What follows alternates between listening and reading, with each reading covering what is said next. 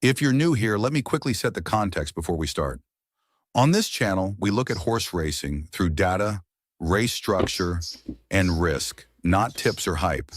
Instead of jumping straight to who will win, we slow things down and first ask, which runners cannot win and why?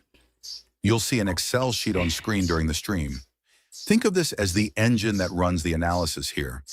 It's a proprietary model we've developed to understand how a race is shaped, not just who looks good on a race card. By combining pressure, pace, distance, class, and competition, the engine helps us see where a race is stable and where forcing a pick would be risky. When the signals line up, we act. When they don't, the engine tells us to step back and explain the risk instead. You can use the timestamps below to follow the analysis race by race. Welcome to the Grandstand Gazette, data-driven horse racing analysis, educational use only. No betting advice, full disclaimer in the description.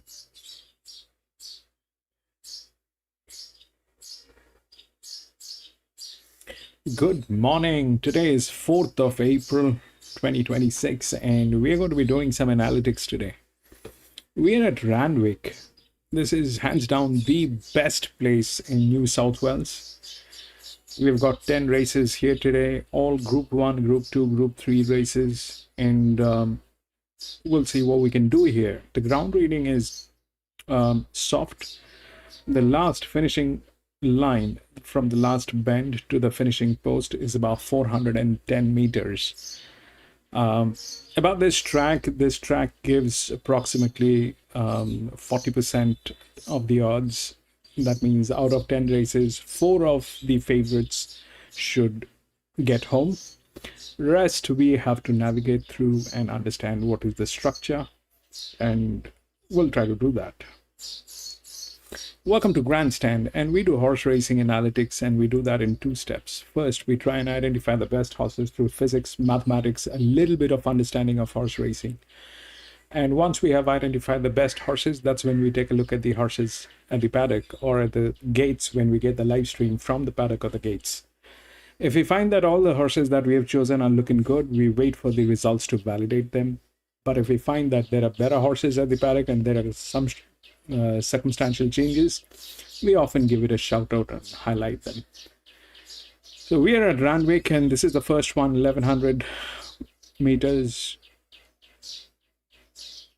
Group 3 open, and we'll see what the market is saying, and then we'll take a look at what are the possibilities. No scratching. 3921.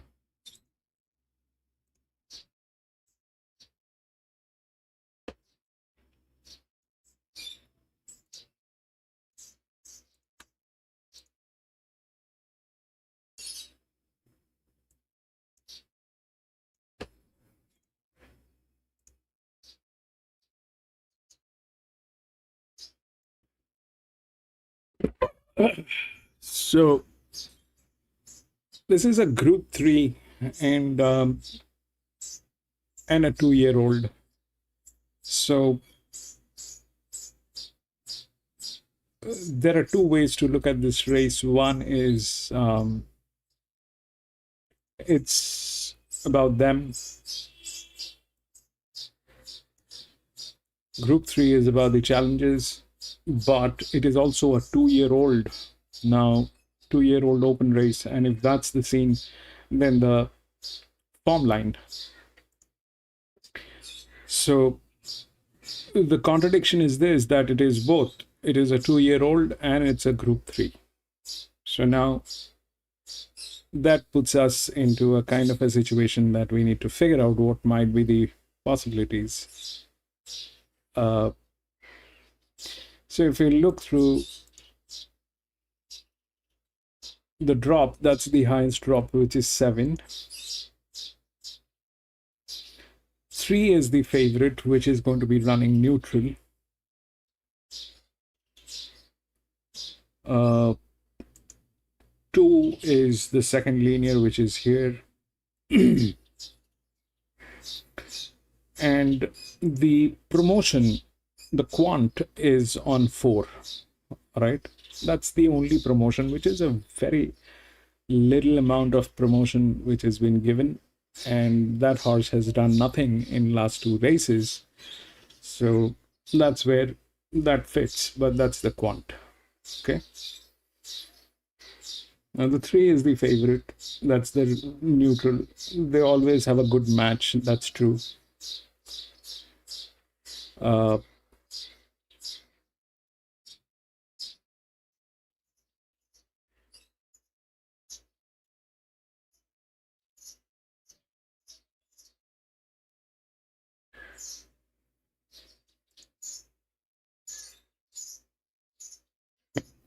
So what I have done is this, that, we will get a reference of this in the next race, in the following races.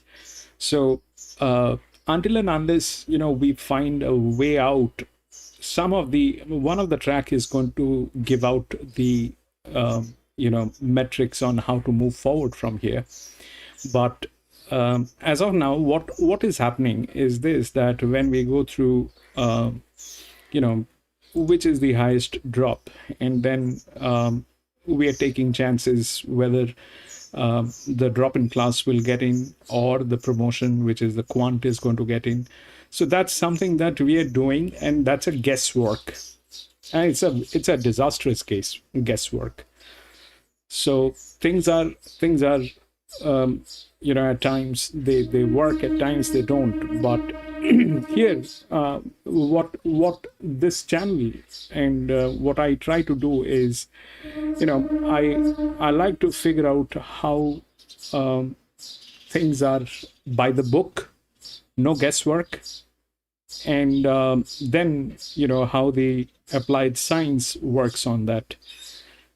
So right now we are here where we know that this is where they're coming from. This is where the anticipation is that they're going.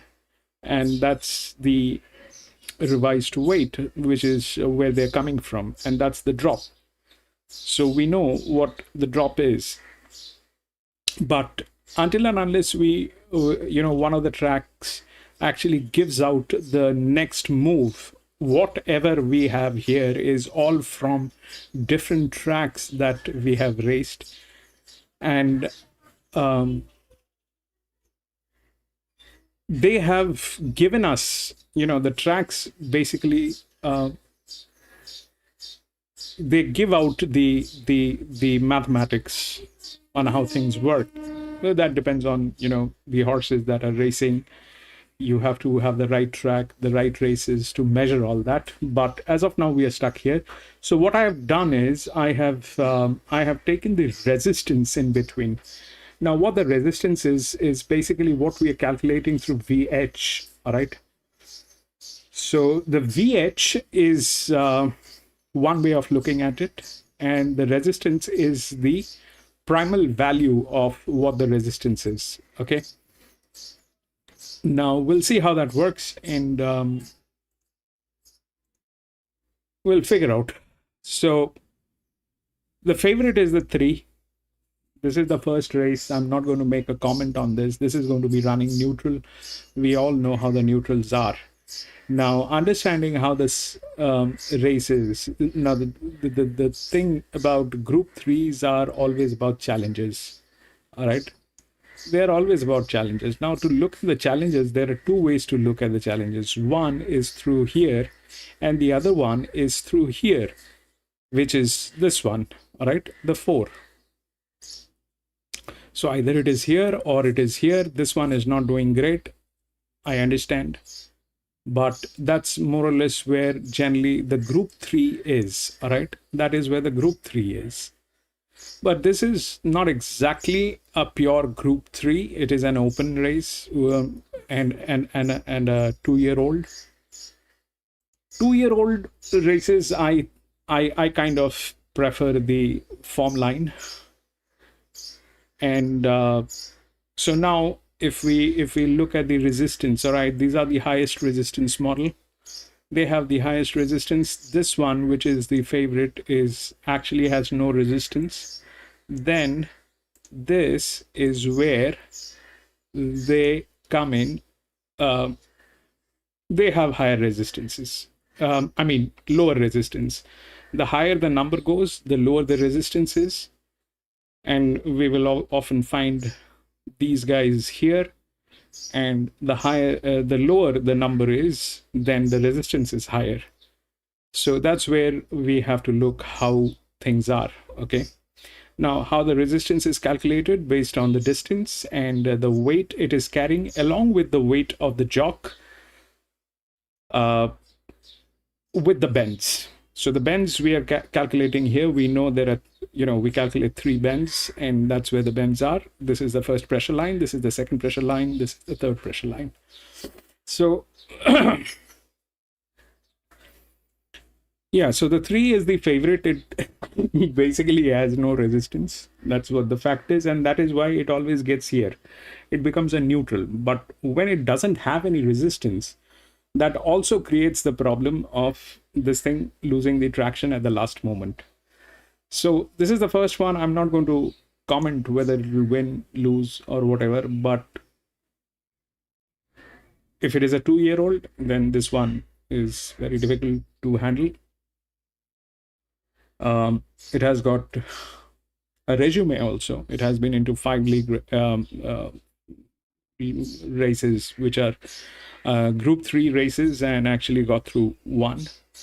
So that's the thing. Rest everybody is like that. But this is low pressure. How things might play. So if we look at the structure, then probably the 3 is there in some form. But I also believe the 7 is also there.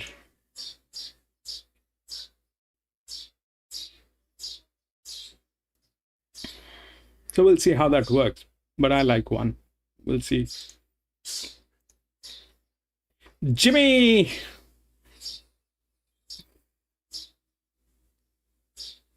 Yes, some of the best races are here today. Welcome back, my friend.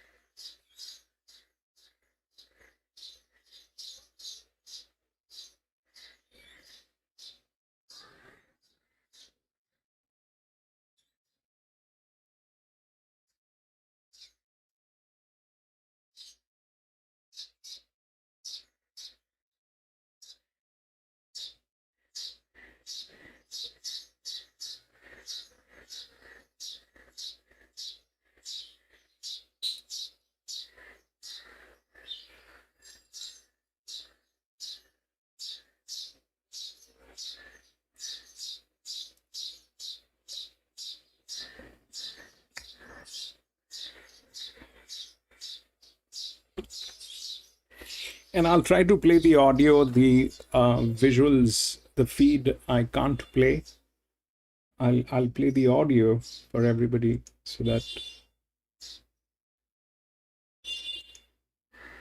a lot of furnishing to come, but in time is going to be a great time. I didn't mind what he did there, and he's doing everything on raw ability, but it would definitely be a really nice horse next time around. Right, McDonald and Waller with Steel Will. Now we get to Bellevante, number 6. Mark Zara riding for Anthony and Sam Freeble. He's got the blinkers on second up today. His 2 runs have been average, but he was on the west part of the track last start, and I loved his real eye-catching trial since, where he's just surged through the line. So the trials say he's got talent.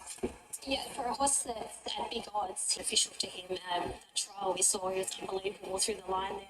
It's got a bit of life about him in the yards. If you're looking for something at odds, he'd probably be the one you'd throw in. Number 7, Tommy Berry on for Anthony and Sam Freeble. Well, beaten by a smart filly in Satano Glow, who franked the form at Flemington last week. Gets a charm run from the draw. Just the Colts and Geldings race, the other leader, were running probably a second quicker that day. So the time isn't there, but the effort was. 1.2 million, so I wasn't sure what to expect. I went back and had a look at her photo, and she's just all leg. A very speedy looking filly from a very speedy mare, and I paid the high price tag for her. She's just herself up now that Tommy's jumped on board. Again, I didn't see her at Warwick Farm, so I don't know how she played it, but she seems so good. She's pretty good here. Starting to go out through the tunnel, Bangkok Hottie, Tommy Sherry and David Page. She's had 2 trials, only one this rep, showing some ability. I'd rather assess her after today. Yeah, she's got a lot of furnishing, and she'll grow into that tall, leggy frame of hers in time. Here's Blue Door, King and Baker. How racy is she? She's all energy. She's a well-bred filly. Only trial looks very sharp, winning by 7 lengths in the fastest time of the day, so that counts for something. Very well named, a $400,000 purchase. She's just built for speed. She's got speed on speed, and that's exactly how she presents here. I know she's only had the 1 trial coming into this, but she certainly looks up to the mark. And low-key, Clark Ford has 2 March trials, winning the latest, ridden up in fair time. A bit of work to do from the draw. Interesting. Her Grandstand won a South Australian Oak, so I think in time, if she throws anything to the dam side, she'll probably want a little bit of ground. Baker, tell us about Blue Door. It had tongues wagging with its 7 lengths lead at the barrier trials. Put it into perspective for us. Yeah, it was a very nice trial, albeit the 1 trial. So I'd in some ways prefer to have 2 trials, but it was a wet track that day too. So it gives us a bit of confidence going into today. Her work on Tuesday was excellent. So I think she's a very, very nice filly with really good speed, but it's a tough ask on a day like today and big race first up. Your other runners are Artemius. He's not out of it. He's definitely fitted for that first up run. The blinkers go on. No doubt a big ask as well. But he looks good and he's fitter than he was first up. Dowds! Welcome back, Dowds. Frank! Long time, Frank. Welcome back. Yes, soft. I'm good. How are you, Frank? Long time. He's rock hard fit and had a perfect break. Good luck. Thank you, Ian Baker, with a big day ahead. Okay, Corey, we've got these 2-year-olds heading out, the first of 2 2-year-old features today. I'm with AM. I just thought big price tag, but she's got the looks to match as well, and she's drawn a perfect barrier. I like the run down there in Melbourne last time out. She's got race experience, but I think just the dream run directly beyond the speed's going to be a big price. AM, okay. Here's Chantel Buckley's pick of the yard. Number 2, Under Focus. I haven't seen him before, but really taken by him physically. He's big, he's strong, he's got the runs on the board. He comes here with a few runs under his belt, and he's got that fitness. It's going to take him a long way on this soft track. I am 3, 1, 2, and 9. I'm sticking with the favourite. It stayed solid enough. Tab will be top odds here for sure. But there's no real, Tim can tell you, but there doesn't seem to be any real interest in anything with much confidence to beat him. I think Incognito is the one that... So good to see you back, Frank. 50 there. I'll throw it under focus. He is a nice call. Blue Door looks a real runner. So good to see you back. Dowds, it's a soft yes. 3, 1, 2, and 9.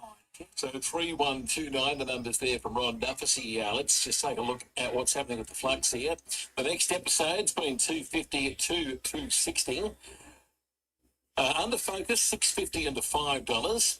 Blue Door steady at $5, just out to $5.50 now.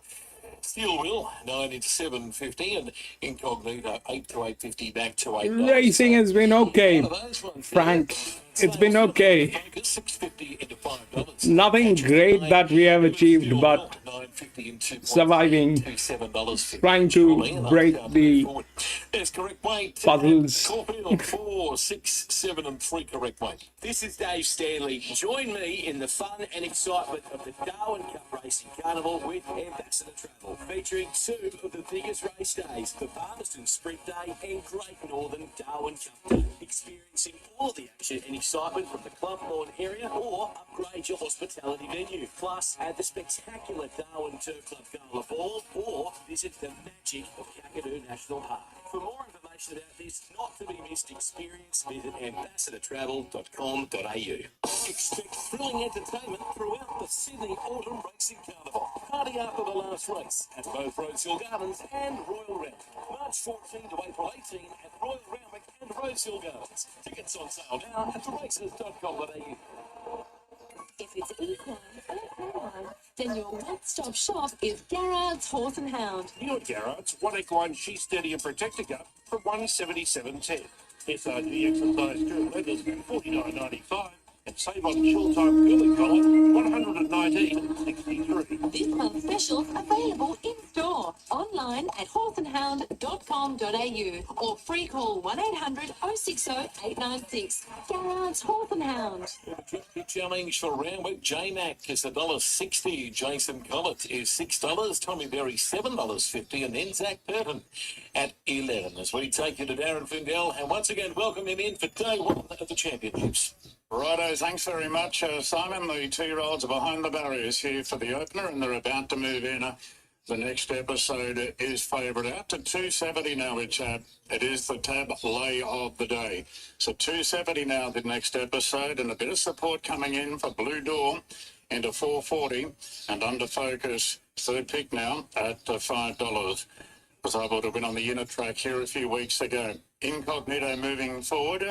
Plan is to be further forward today, and this over 1,100 metres. Tanius and the Derby Jacket coming up, and Blue Door, trained by Bjorn Baker, brilliant trial winner at Rosehill. Outstanding work there that morning at Burnley trial. And into 440 now, Blue Door moves in with a drift on the next episode. Now Belmonte moves in, and Bangkok Hottie goes forward at low key. So the next episode, this very expensive colt is the favourite in front of a very well named Blue Door. I stay inside it at Notting Hill. Race for John Singleton. So day one of the championships about to get underway. Low key's the last to move in. One of 3 debutants. At low key now moving up to the outside draw. The next episode is a drifting favourite out to 270. And there's the light. Stand by. Ready for the first on Derby Day at Randwick, and the gates are back. Belmonte blew the start, and the next episode was very sluggish out. The short favourites back second last, and Blue Door jumped well together with Artanius. And moving up on the inside is Ariane going to third, followed by Low Key, then Steel Win under focus, Incognito. Bangkok Hottie, the favourite the next episode, second last in front of Belmonte. Artanius has used the rails to hold a narrow lead from Blue Door, followed then by Ariam on the back of the speed, Steel Wheel, and Low Key on a 3-wide path coming around the turn. Further back to Steel Wheel. Under focus, Bangkok Hottie, then Incognito. The next episode's got it all to do, second last and looking for clear running. Up the rise, Artanius quickly headed off by Blue Door. And Rachel King said, come on, it's Blue Door by 2 lengths. On Low Key, Incognito taking a rails run. The next episode is slicing through with a big run late. Blue Door in front. The next episode is roping it in. Blue Door, the next episode. Blue Door clinging on, and Blue Door, great debut, beat the next episode. Under focus, third, Incognito fourth. Bangkok Hottie closing off. Then Low Key from Steel Wheel, Belmonte, Ariama, and Artanius was last in. The beautifully named Blue Door.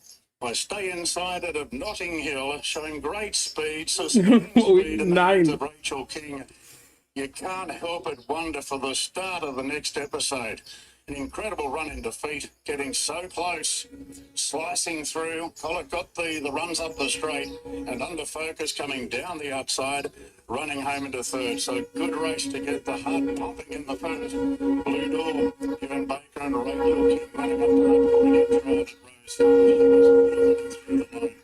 On a good track. Time in the first is 103.96. 34.31 the last 600 metres. Frank at 9. 9, 3, 2 and 1. 9, 3, 2, 1. Blue Door making her own luck up on the speed. And the next episode had all the chasing to do. The gaps opened up in the straight, but it was a bridge too far. Blue Door winning it 9, 3, 2, 1. with a length back to third. A half neck by a length. We're on a soft 7 here today at Randwick, and the placings are 9, 3, 2 and 1. 9, 3, 2 and 1. So group 3 is usually here.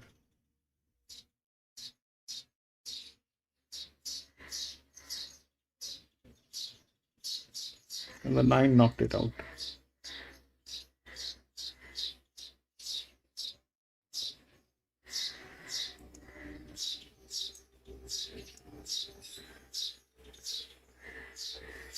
We'll go to the next.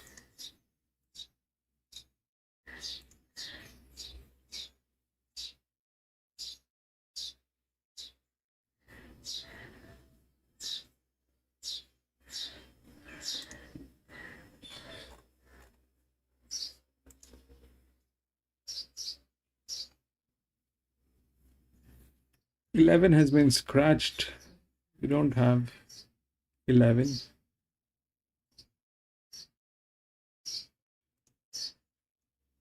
3, 6, 7 and 4.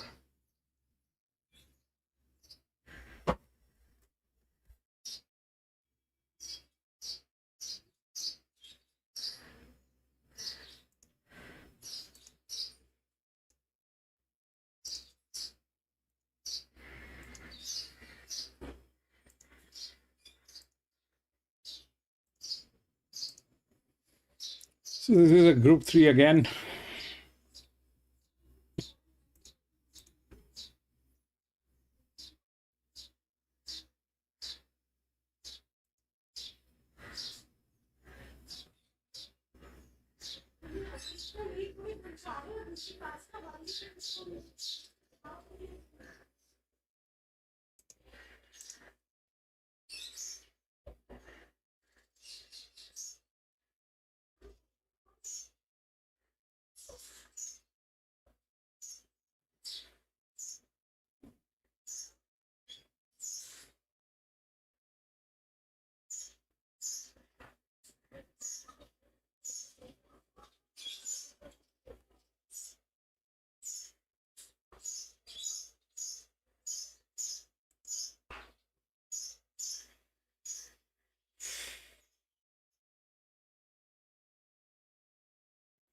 So what happened here is this was a group 3, and a group 3 is generally here, and that is where it got through. The 9 and the 3 was the next, which is here. So there were only 2 sections, but here, if we look from the largest, so that's 1, which is the top, then this, okay? So that's what is going on. Now,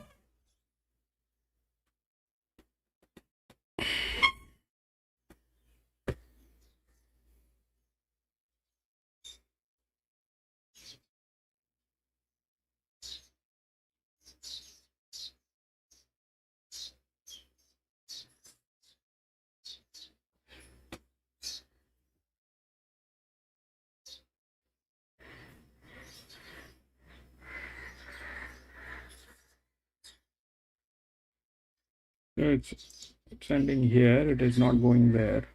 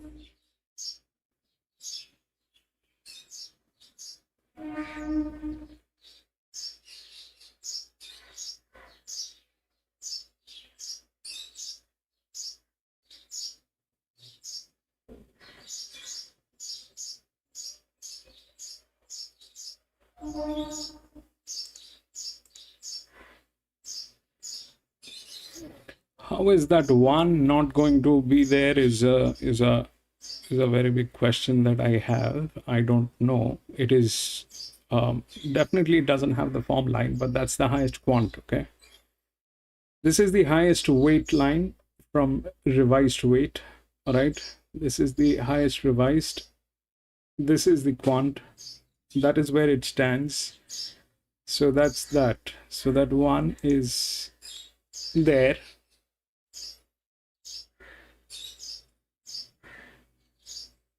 And the 3 they're talking is here, which is the second in quant, but it is coming from 54. Why it is favorite is because of JMAC. Okay, why it is favorite is because of JMAC. Now,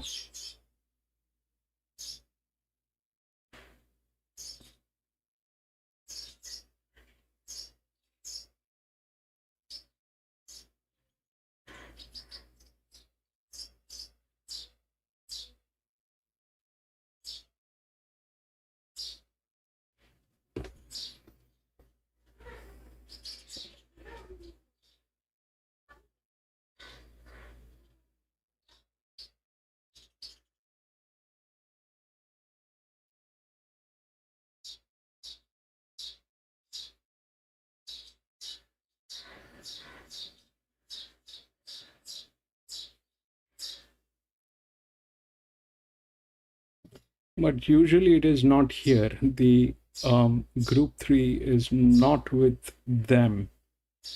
The group 3 is the challenges, but the challenges are kind of difficult to believe. This is 35 here. Drops. That's that. These are the drops. 57.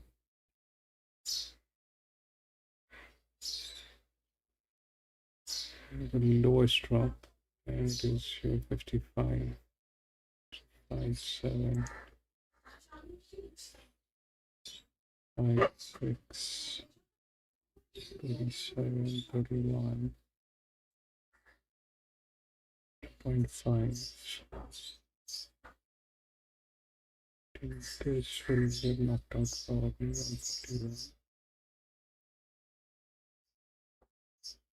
on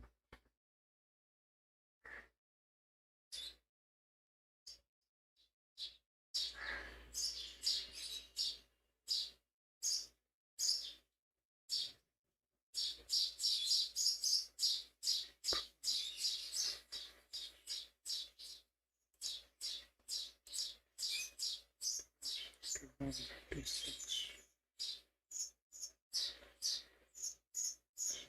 Seventy-one. It's in a very bad state. 14.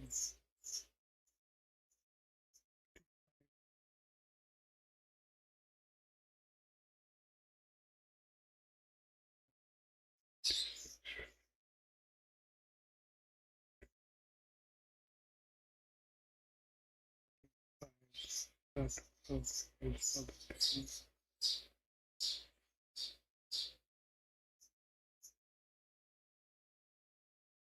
fine. Okay, so to start with the 3, okay, that's the favorite. Now, if we look through that, then is a 54, 55, that's 2. If you look at the resistance, that's how that happens. But that's a 54. That's a 54, which is like that. Here is a 57, which is with the highest quant. They also are the connecting gate. So if that's the high, that's the low.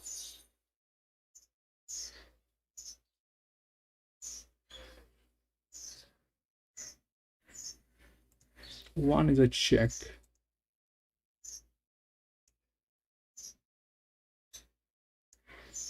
Okay, 3 is okay.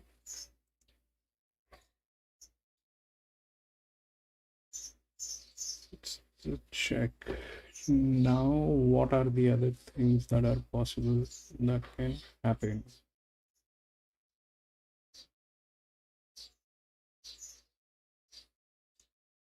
The higher pressure.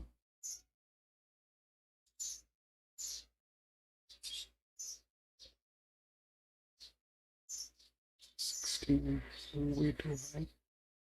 7. Okay. Yeah, the match is good.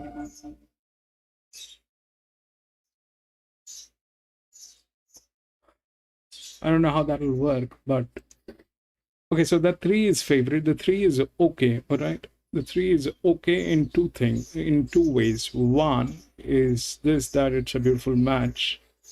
The second thing is that this is the second highest quant, which is being written by J Mac. All right, so we have some idea of what this thing is, but we'll see how that works. Okay, 17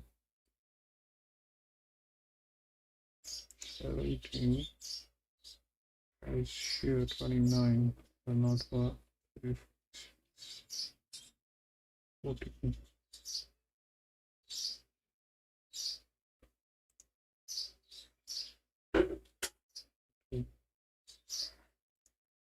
Here is that low. 5 are all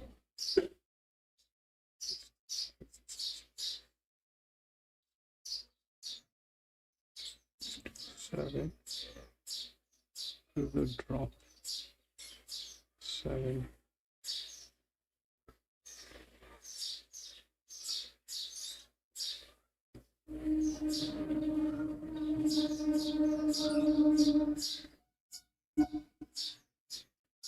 We'll see how that works. That 1 is a check. 3 is the favorite. Looks okay. But generally, this is not how it plays. Okay. Like here, I did not have any numbers on these horses, but it is generally here. It is generally here. If we look at the results, then what happened is 9, 3, 2, and 1. 9, then 3. Then 2 and 1, they were all same class, but the 9 actually knocked it out. Here, there are way too many bifurcations of the classes. Starting from here, then this is the second, this is the third, this is the fourth, this is the fifth, and then this is the sixth. There are 6 different classes mixed in here. And through this, if we look at that, then that stays on top. Okay, that stays on top. This one is a drop, which became 54, but it is staying 57 up here. So, and with the highest quant, this is coming from 54 with the quant and the challenge which has been given. It has been given to 57.5, which is still lower than the 59. So if we have to, either we believe class or we believe, you know, how the races are played. So that is coming from 54.5. That's the thing that it is there. So that's that. Now, if we through that, that becomes that this is a 55, this is a 57. It is still higher. The 2 is still higher than this with a low pressure. That is, anyway, we know what that thing is. So 2, 5, 5, and it is a 56 here. We have a 56 here as well, which is with a low pressure. 17. Okay.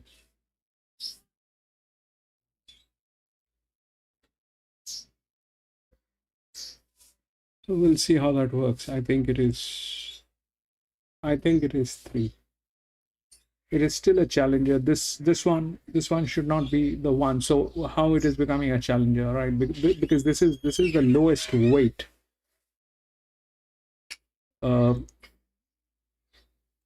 This is the lowest where it is coming from, and it is getting into 57. So it is a challenger. They have a class. This one stays here with the highest quant. So this is a low pressure. I think that's that. And then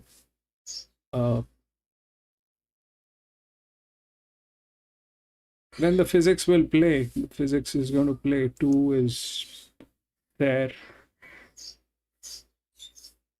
This 17, which is lowest, but is not a match.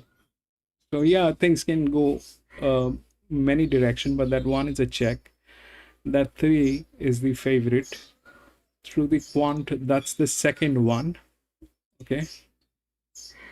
2 is here on the third line. So however it plays, 2, and then 56, 18, could happen anything.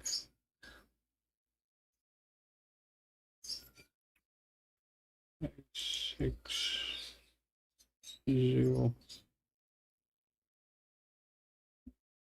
0, 5, 23 has the same quant. Then this 6 is also there, which is a neutral, going to run neutral. 6.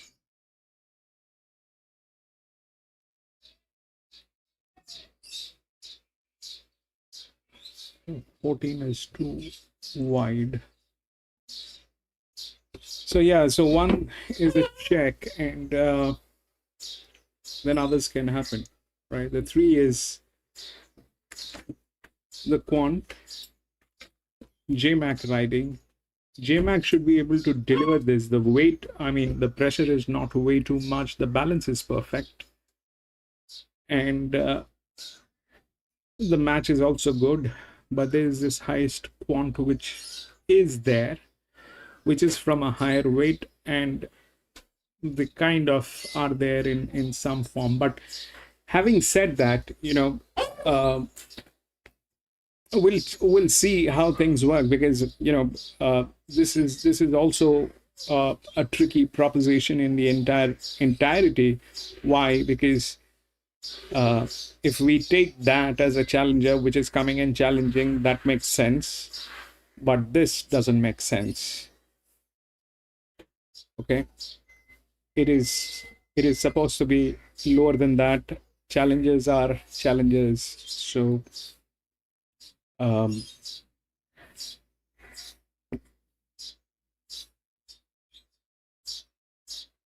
that puts the 12, which is here. Okay, that puts the 12 into the right arrangement. So we'll see how things work. 3 is the favorite, 1 is a check. Lee, welcome back, Lee.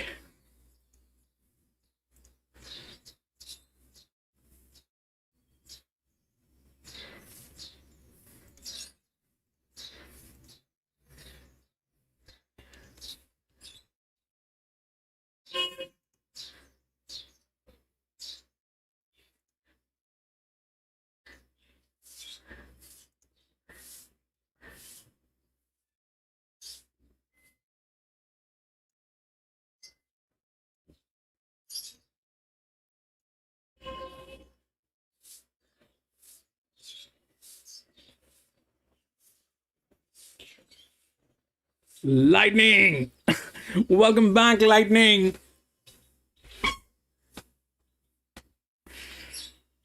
But it's so good to see you back, Frank, after a long time.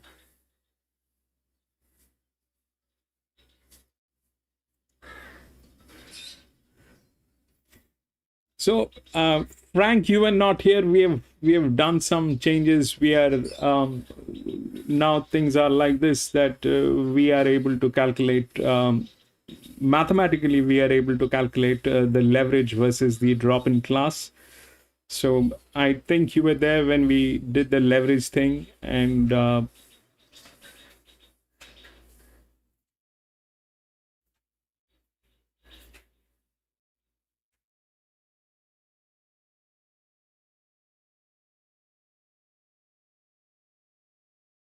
now we calculate the leverage versus how the drop in class is working, okay? But that has put us into a kind of a situation where we don't know where to move forward. I'm hoping one of the tracks will give us some idea, whether it is Randwick or Flemington or whoever. They always give out how things actually work, and that is how we've gotten so far. I'm hoping that they give out how to move forward from here, because this is where we are stuck. We know that how the drops are. This is the drop, and where they're coming from. So those things are there. So we'll see how that works. And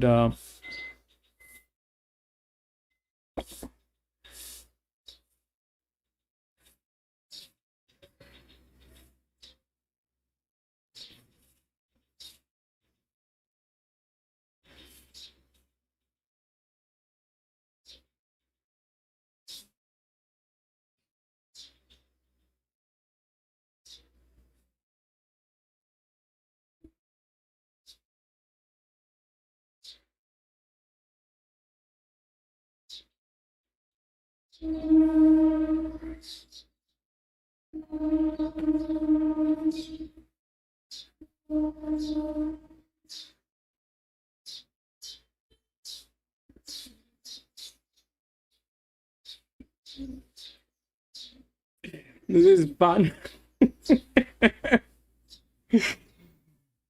Yeah, it is, as long as no one is getting burnt. It's fun. And that's exactly what I'm trying to do, so that nobody gets burnt and we are able to figure out where the game is. But this is a piece of game that nobody has a clue. There are no books. You cannot refer to a book. You cannot refer to anything that anybody has done previously on this. Everybody only talks about their gut feel, what they think. There's no logical movement. There's nothing that people have actually shared anywhere that actually explains how handicapping works.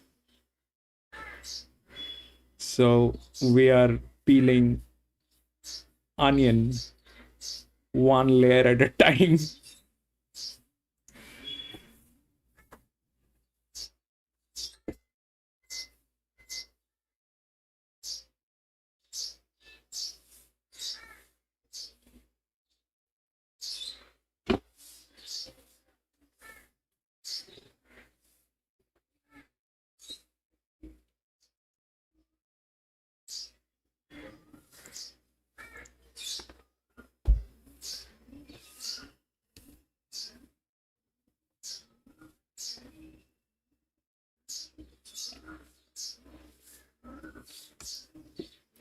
Lee, thank you for being here, my friend. Long time, we were missing you.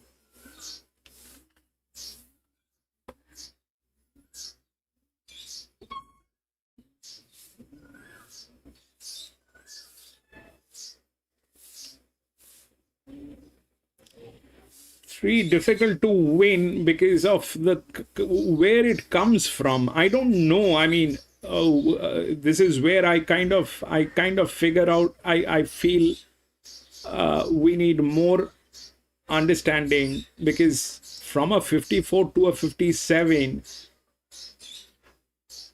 wherein a 57 is at a 59, how that is going to get beaten. Also, the logic doesn't apply. I mean, I can't apply the logic here. I mean, the 12 definitely poses a threat because it is here, okay? Generally, what happens is this, that a group 3 is not about these horses. They are about these horses. So we'll see how that works.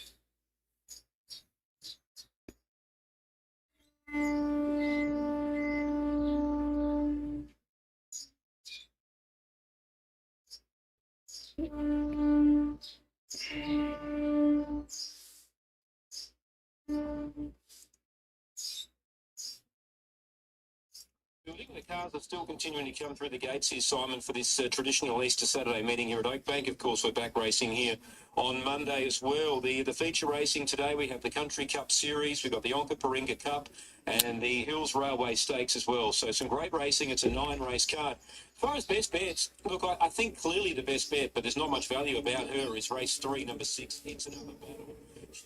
Explosive in a recent trial. She's got really good speed. She's had one win. And they'll be going to the today. She's got tremendous early speed. I expect. I mean, if that's that, then if the 3 is difficult to win, then how will it work on the other champion horse today is something that I'm also worried. She's a ripper or something like that. The name is, I keep missing out the name. She's a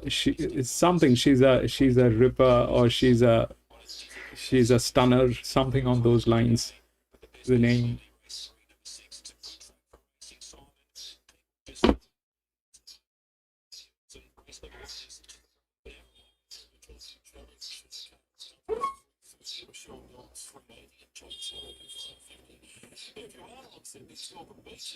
And to get down to DYRSL, because Dave Stanley is there for shenanigans and the tab time offer. That will be coming up shortly, but definitely that's a great RSL in Sydney, the RSL at DY since they revamped it. Dave Stanley is there throughout the afternoon, so if you can, get on down.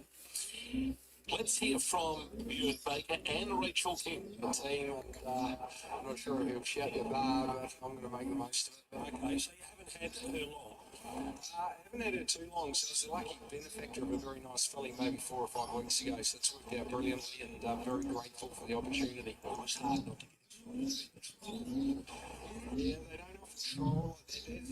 Punters will just try to let's be honest, we can get a bit carried away at times, and I like them to go there and have a race day test. I make no secret of that.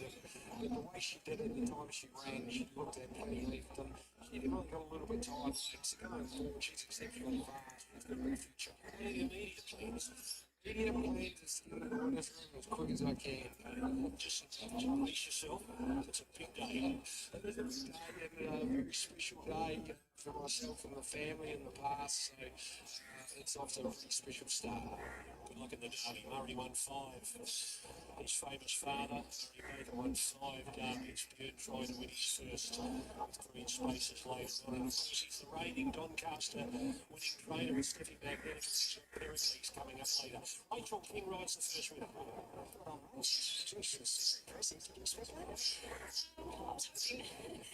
She was wary, trial. I know she was very impressive in a trial, but we sort of felt like we went a 4 and 2. We didn't go overly quick early, and she dashed home really well. And the gallop on Tuesday was super. I knew she'd definitely taken fitness from it, but it's still aware there's probably a bit more there, which is exciting because I do think there is more there.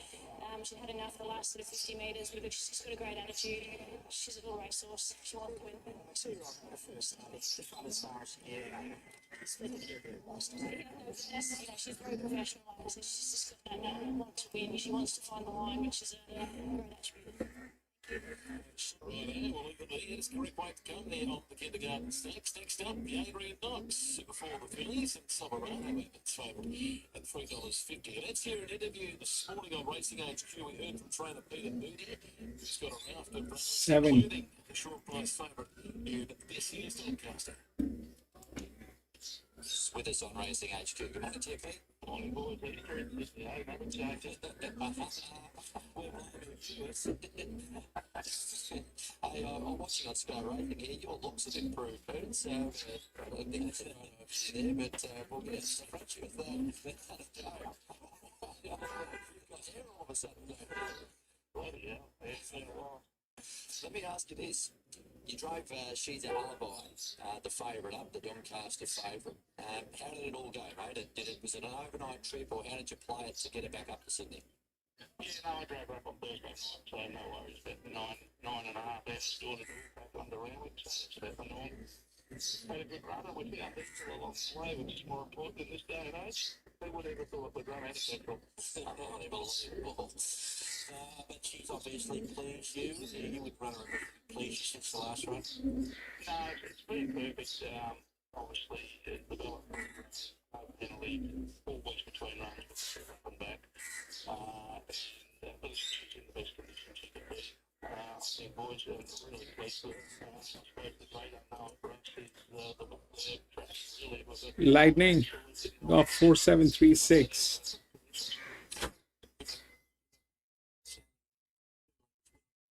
Soft six, guide. I probably the risk into that and the powerful run. Yes, I was probably not quite sure how to Possible. Possible.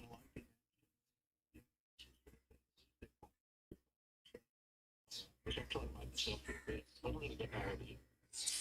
Practically, you leave it to, well, you just leave it to the ground. Well, this is going to be my best place to be by then. I don't know. Around 13, Lewis, welcome back. Betty.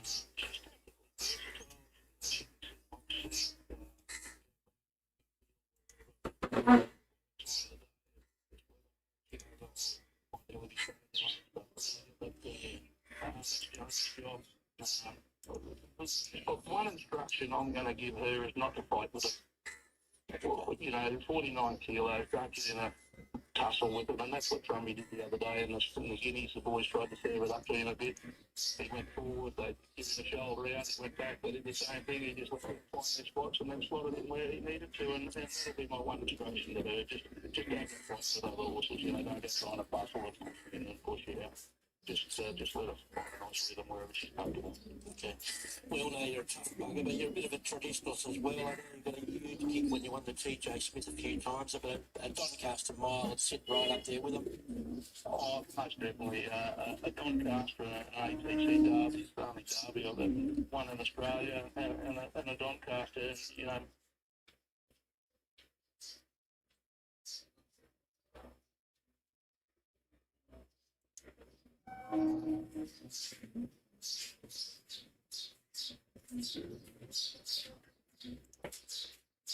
Classic Gems being led forward. And the Sky goes forward, and Feminino, winner of the Kembla Classic, takes up her position. She's shooting for 3 in a row. Feminino going out at $9.50. Listen, Sweetheart moves up, and here's the favourite, Silverado. Moving into the centre stalls, Lamora and Luna Bay now is the last to go in. Great debut by Blue Door, the filly, winning the first up on speed. The next episode, very poorly out of the gates, and a big run in defeat, running second. Okay, the fillies are ready now for the Adrian Knox. Stand by for a break, and they're off and racing, and Transcend got out of the gates quite well. Together with Burn the Sky rolling forward and profoundly right up there as well. Washington Lilac improves the outside. Together with So Doro's pretty deep. Feminino is the widest runner, and going forward in front of Spicy Lure improves. Now the favourite Silverado about midfield, and trying to get in one off the fence. Clear then from Shadow of Light in the early stages. Mountain Queen, and back in the field, Classic Gem. Then Queen is Clarks from Satano Invader, Lamora, Luna Bay, Listen Sweetheart. She last of all. The big field is well strung out going down the back. And Lloyd got the front here on So Doro, and Feminino gets the spot outside. Washington Lilac leaders back tugging along, and Spicy Lou is now fourth, one out bum back. Transcend is 5th position on the rails on the inside of Burn the Sky, then Profoundly on the inside of the favourite Silverado. Further back then to Shadow of Light is a bit keen on the inside of Mountain Queen. The back in the field is Classic Gem, is covering a bit of ground. Lamar again onto its back. Further back to Satano Invader. Then came Queen of Clubs, Listen Sweetheart. And Luna Bay last about 14 off the lead. So Doro neck in front, 800 to go. From Feminino. Length and a half to Washington Lilac, just plonked in on the inside of Spicy Lou. Then Burn the Sky on the outside of Transcend. Silverado Profoundly and Classic Gem. We'll have to sit 3 wide the trip to break her maiden status. Coming to the turn, Sodoro, a narrow leader. Really been shoved along now from Feminino, Spicy Lou. Their fellow going around the field to Silverado.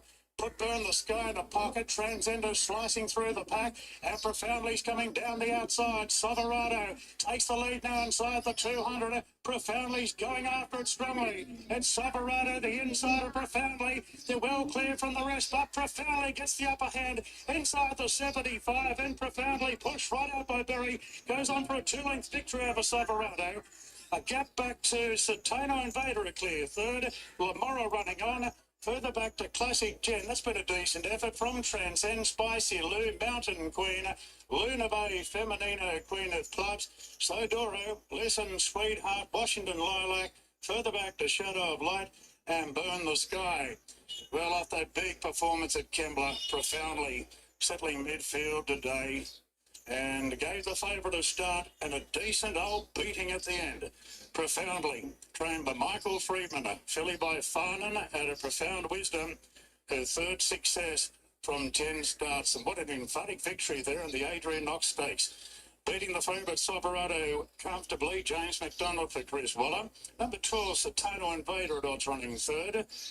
Satano Invader, officially third, and fourth goes to Lamora, another real roughie. So the first 4 might pay all right. The time is 2:05.21, 35.72. There's the last 600 metres. The favourite Profoundly, too good for them there today in the Adrian Knox. Great performance. 7-3-12-9 official. The margin officially is 2 1/4 lengths. A length and a quarter back to third. Profoundly, $5.10, $2 on the machine. 3 Silverado, 160. 12 Satano Invader, 9.40. And 9 Lamora running fourth, 7, 3, 12 and 9.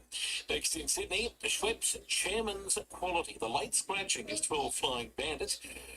And Joaquimo opens favourite at $3.30. Lightning exacta. 3 correct weight. Now some bodyguard coverage at Eagle Farm. Moderate 5-starter race. Frank and Lightning both got it. Lewis also got it, I think. Detached 3 lengths behind the second last also. It took him a while to get going. Maybe that was just a one-off, that hesitating at the start, but yeah, Tentaris will talk about it. a win on the board, so that says plenty here. Tentaris will talk about it because there are things which are also happening at the same time. But we'll talk about it. But that's where it is, the 7. Okay. So basically it is the challenges, but which challenges? Now that 7 is here. The 12 came in third.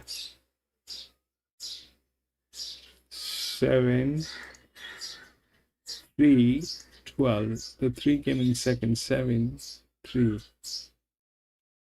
7. Still high. The 1 did not do anything, even with the quant. The race is not here actually. That's contradiction. 7 was 55.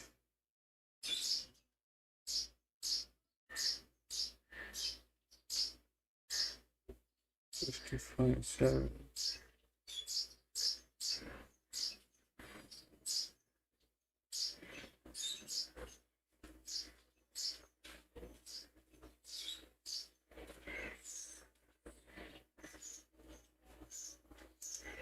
Let's see how that works. Okay, now we are on 2600 meter. a look at what's going on. Frankie, congratulations. Lewis, congratulations. And my friend Lightning, congratulations.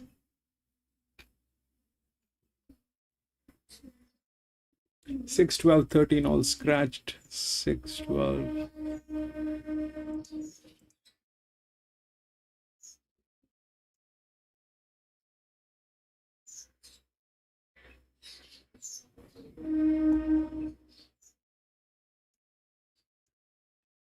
Five, 3, 1, 14.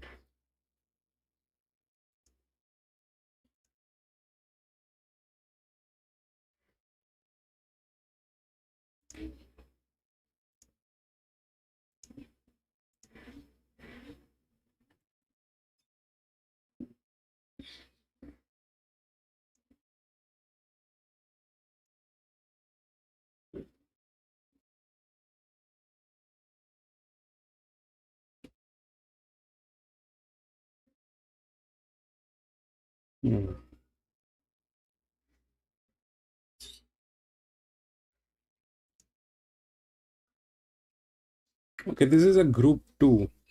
Now, group 2 is just the opposite. It is about the class. We will see.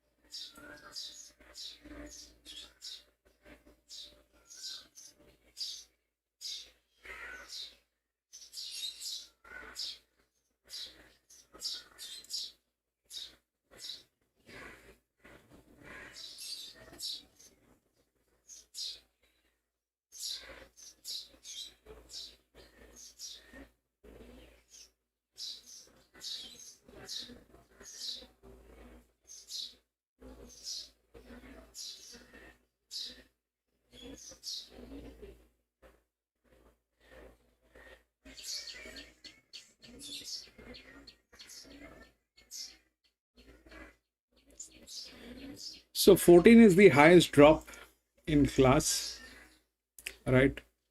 14 is the highest drop. That's there. It's a 6-year-old mare, which is the linear.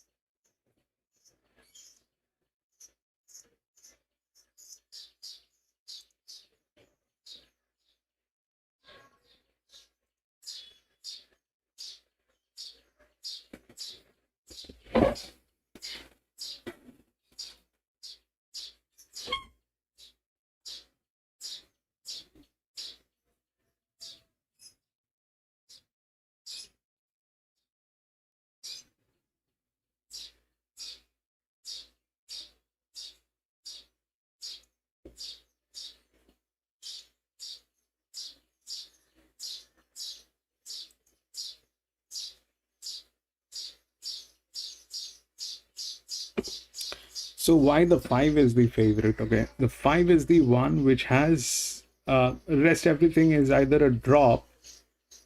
Up till here it is a drop, then from here it's a stay, and these two horses are like a little promotion which was there, okay, like the promotions here, okay, and the 7 went through with the smallest promotion up here with a 55 that became 55.5. But what happened basically is this, that at a 54,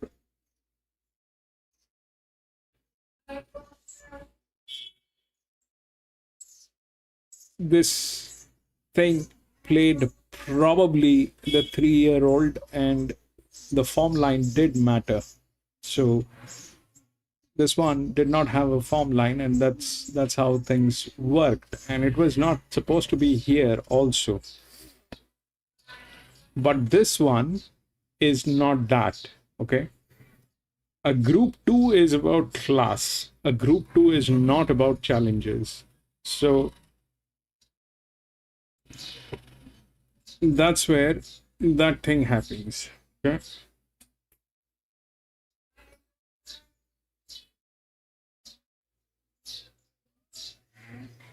This is the 25, 70, 5, 3, 14. From gate number 14, 5, that's difficult. 31, this is from gate number 4. Okay, so 7, 2, and the 5. So 5 and 1. This is a 9-year-old gelding, okay? This is a 9-year-old gelding. The 5 and the 1 have the same quant value, and this is where the load difference is, okay? This is where the load difference is. We'll see how that gets into interaction. What we have generally seen is this, that when the load value, if the quant is the same, then the lower load value is what generally works. And that's a 9-year-old gelding with that kind of a situation. There is a jock in place as well. 7 is being ridden by Tommy Berry. So we've seen that this thing interacts.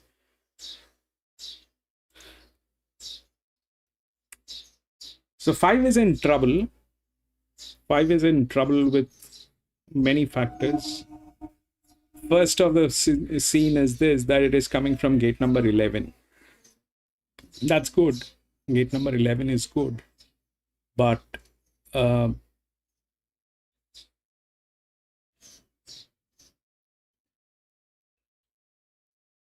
problem is the match. Definitely 1 is a better match than can go anywhere. So I think this 14 and this is, they're both 5-year-old geldings. This is a higher resistance, this is a lower resistance with a better match, okay, and a higher class. So the 3 has better chances than the 5 in many ways. That's that. And we'll see how that 2 and the 7 gets placed. All right, 5 is in trouble. The race probably is not there. It generally is not like that. Group 2 is about class.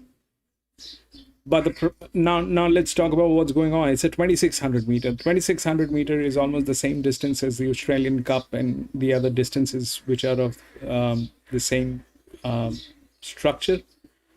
It's a long distance. It's a very strategic distance which plays. Now, how things can play is very difficult to assume, especially when you have so many horses, and that's the purpose. Giving so many horses makes things more confusing, but we have to believe some part of the story, some has to be kicked out of the window. But this thing is about class. That's the highest quant level on that one. Here it was not about the class, so that did not happen. The 3 also was very, very strongly put into the kind of a situation. And I think what we missed out on this one is basically the form line. And why the form line we missed out is because that's how things are. They will make sure that we miss out certain factors to talk about. But when it is the same sex, same age, or a 3-year-old, especially a group 3 is not about class, it is about challenges. Then if it is a 3-year-old fillies, then it is about the form line as well. Here it is not the same. It is a group 2 that goes into class. So 5 is the favorite, which is not of the class. That's into coming from gate number 11. A lot of traction. And when we have seen that they have the same quant value, the lower value is always very threatening. But that's a 9-year-old gilding. 1 is with the highest quant, which is coming from gate number 4, which is a 5-year-old gilding. We'll see how that works.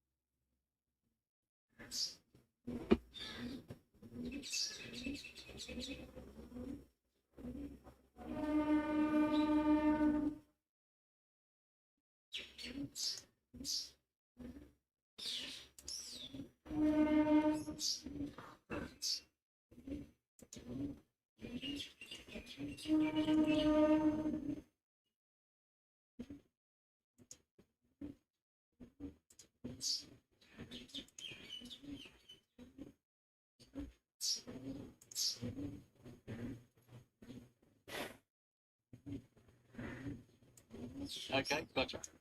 12:21.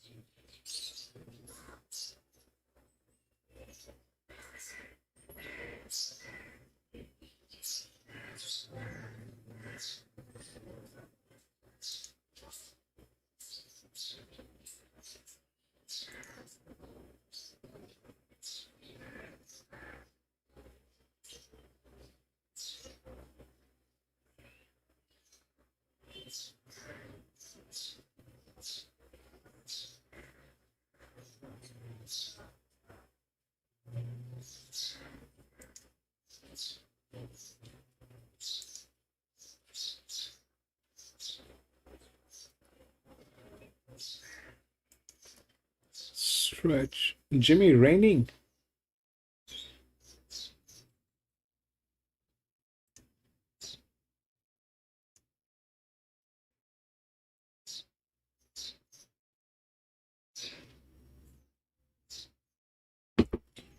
I don't have a feed yet.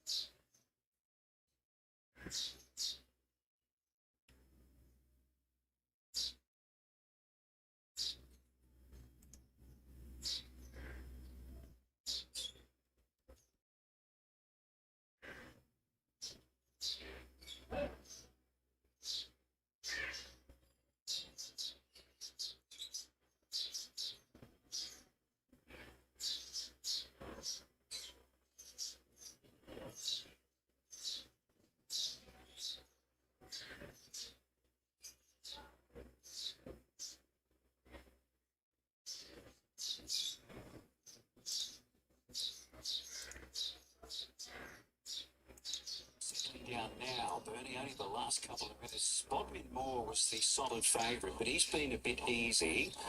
Naughty Neil solid. Money for Mikado late, 4.40 down to 4.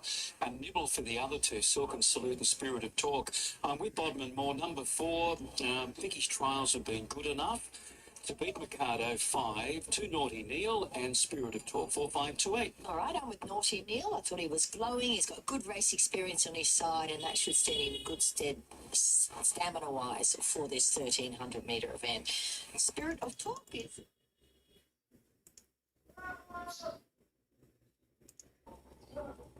They're all in first race. There's the light. Break, 1,300 metres ahead of them. Sets a couple of them. They're racing. And they jumped at a good line. Naughty Neil jumped well today. Mikado began nicely. Second out of the barrier stalls. On the third one, settling down. Silk and Salute. Bobbin Moore fourth away. Spirit of Talk is going to second last of the 5. There's over 1,000 metres left to run. Mikado and Damien Thorne. They set up shop in further and take control of the speed, leading by 1 length. Racing second was Naughty Neil. That's moving through to be third on the fence. Just too far over the race this year, but not much pace on at the top end. Silk and Salute to the outside of Spirit of Talk.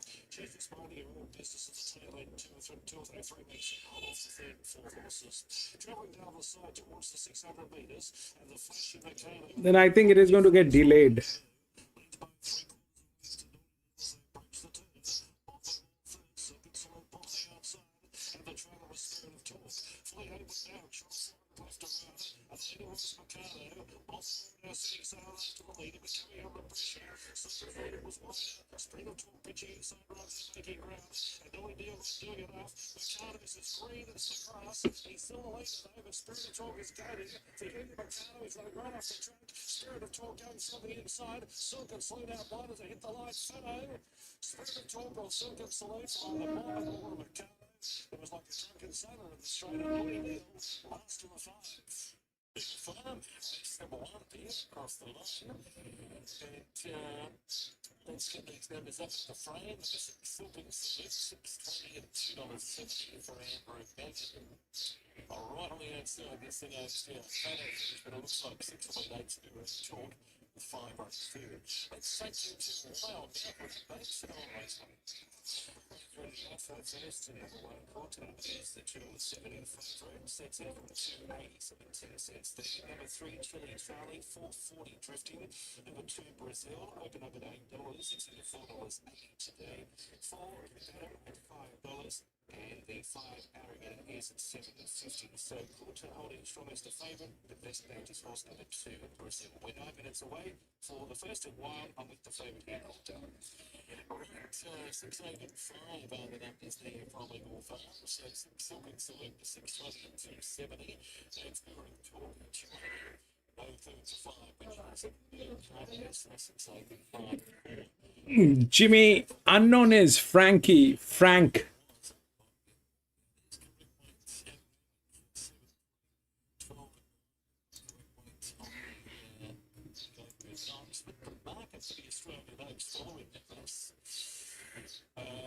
Let's have a look here. So, Fowley's at $5. I think he wins still fun.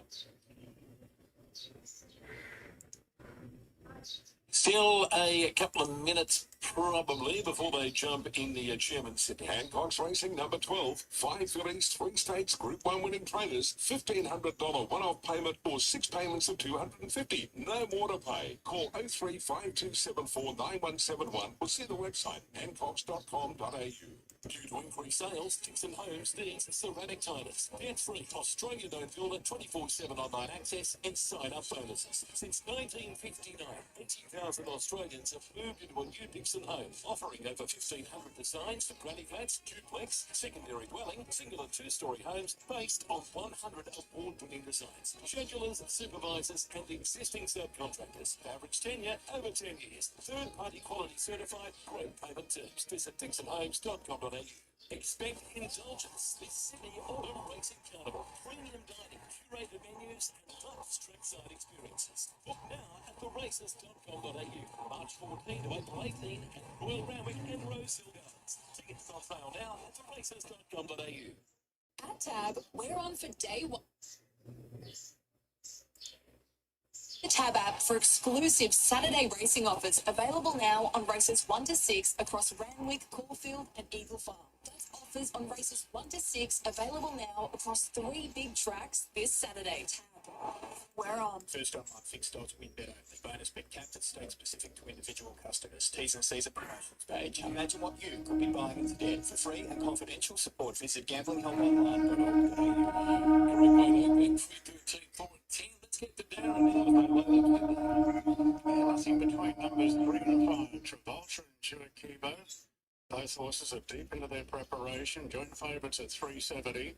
Campbellino, who failed in the Manion Cup at Rose Hill, is priced at $7 to bounce back.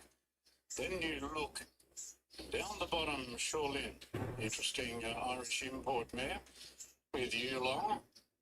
With jumping form at Ireland, but a last win was on the flat. Campbellino's in.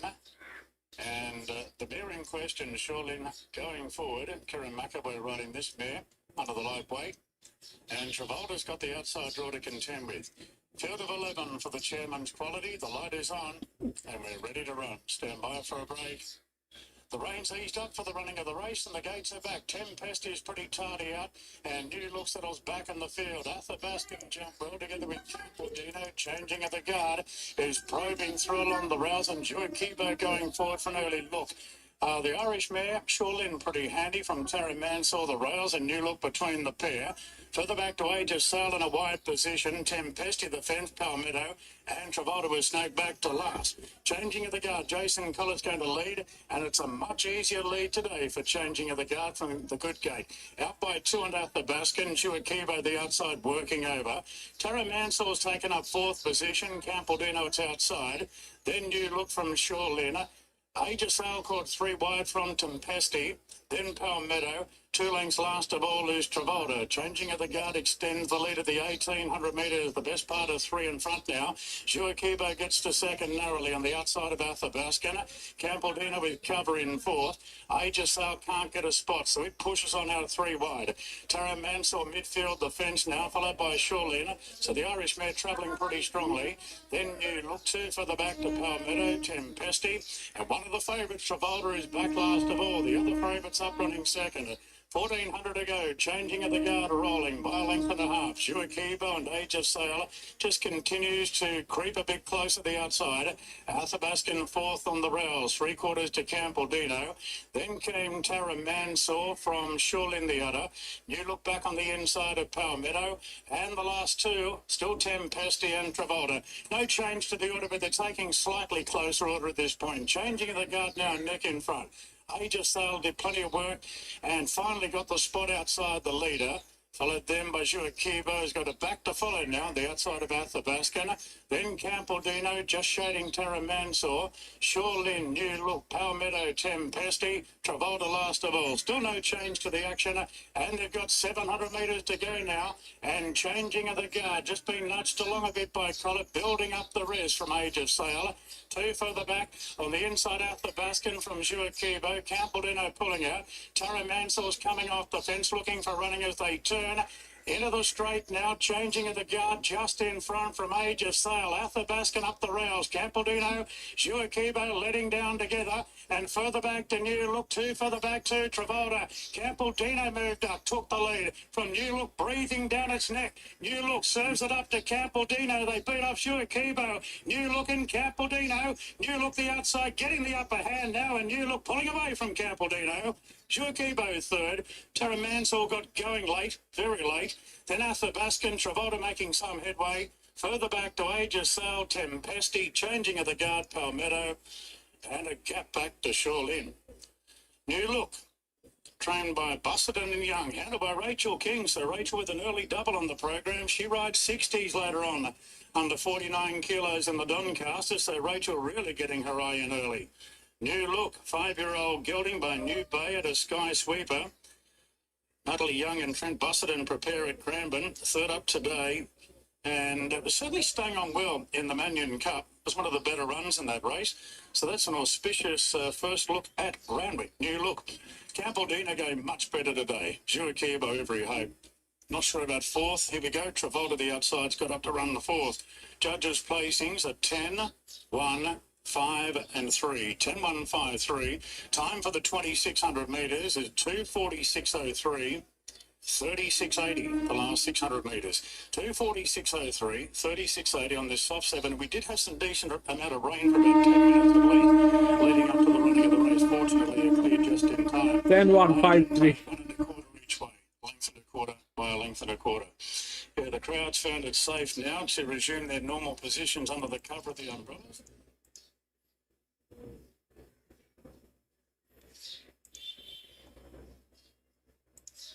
The 10 was in good form. So now what basically happened is this, that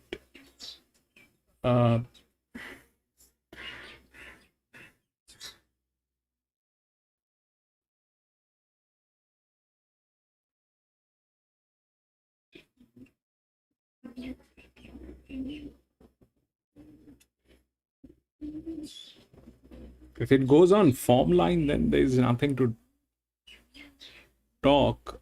Basically, it is again the form line. It is again the form line with one of the lowest traction on this horse.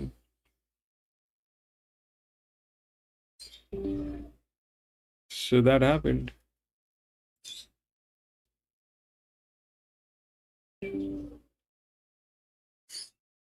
But that's that part of the story.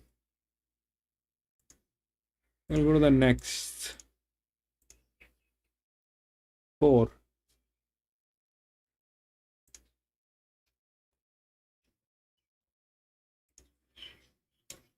My problem is I can't look at the paddock. I cannot. I can't even watch the races. 6 and 10. 6 and 10 has been scratched. There's no 6, no 10. 5-1-7-3.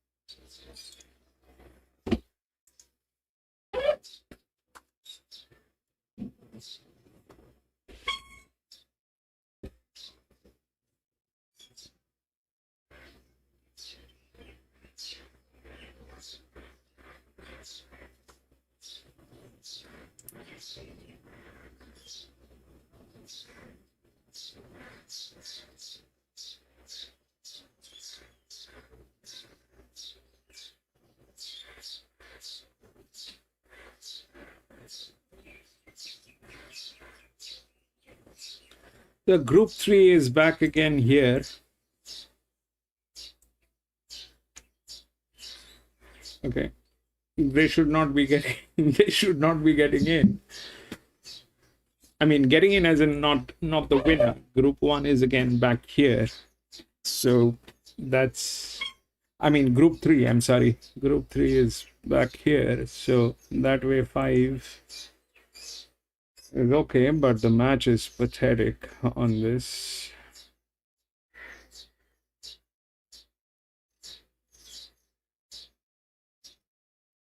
These are the drop in class.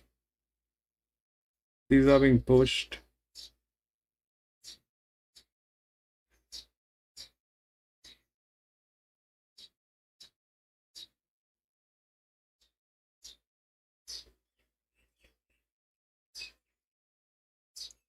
This is the form line of 4, whatever that horse is.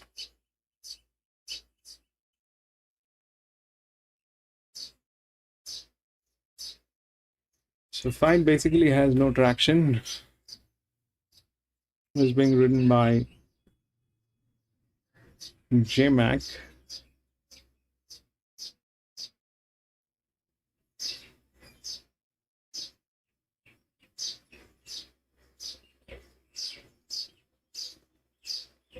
$58.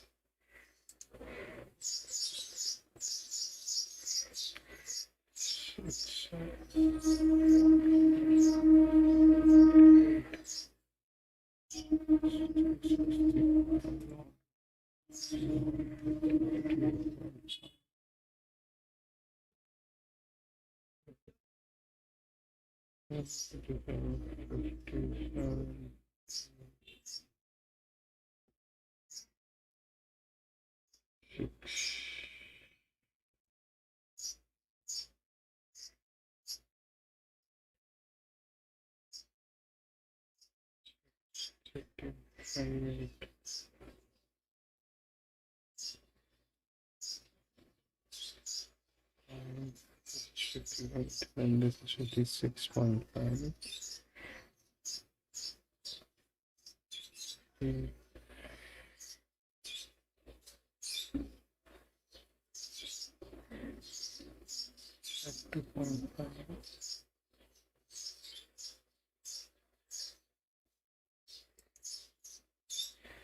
Lower.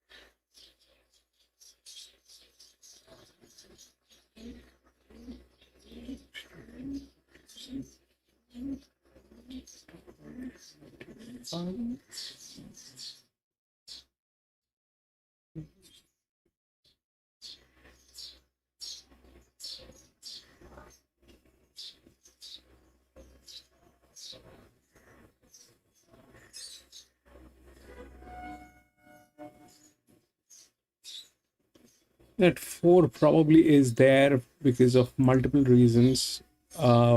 One is this, that if we look through that, okay, that 4 comes up here. So these are all drop-in class. This is on the 4th line of the drop-in class, but this is a fantastic form line on this. This is a high pressure. This one is a high pressure. Probably is not the right thing going on with those drop-in class situations here. That probably is not the thing. This stays at 58 and stays at 57, which is probably one of the highest. These are being pushed from 56.5 to 59. This is like what happened here with the 1. Okay, so that was a 59, and that stayed at 59. With the quant, it came in second. The 10 won. Why? Because of the form line. If that's that, then there is nothing else that will matter. So this one has the form line. This one has the weight to torque, the gate to move. Everything is there on 4. 5 is the favorite. Okay, so 5 is going to be a low pressure, so generally that happens. Now what I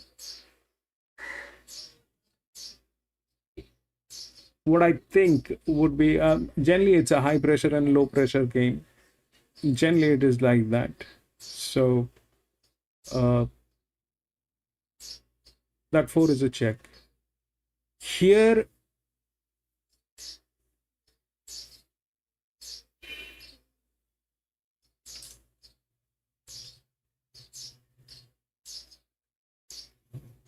56, 58.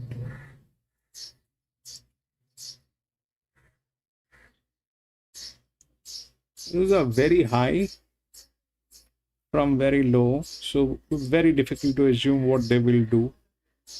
And it's not a great picture here as well. So, and those are low pressure. So anyways, on a 1600 meter, we already have one low pressure, which is the favorite.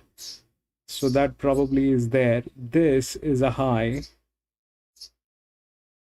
If this falls here, then it is going to go high, but high, wherever it is, I mean, ideally, a sensible situation is, you know, here, the 3. But it doesn't have form line, so what will happen there is difficult, but that 4 is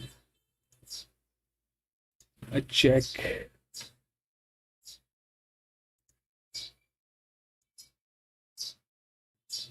Frank to win Copfield.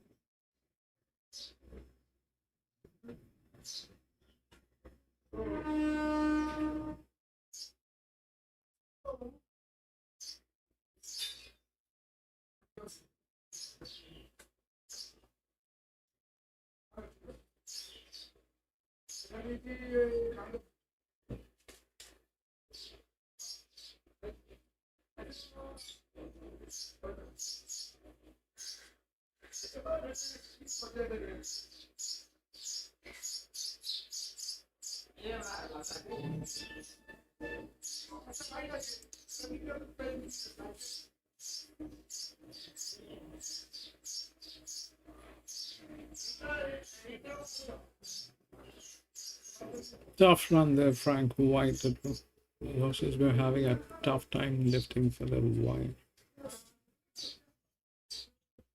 It's a rugby game.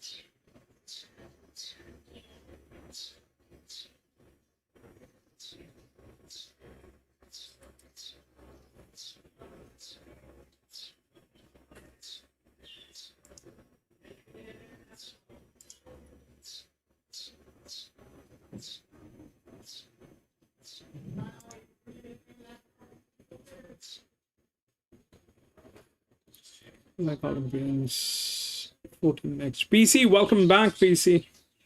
14.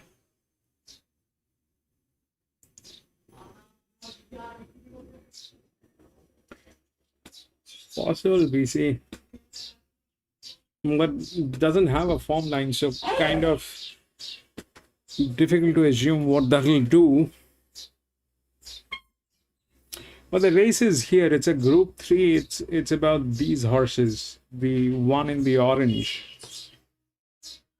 That's from gate number 10. 5 is a low pressure. This is a very high pressure.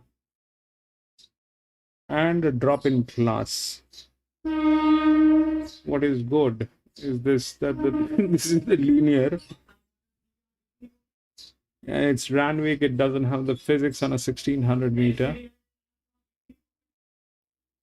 So the pluses and minuses, both are there. It's doing very bad. These two horses are doing very bad.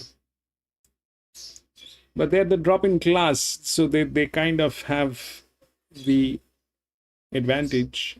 We'll see how that works.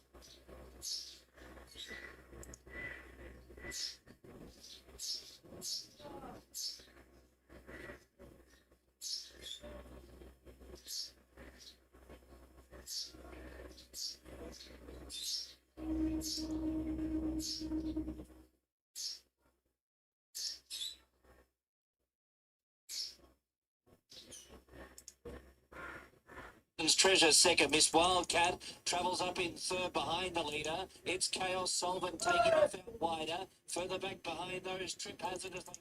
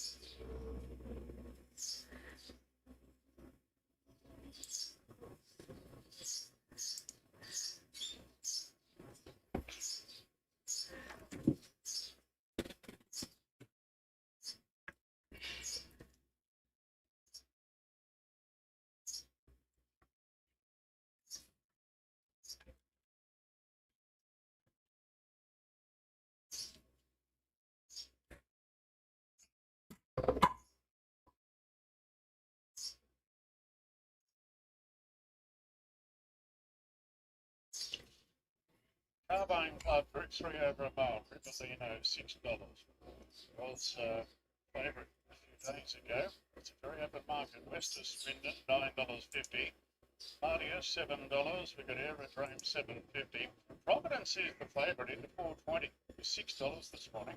Autumn break. Hasn't had much luck recently at 8. There. Let me just recap. Autumn break at $8, or Aerodrome $7.50, Mardius 30p at 7. That's the call for the Carbine Club. Randwick due in 7 from now. Here is that bank. It's another battle. She runs the favourite after a dominating trial win recently. We're set to run. Carpe Astra's in. And we're set for the third at Oakbank. Crowd continuing to build here. Red lights blinking. We're set to run. Stand by for a start. The horses are away and racing. Blue Akoya seemed to miss it there by 2 or 3. It's another battle, charged out of the gates. Straight to the lead as we thought she might. Second is Carpe Astra. Third is Uptown Monk. Sir Micah goes to 4th and 3 to Blue Akoya. So it's another battle working uphill down the back straight, 800 metres to go. She's a little bit fierce. She wants to get on with things. Riders just restraining her. Second placing is Carpe Astra. Uptown Monk is third from Sir Micah.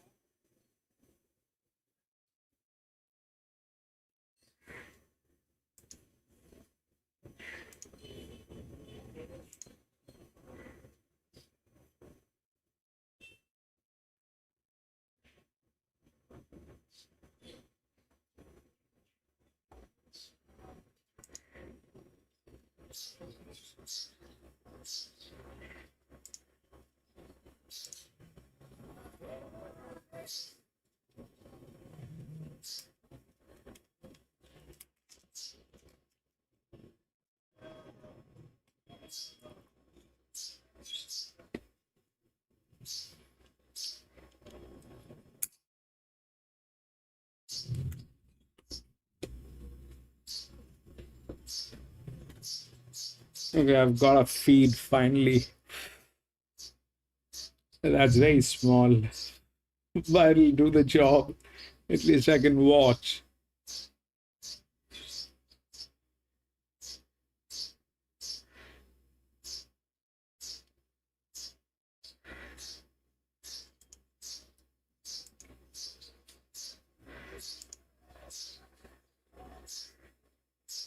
Shit.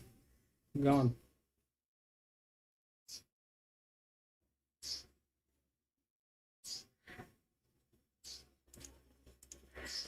No feed. Anyway.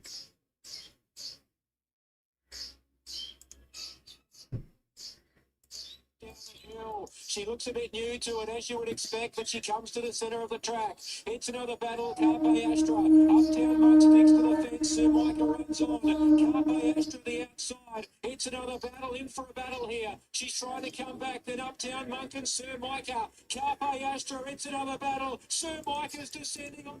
Carpe Astra descending on. Sir Micah's got them all. Sir Micah wins. Great race. Second, Carpe Astra, I think, from It's Another Battle. Uptown Monk 4, and last of the 5 is Blue Akoya. Sir Micah gets them late. Jimmy, I'm out of this.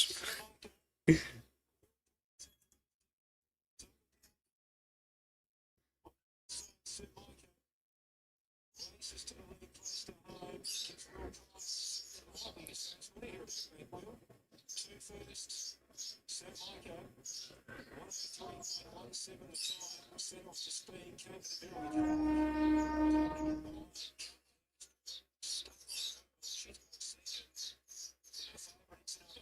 she got some heat in the lead, she's all the speed out the home straight, she just didn't really handle the end of the run.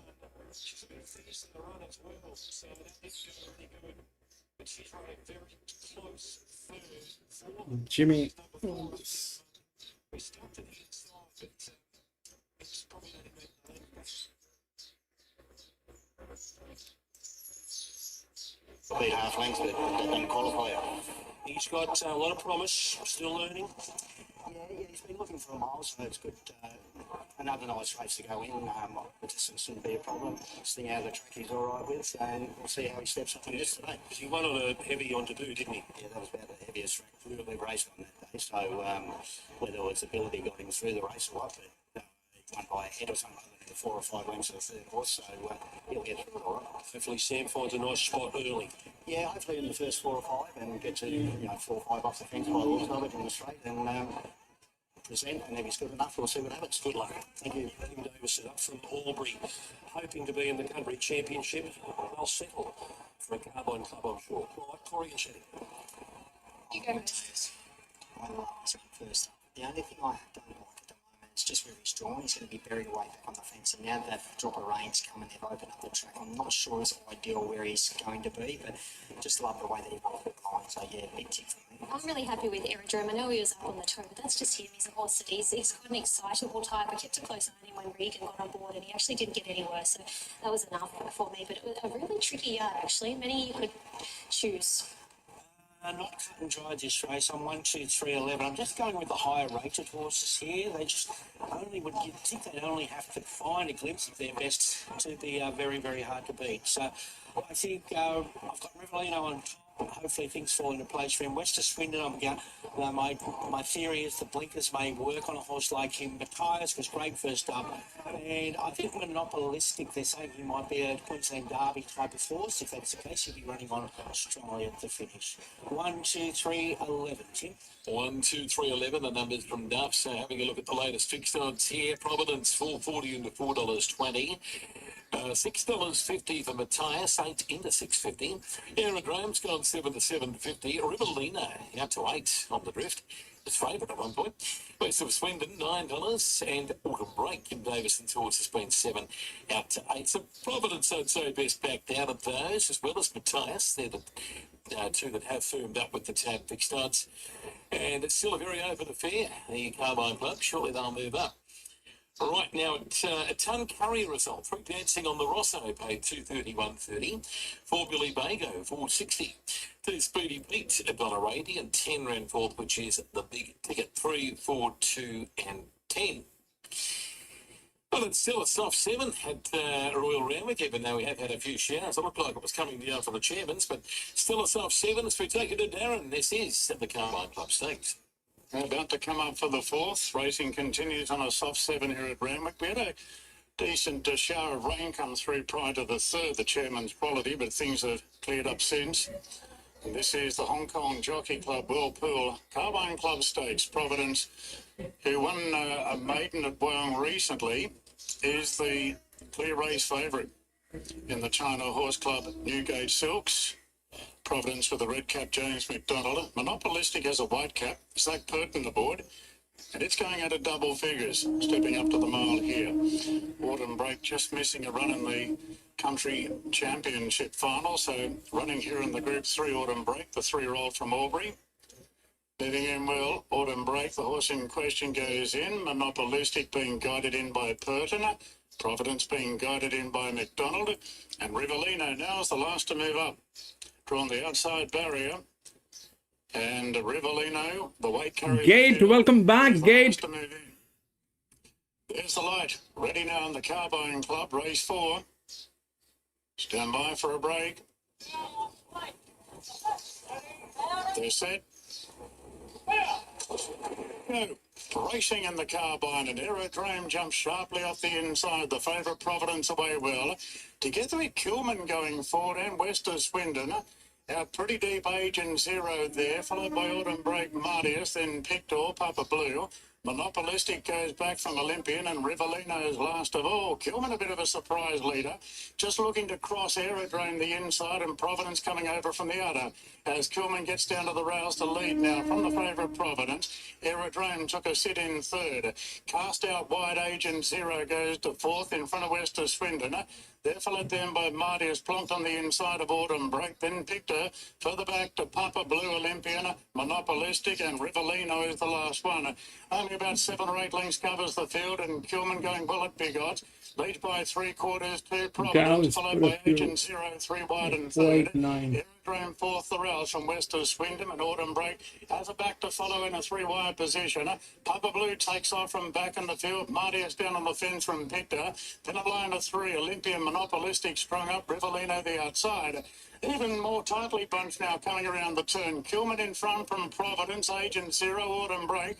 Aerodrome taking a rouse runner. Wester Swindon behind them. Martius going up the inside. 300 to go. Providence moves up on the outside of Kilman. 2 further back to Autumn Break. Martius making some ground. Olympian from further back. It's Kilman, Providence. Kilman fighting hard. Martius taking a rouse run. Kilman in front. Now Autumn Break's not in a lengthen hard the outside. Kilman and Autumn Break, they hit the line.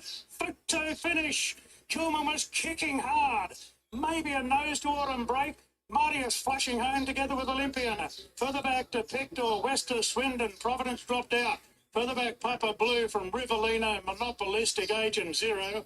Aerodrome weakened right out. Tight one here. Very tight. Kilman just refused to sit down, and Autumn Break, inch by inch, was going to it. Kilman and Autumn Break, it's going to be a swing of the heads on the line. The outside's really bobbed here. The outside horse, Autumn Breaks, dropped the nose down on Kilman at the right spot at the right time. Oh, it's going to just get there, the outside. Autumn Break by a dead set nose over Kilman. Martius third, and Olympian in the fourth position. Stand by for the judges' placings. There they go. Autumn Break the outside, getting there in the very last hop. Well, couldn't gain a start in the country championship final, so has picked up the Group 3 Carbine Club. Trained by Kim Davidson at Albury. This 3-year-old gelding by the Autumn Sun out of Isdale, handled by Sam Clifford, and Sam lifting it to a nose victory. A short hit back to third. Time is 1:38.43. 1:38.43. What a big run by Kilman at $41, going so close to pinching it. Martius getting the chance the inside. Damien Lane for Ryan and Alexio, and Olympian running on from back in the field. So judges' placings are 7, 12, 3 and 14 after the running of the Carbine Club. And on the topic of the Evergreen Turf Country Championships, that's coming up next at 2:45. And your race caller this year is Ben Hall. Well, looking forward to it. Thank you, Darren. So 7 Autumn Break, 7.70 and 2.50 for Sam Clipperton. Over 12 Kilman, 10.90. And for third there, Matthias at $1.40. Rosciano Gas in the paper tipped Kilman on top in the form guide yesterday, so he's done very well there. It was 60 to 1 when he put it on top. That's an almighty effort, and he's gone very, very close to winning the Carbine Club. About Tom Curry, correct weight, 3.42.10 at Clare, 10.526 race 2. Woodstock to win it. 7 and 12, I think. That's the result. I'm waiting for the officials to come up.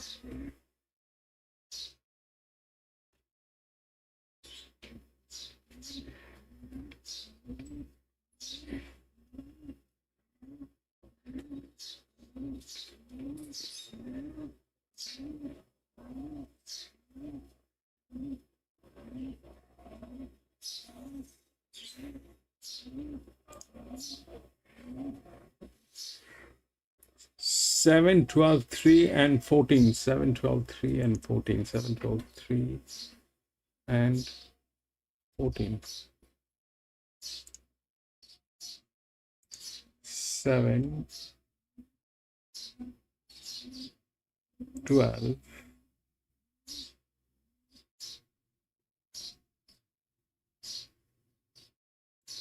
3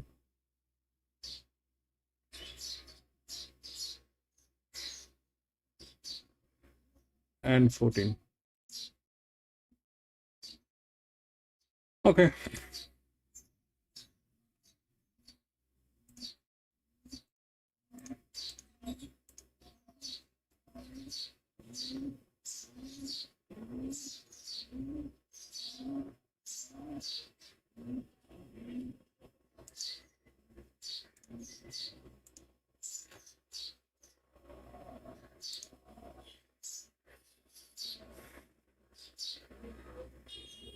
Seventeen, 18, 19, 20, 21, 22, 23, all scratched. Up till 23, all scratched. 12, 3, 4, and 15. 12, 3, 4, and 15.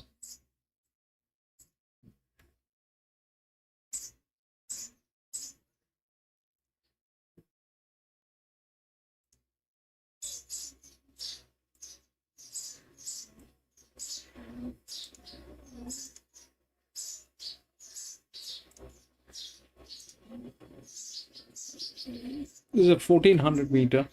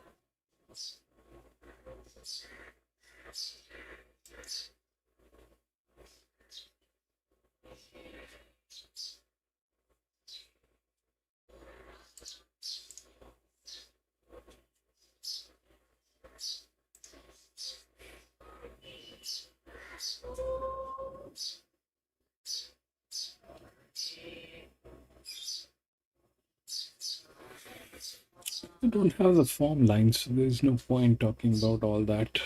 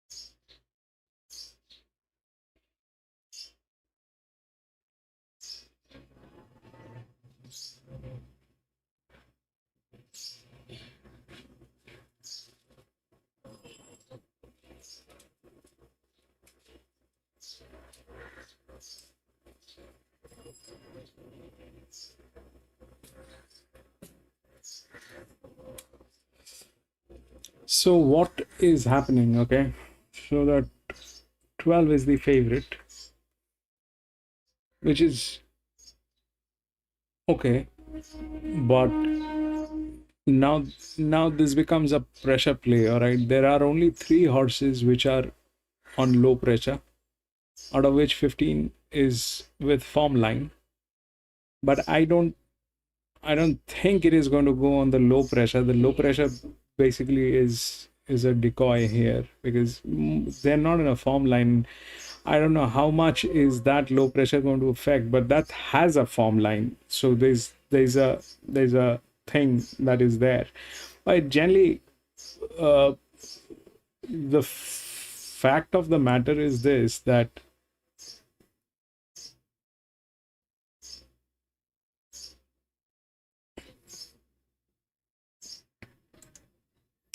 why the pressure will not win in this and why the 12 is favorite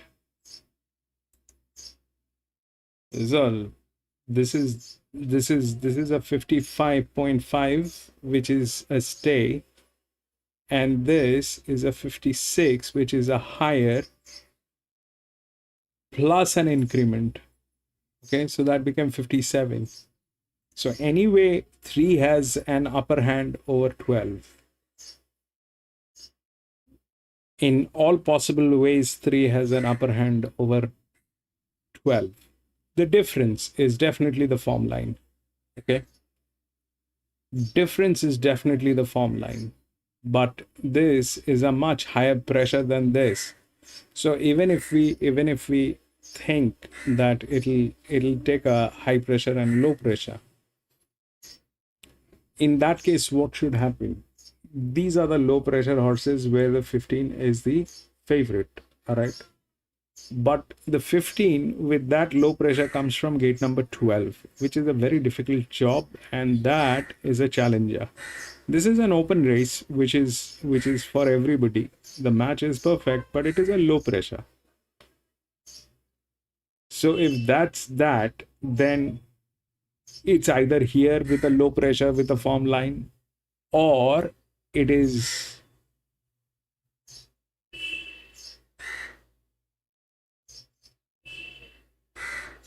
a low pressure on these lines, wherein the 11 is a low pressure, but the traction is higher. The 7 is a low pressure where the traction is low.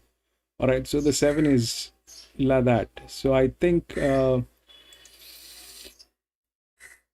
3 has an upper hand. The 3 definitely has an upper hand. So now let's see what happened here. The 7 won. Okay, the 7 won. The 7 had a leverage which happened. There was a leverage, but what happened here is this: the 7, 56.5, both are were 56, all of them were 56.5, and the 13 did not win in spite of a higher leverage. Why? Because it was not doing well. So this one went through with a higher traction and it just went through. So the 13 got knocked out there. But what they've done is they've put in so many horses that it is actually looking for a needle in the haystack. Here, if we look at that, that's a 56, that's the highest. Now, if we talk about the leverages, those are the highest leverages, out of which this 4 is the highest here with that. 57 stays at 57.4. Now that's a 56 with that kind of a pressure line. And this is a 55. 55.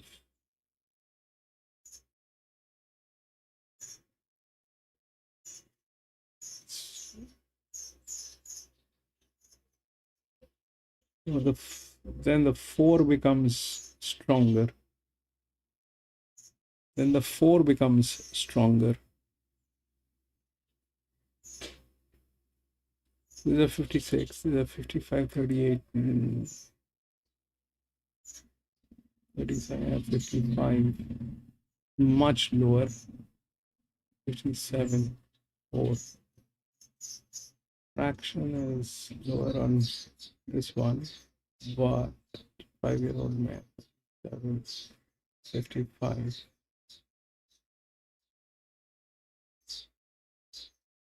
And 4 is being ridden by J-Mac. So how the low pressure will kick in? On what ground the low pressure will kick in?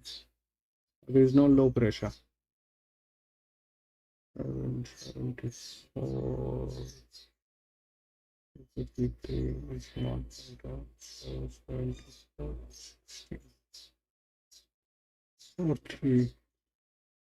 This should be low, I think.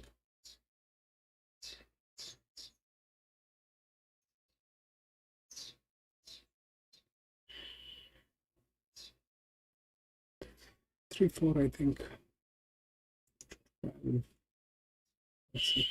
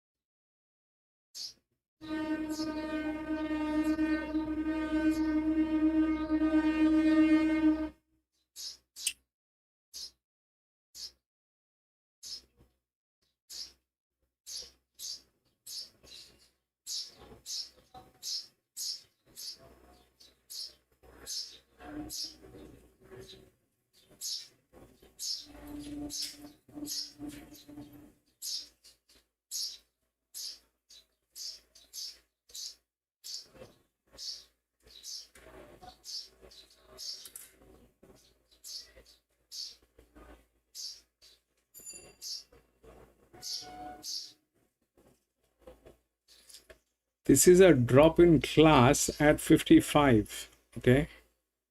And this is a drop in class at 59, which stayed at 57.5. So all those things are possible.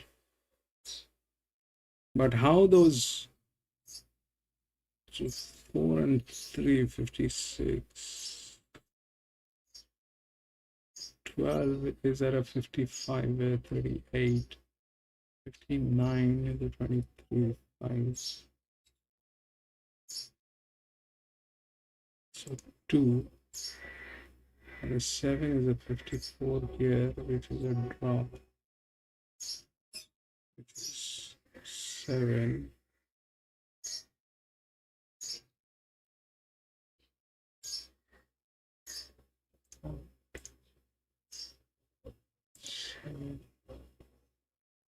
Four. These two are there, and this is lower.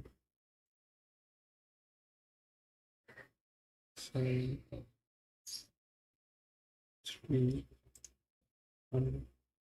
Okay, inner. This doesn't have online. This is coming from 55, so we'll take that 7.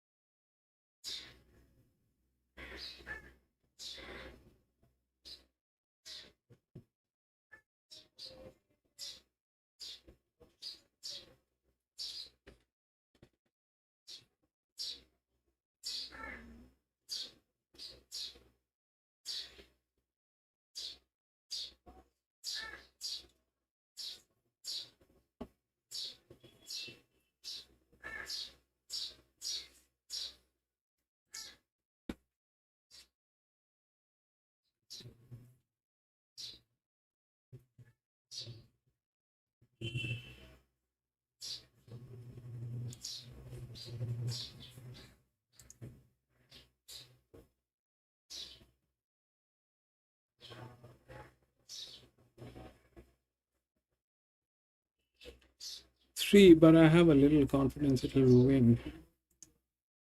Even I think it is 3. You know, even I think it is 3. 4 will collide with 7. 4 will collide with 7. Even I think it is 3. It's, I mean, it's very, they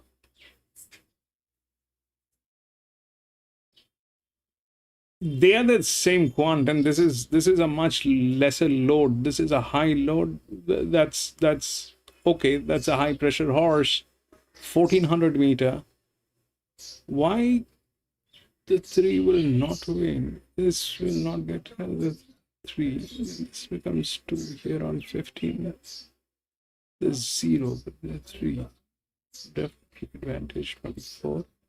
75 biggest. This is 56. 56 stays at 0. 56. So there's nothing not moving, and it's a neutral. So I have 15 and wide gate. So that's out. Now where will it go? There it is 10. There's no form line on so there's nothing to talk about all this. This one is a low, very low actually, but then this at a high pressure, that match is superb. And the 12 is 76, which is okay. 12 is here at 55, 9, gate number 9. So if it rises 3, it has to rise. Okay, it has to rise. But before that, it will drop. It will drop where? Here, possible. But the match is not great. The match is better on this, even with the high pressure. So that's that.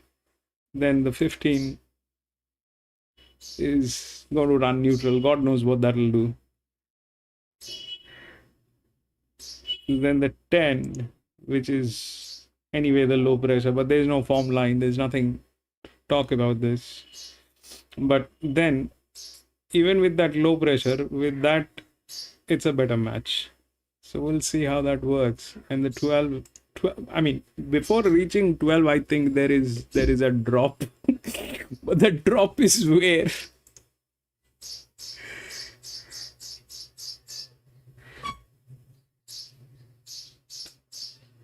There's a pure stat horse. See, horse 3 is that, okay? That's a pressure line with which makes it a linear strong match, but the form line is like that.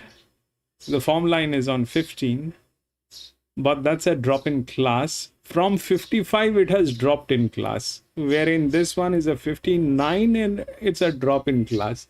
So when 15 automatically 15 gets challenged by 2, so all those factors will play, but we'll see how that works. Both are drop in class at the same grade, okay? But this is a drop from 59 that became 57.5, and this is a drop from 55.5, which became a 54. And this is not the end of it. There are others which are crazy drop. Especially, I don't know that particular horse. She's an artist. She's an artist. That thing is looking crazy. But Tentyrus is in form.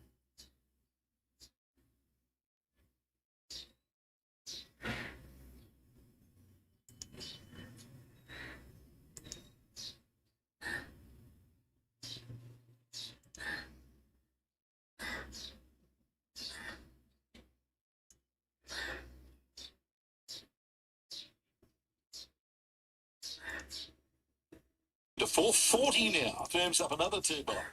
Good money, Vermicelli, and the other one, of course, was Warrior for Peace, which has been 14 into 10. We'll get the moon for the call in around 3 minutes from now.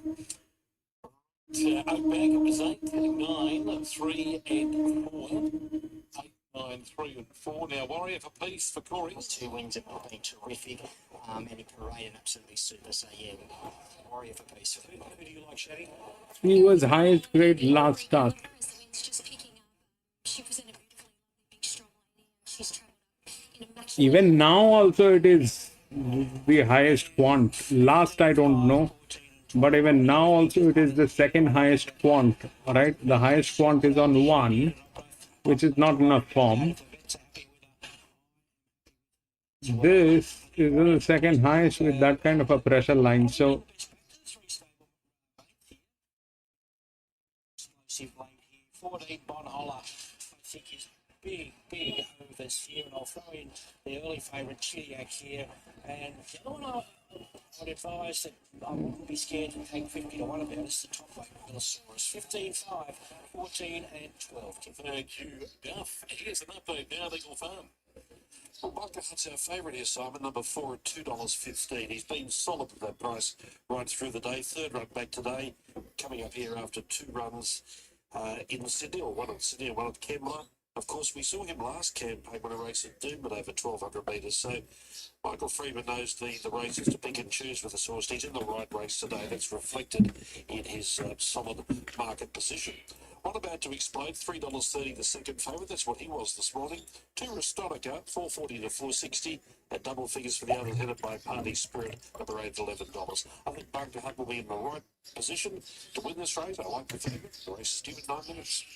Okay, now let's have a look at Oakbank. It was 8 Brownlows a day gal winner, 441.70. Second went to 9 Mystic 1 at 270.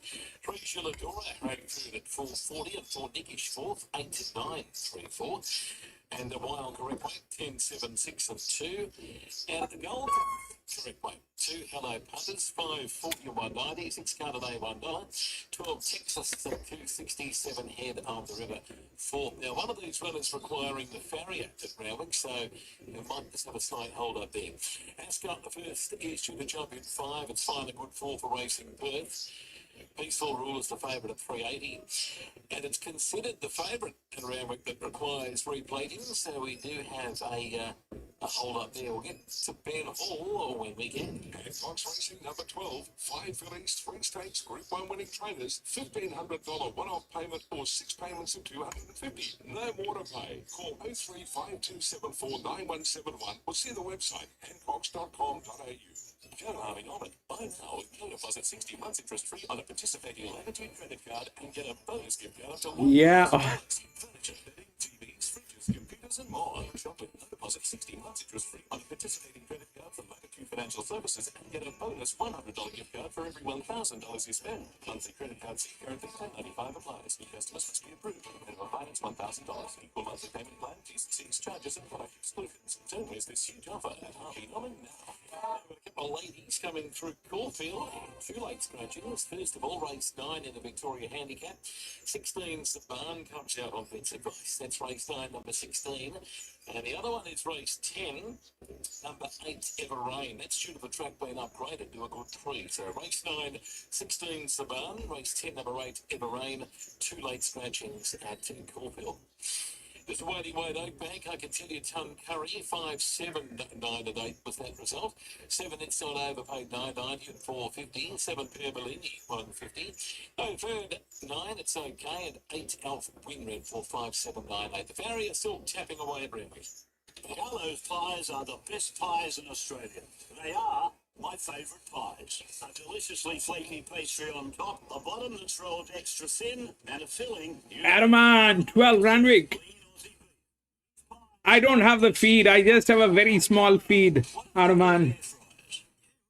Just work the pies in the air fryer, and within a couple of minutes, you're good to go. Available at all Coles and Woolies stores. Gallows pies, we're thin on pastry, we're big on meat. I have a very small feed, like the mobile screen. Still a soft 7. Let's welcome in. And that is also fluctuating, coming and going.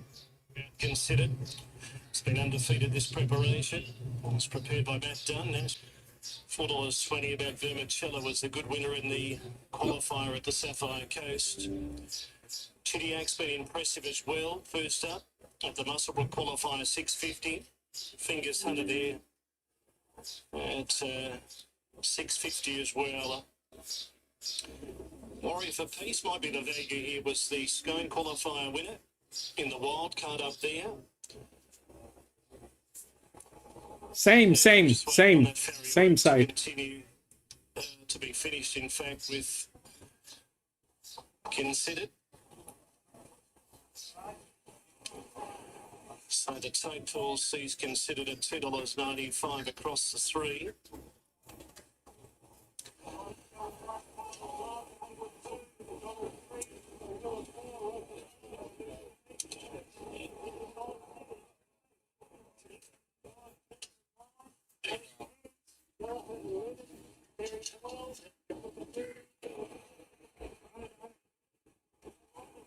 So they're about to be called forward here, ladies and gentlemen. So the runners brought forward now for the Evergreen Turf Country Championship final. Turn down coming up.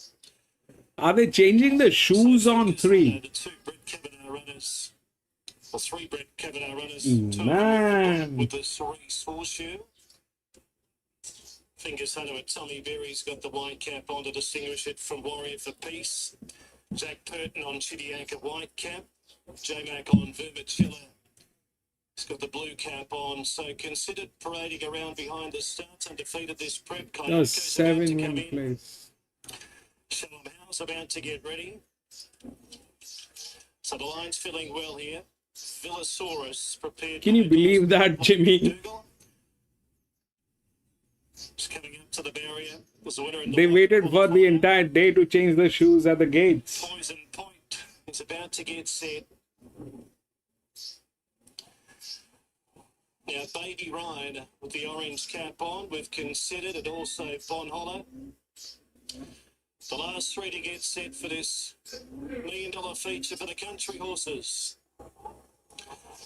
Good luck, everyone. 1400 the journey. The red light is on. The starter is on the platform. We're set for a dispatch. Considered is the favourite for Matt Dunn. Signals being given. Starter just holds them.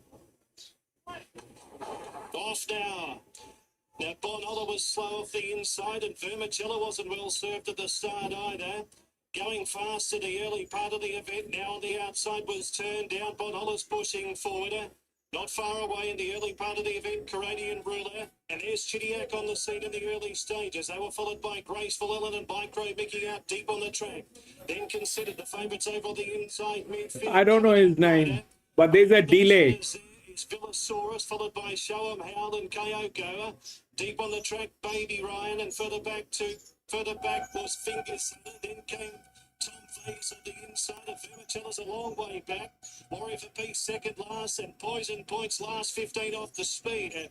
Turned down to the 600, led the way by 3/4. Chidiac, who's nice and close on the outside. Bon Holler third on the outside of Canadian Ruler. Then Graceful Ellen, followed by Micro Mickey, Kyoko. Villasaurus, now Considered, is coming away from the inside as they top the rise here. The leader on the inside turned down. Tackled by Chidiac, the rider swinging here, Zach Purton, and Chidiac, he starts to go for it now. Little length and a half to Bon Holler, Considered threading the needle. Then Graceful Ellen, and down the outside, Micro Mickey, further back to Canadian Ruler, but Chidiac at the 100's 2.5 in front. Here's Graceful Ellen on the outside for Barb and the boys charging late, but Chidiac will win it. Chidiac won it.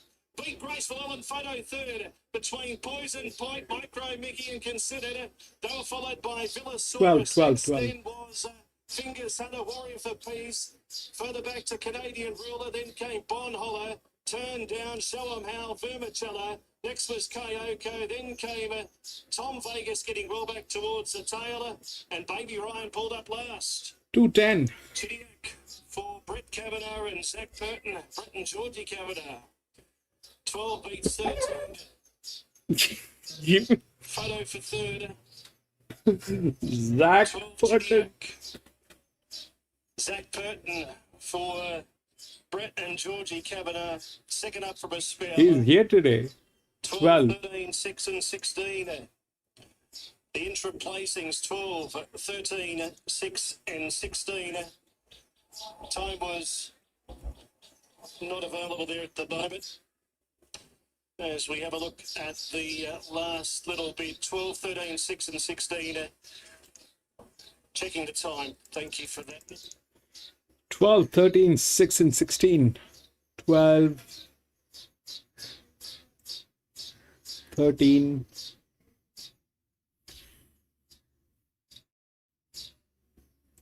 6,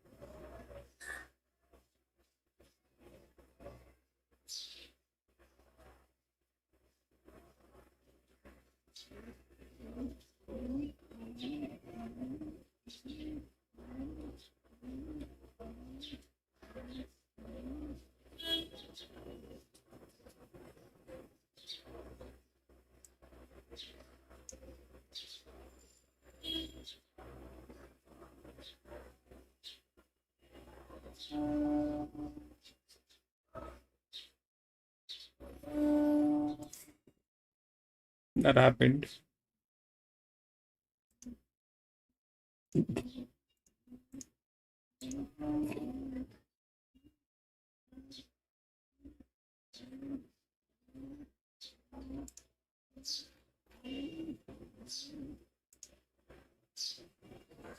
That was the first favorite that came home. Okay.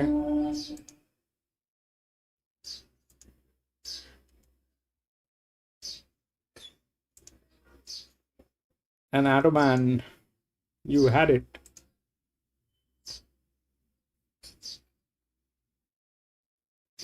Nine has been scratched. So there's no 9.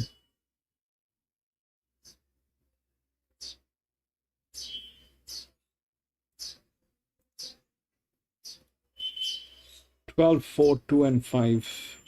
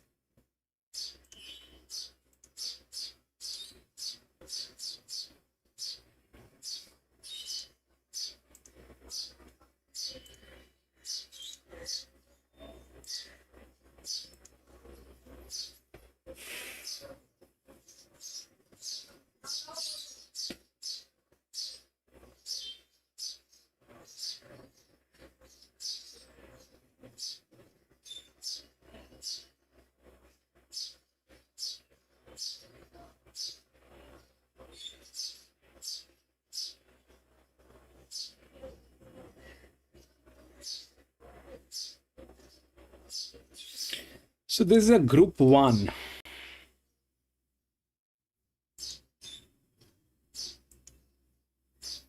The group 1 is here, but the favorite is 12 because of the form line. Why? Because it's a 2-year-old and that's the form line.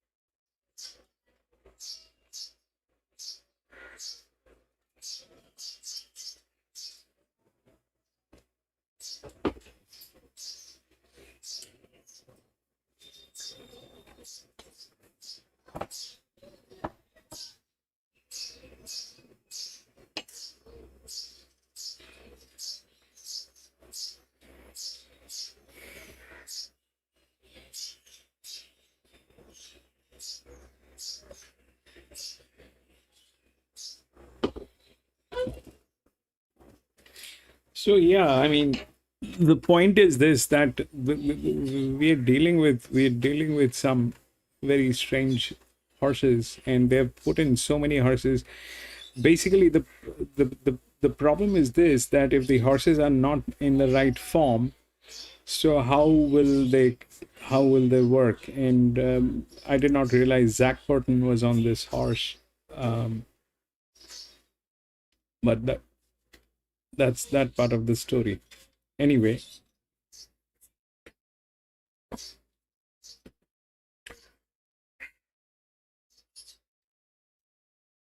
so I mean, basically, the 12 is not a match, right?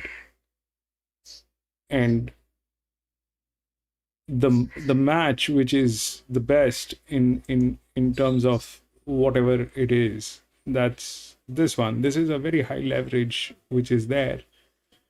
The 10, 103, that's the only one with a little promotion on that horse. Okay, that's the only one, that's the highest quant. And then that's where it is, and this is lying here. How are you going to do this, baby? Because of the form line, that's all that matters. I think 2-year-old fillies, it's all about 2-year-old thing is all about form line, so there is nothing more to it.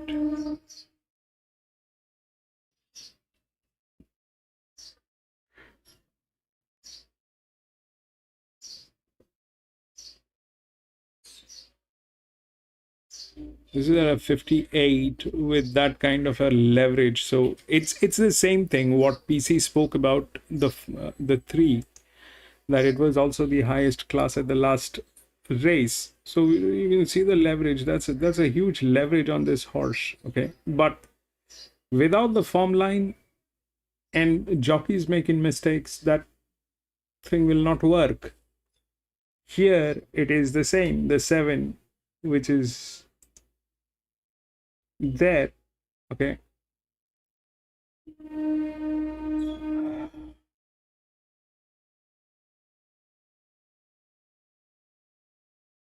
and that's a very bad form line. This is equally bad. So now the 12 is the favorite, which is from 54.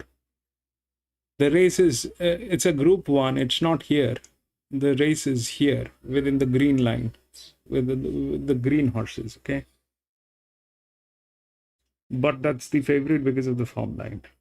Probably. Doesn't even have a leverage. That's a 54. 6. 58, 7. That's a drop. 69. 47. 58 will become 56.5. 44. 67. 56. 56. This is a 54.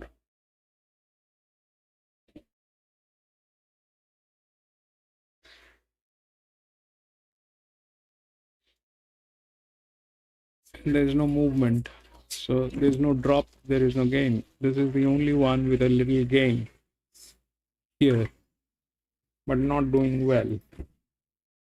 Then we come here.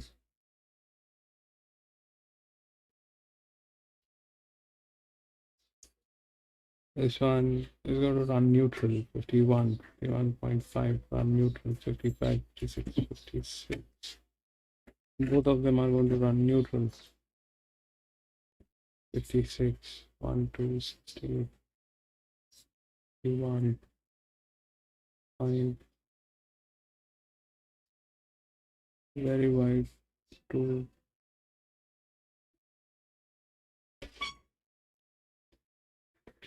I mean, my apprehension is this, that a group one never plays this. All right, the challenges are not the ones for the group one, but for that it has to be like those races where it is wait for age, where Jenny runs and all those horses, they run. So it has to be a wait for age. It is not a wait for age, it is a 2-year-old. And in a 2-year-old filly, that is the best form line. But it is also a group one.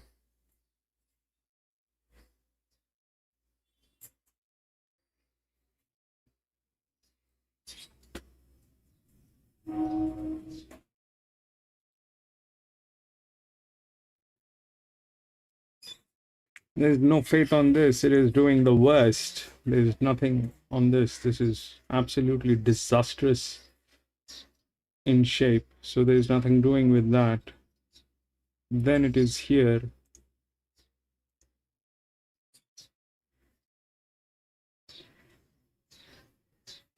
The quants, and most of them are running neutral.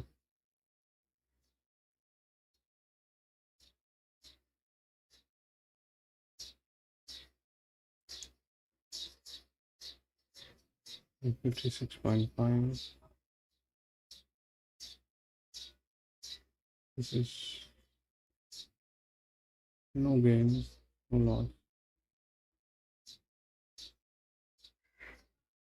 No quant on this.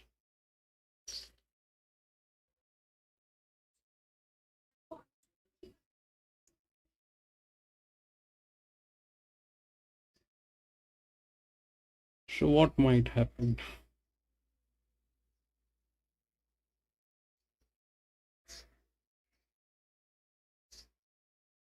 This is 45. So 45, 36, this is 33. 2. Low traction, 58, 52. Will not work. I think it is going to be the neutrals this time. Neutrals. So I'm just thinking loudly, all right? So the thing is, if it plays 2-year-old fillies, if it plays 2-year-olds, for example, then it has a brilliant form line. That's that part of the story, okay? But it doesn't have a match. It doesn't have a match. It's doing fantastic. It is a filly with his everything is good. It's coming from 54.5, stayed at 54.5, no movement. That's okay, but that's the form line. Generally it is not there, but now the problem is, if we look at what is happening, these are all fillies. Okay, these are all fillies. So the class has been decided on the it's a gender bias. The class is gender bias. Even if that the fact that is, in that case,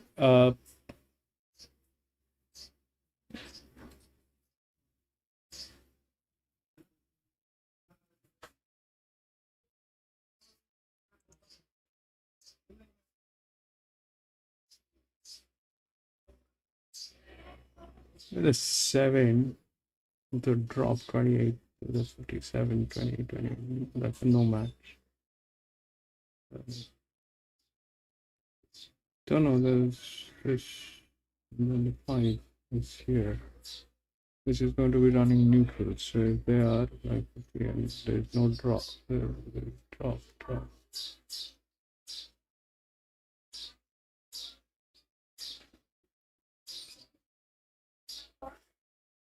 58 and 69 doesn't have a form line. And it's here. 0, 0, 0, 15, 11, 6, 10.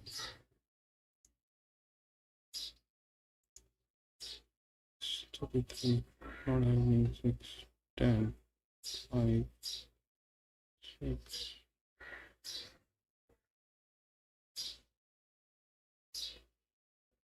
So that's the drop, 6. 43, 11, 33. Even if that wins, it will drop. Out here, even if that wins, it will drop. This one is like 3 races, it did not do anything. There's a huge amount of advantage on this 11. We know what they are. It's been put up there. It doesn't have a form line, so I don't know. I mean, it's a way too much risk on that 11, but we know what they are. Okay, 6 is a check. We'll see how that works.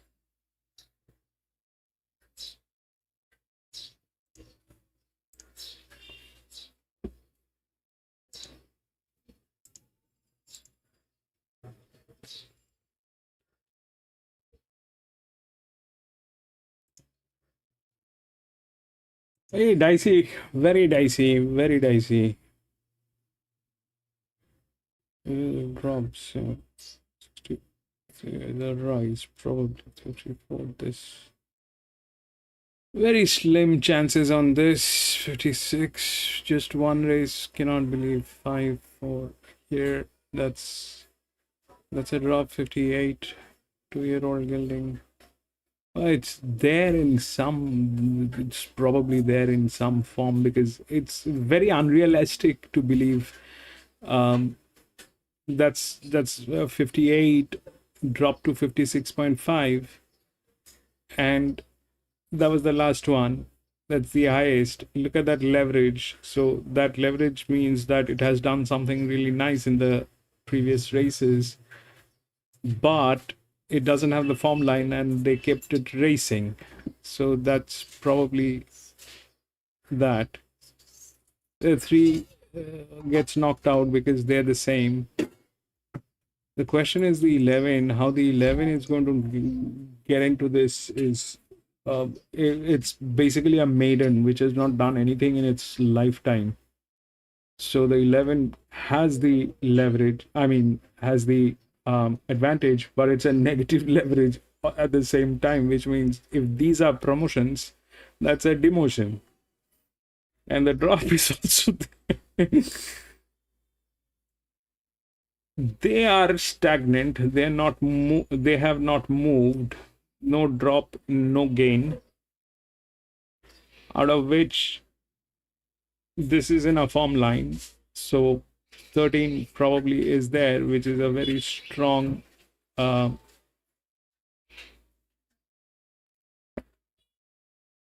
leverage on this, but they're going to be running neutral. So neutral horses, I don't know how they will, but I kind of have a feel that the neutrals might knock it out, because if that's that, the top three is like that, then the 5 stands a very fair chance to win, but it is going to be running neutral. Plus, the gate is very wide. I mean, we know that this thing, to win, it has to be a very high class. So the higher class is these 3 horses, which are up here, which is coming from wherever they're coming, 58, 57. But they kind of all not in a form line. Then it is here at 56, not moving. This is that. This is much lower. So if it is a 2-year-old, then this one will go through with a form line. And if this is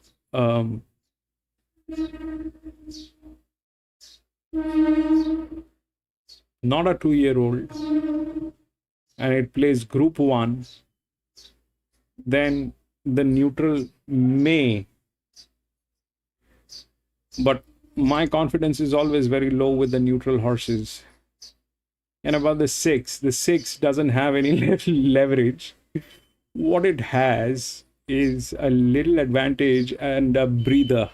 Okay, and this is the highest advantage model on 11, but it has 3 races which has done nothing in last 3 races, and then it is here, which is a low pressure. But actually what has happened is, in the previous one, nothing low actually worked. 12, 13, 6 and 16. 12, 13, 6 and 16.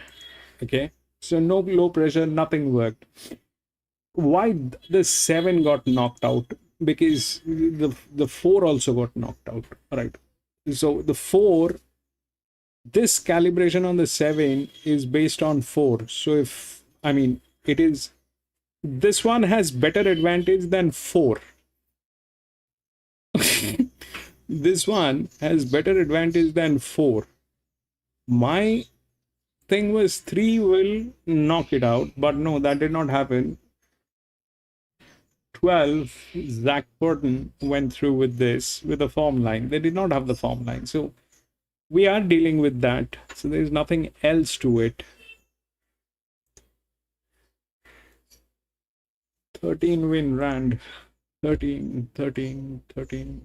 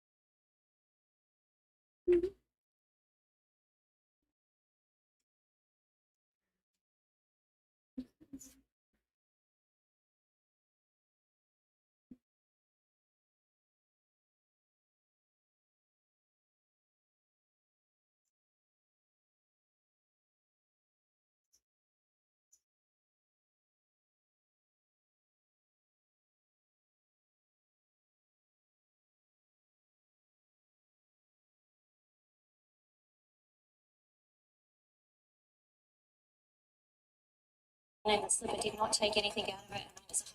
She's come through in 2 to 4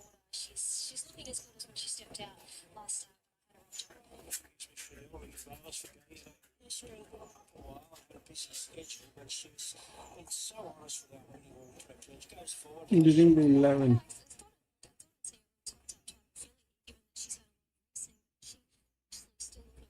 11 has zero hope. But you never know. You never know. I remember PC went something, PC went with something like this sometime back. And I specifically mentioned that PC, we know what that is, but it also has a negative leverage. And that thing got second. The gates also match.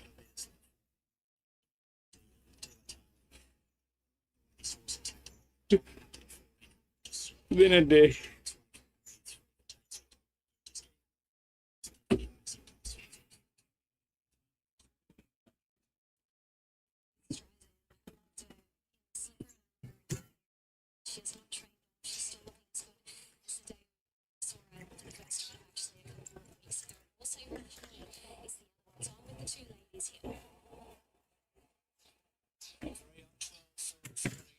Just a holding hold for, it's first time 1400 for these type of horse. She always a little concerned, but she's fit, she's enjoying her racing, and she's got a lovely racing style.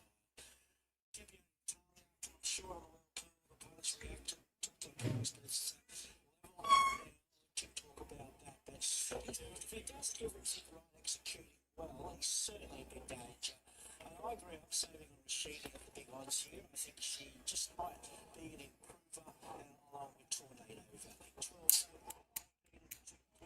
5 and 330 to 350 was the tap time horse. He got $6 in the beat, a little bit there. Culminates 350 to 313. Paradoxium's been 11 into 850, bit of a nibble there. And then $10 there for Tornado Valley. But Triton, the $3.50 favourite, was out, and surely they will load up. We've got Ascot race number 2, which is shooting jumping 3 up in the jam. It's at 260 and avoidance is at 420. And Oakbank, having a look at that result, Savsonic was the winner. The numbers were 2, 6, 10, 9. Savsonic paid 11.80 and 3.40. 6 Shakespeare 5.50, 10 Jovial $1.80, and 9 was fourth Thermodynamic. Next up, the Cooper's Brewery Onka Paringa Cup. The Burning Light is the early favourite at $3.20. And if you are better Google Farm Race 5, the fourth leg of the early quaddy there is 7 minutes from now, where Make It Call is currently at $3.80.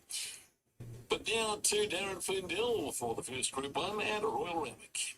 And Tornado Valley the first moving into the gates now, along with MI Dreaming. So the T-Rods moving into line. And Streisand. Like Paradoxium in the Yulong colours. 11 is getting tailed. Streisand, the black, the blue diamond winner. Campion d'Italia has been dispensed as favourite in the fixed odds betting, out to 390. At the moment, still showing 245 the win. Paradoxium, the value on the world pool at the moment, with only a handful to move in. Roccini goes up with Streisand in the black cap. Paradoxium of the white about to move in. And Fireball for the first of our Group 1s today. 2 Godolphin runners here, and Outspan with the white cap is about the last one to move in, or the second last now. Sambales goes into this as a maiden, has the blue cap on.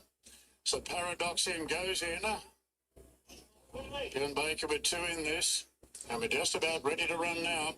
There's the light for the English sire. Stand by for a start. Ready to go. Gates are back, they're off and racing, and Roccini hopped out of the gates brilliantly from the wide draw. Paradoxium going out with it. Outspanners swiftly into stride going to third, and Streisand right there on the rails in fourth.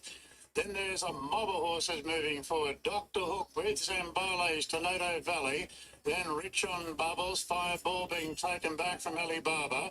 Now, the favourite there, Campion d'Italia, is back third last in the field, followed by Miss Chanel on the outside of MI Dreaming. They sort their order out, and Roccini goes to the front clearly by a length on Paradoxium into an outright second at the 800. Tornado Valley rails to third. Then Streisand and Outspan in the white-coloured cap is in a three-wide position.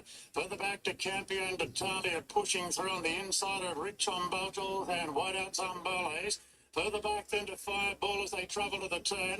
From Alibaba, I Am Dreaming, Dr. Hook and Miss Chanel. Racheni swings the corner in front and opens up by 3 lengths now on Paradoxium. Streisand being wound up the outside of Tornado Valley. Campion d'Italia 6 off the lead. Coming to the middle part of the track. Racheni at the 200 leads the way by 2. Campion d'Italia is really starting to hit the line hard now. And Campion d'Italia down the outsiders. Miss Chanel with a good run late. Campion d'Italia in front from Miss Chanel. Campion d'Italia won the English size by 3/4. Miss Chanel, Fireball third. Big gap back to Riccini and Zambales. Boy, they finished strong out at the end. Tornado Valley after many lengths. Then Paradoxium, Streisand, Alibaba. Further back to Outspan, I Am Dreaming from Rich on Bubbles, and Dr. Hook was last in. Campion d'Italia excelling at the 1400 metres today in the hands of James McDonald, trained by Chris Waller, following his outstanding 4th placing in the Golden Clipper coming from 4:13, 1 and 14. Big race at Big Odds coming home into a clear second, and Fireball third, and they gap the rest. Racheni all out in the 4th position. Campion d'Italia, the colt by Snetzel at a Medaglia Valore, really putting it all together now, this Snetzel colt. 4:13, 1 and 14. 4:13, 1 and 14. 4.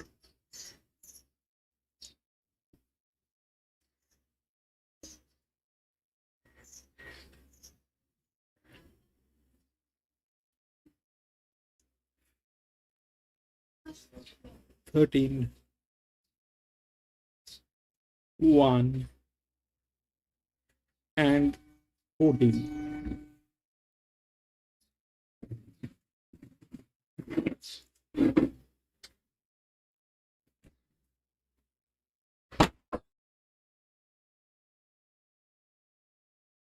So 4. It's way. I mean, come on.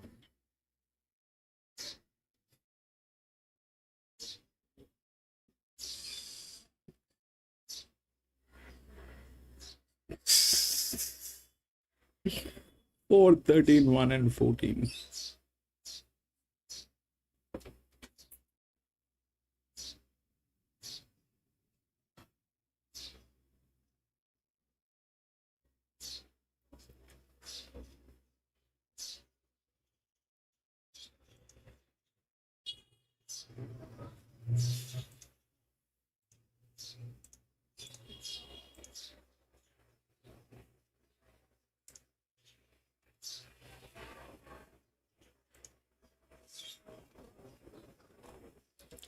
No scratching.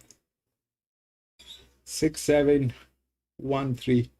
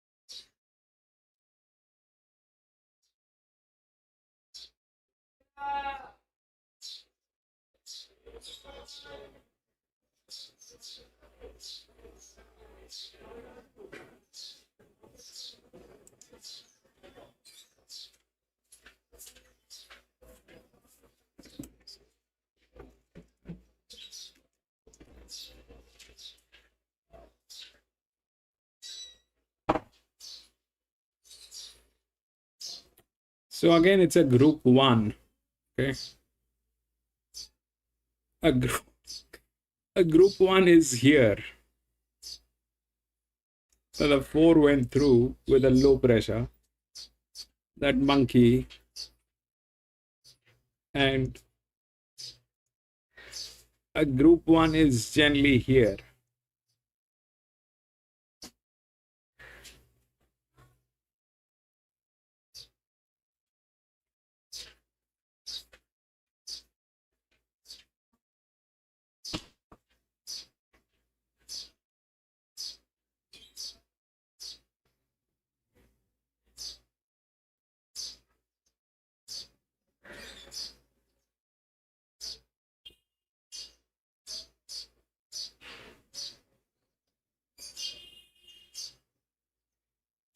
This is an open one.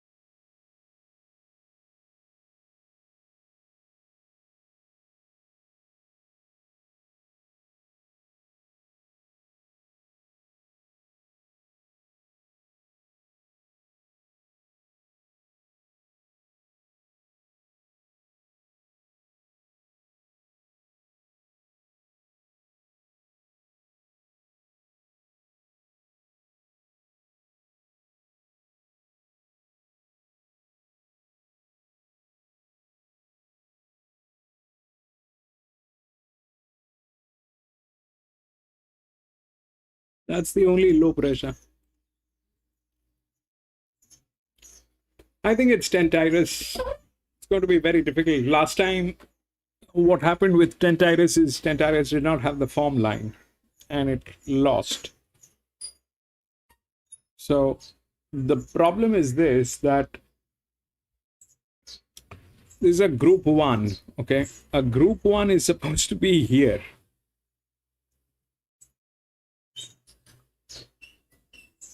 Now,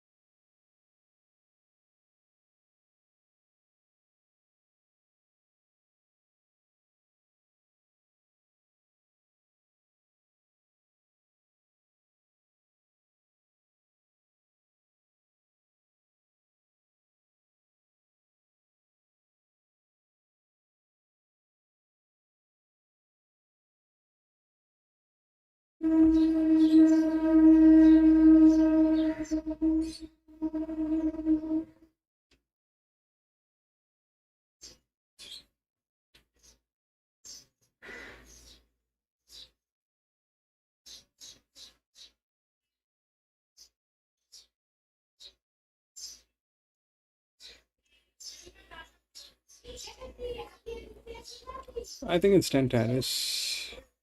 It'll be very difficult to beat Tentyrus at least. Is next. What is in between? Is it the low pressure with having neutral, or the match here with the 83? Both are low. This is a drop in class. This is what is a match. This is not a match. This is a 7-year-old. This is a 5-year-old.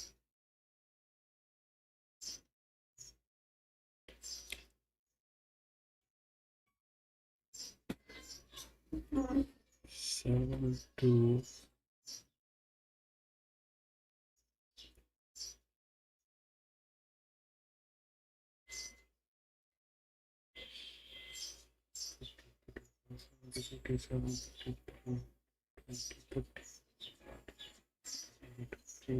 No, mass.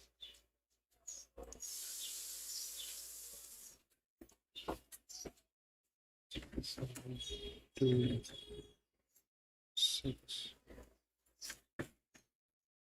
7, 6.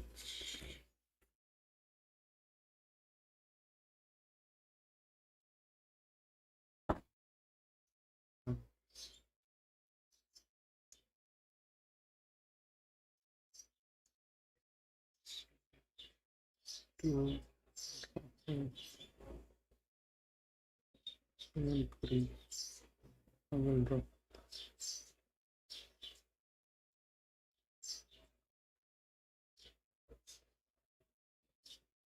Let's see how that works.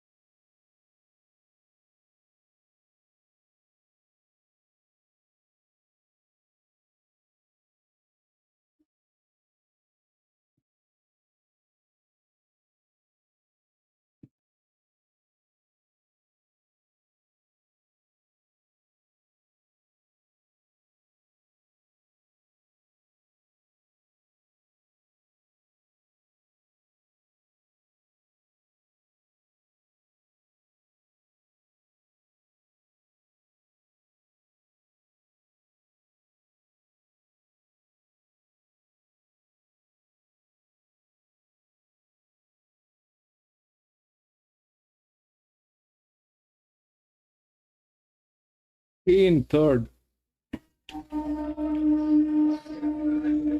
Yeah, that is also possible.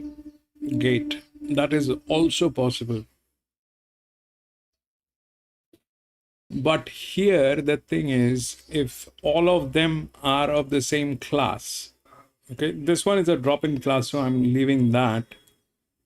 The 4, if that's that, and out of 58, 58 and a half, if this is the highest leverage with the lowest traction and a match, that's why I went with 7. It's difficult to beat 10 Titus, but that's that. It's a 58 on a 58. That's the highest leverage. All right, this is a 57. That's 33. That's the difference between these two horses. Both are 57. This is a form line. This is a higher traction, lower leverage, lower traction, higher leverage. Out here, it is the same thing, 58.5, all of them came through. They are the same thing. But what you are saying is also possible that, you know, out of all the quant, this is, if all of them have the same quant, then this is the lowest 3. So that is quite capable of beating 1 and 2.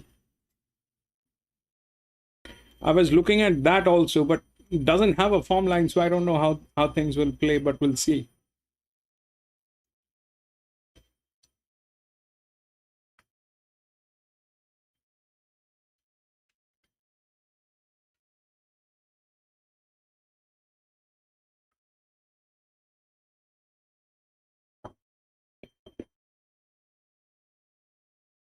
You're right, Jimmy.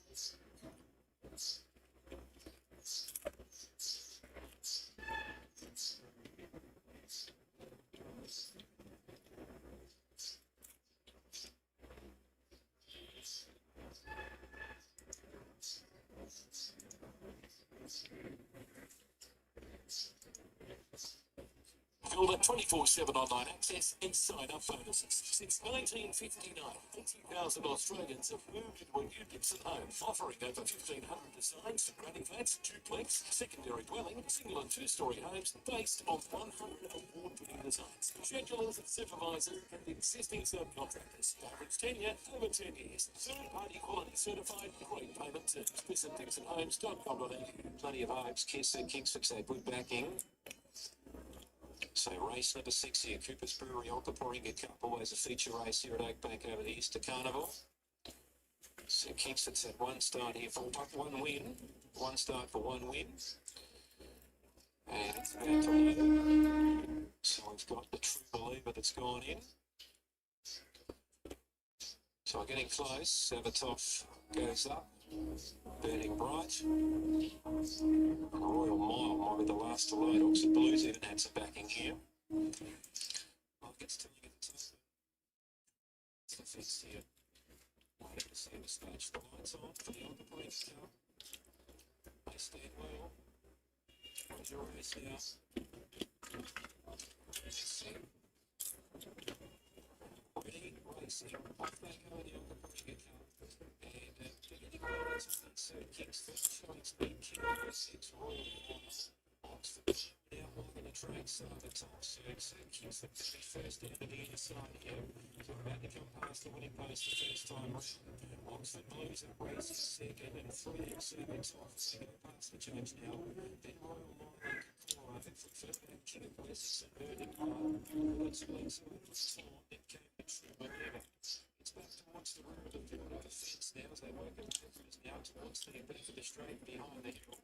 PC body size, which one?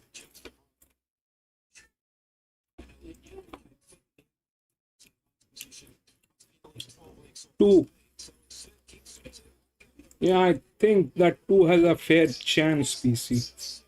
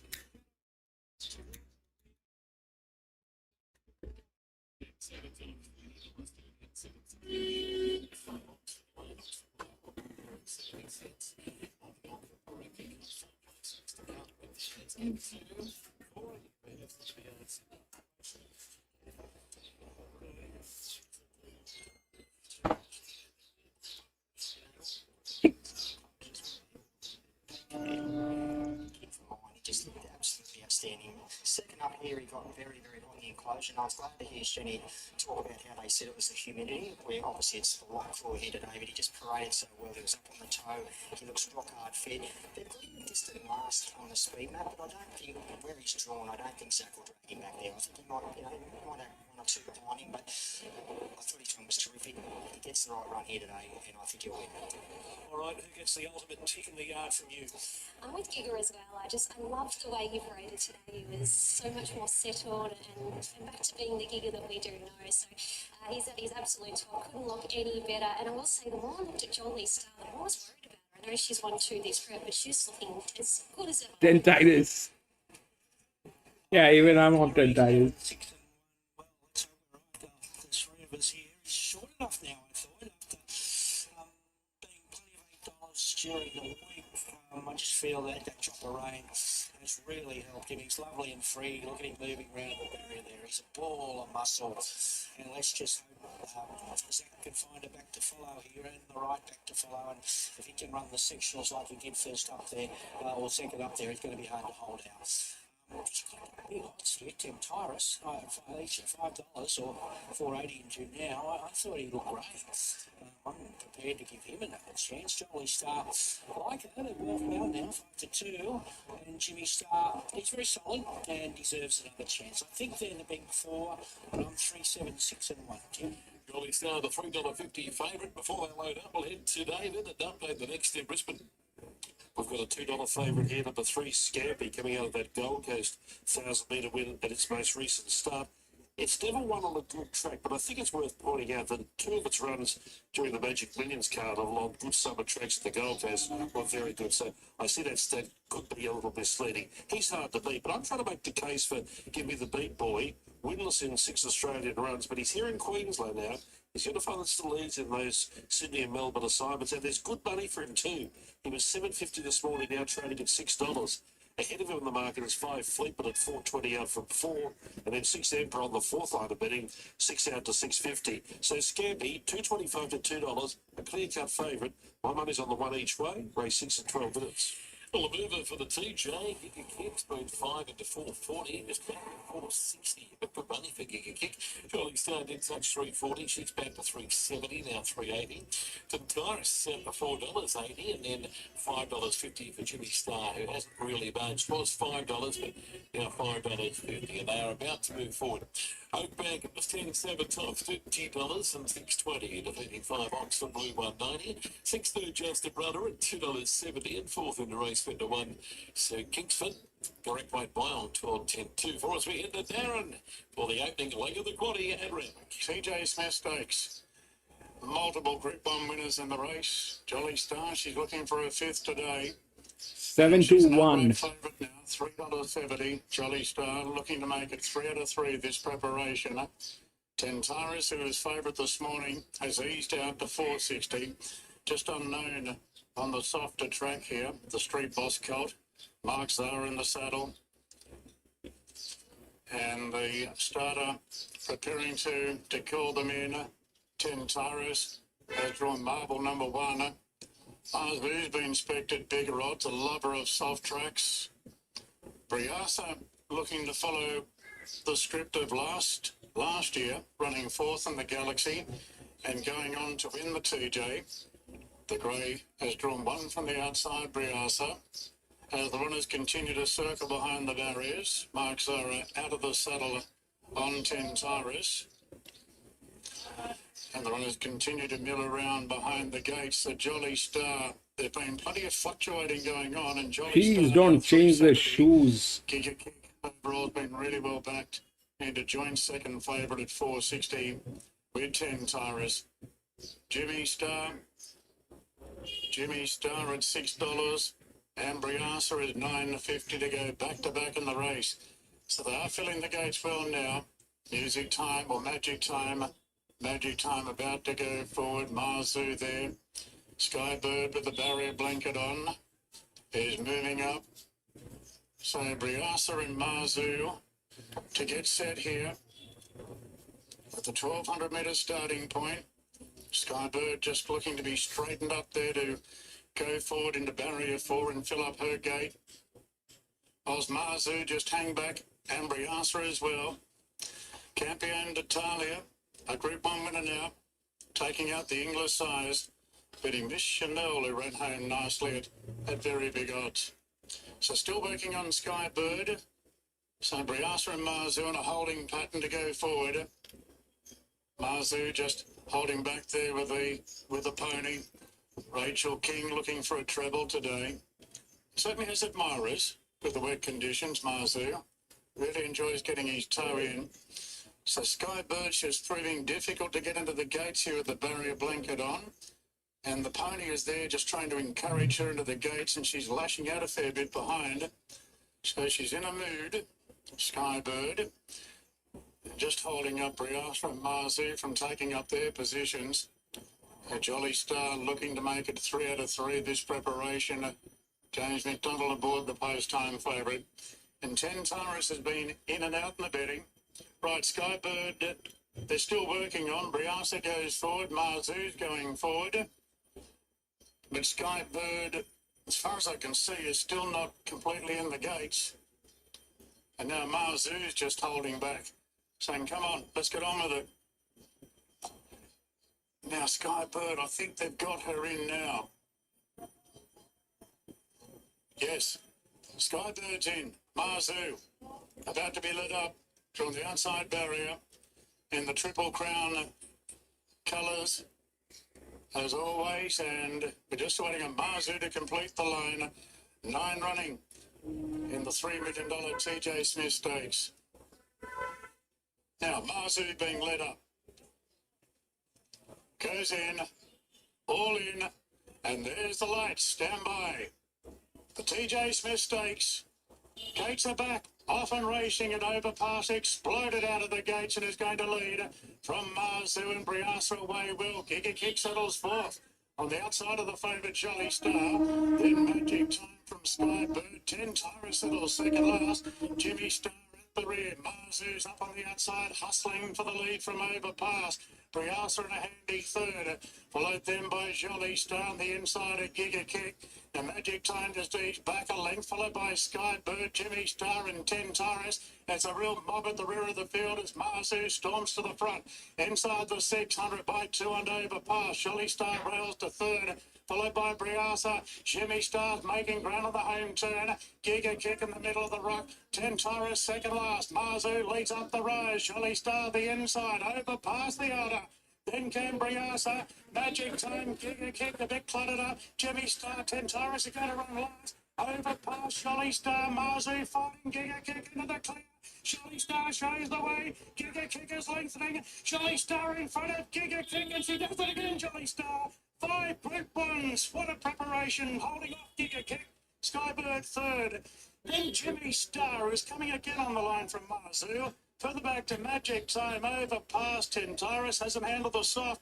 Briasa's finished last. Jolly Star, what a marvel, what a great mare.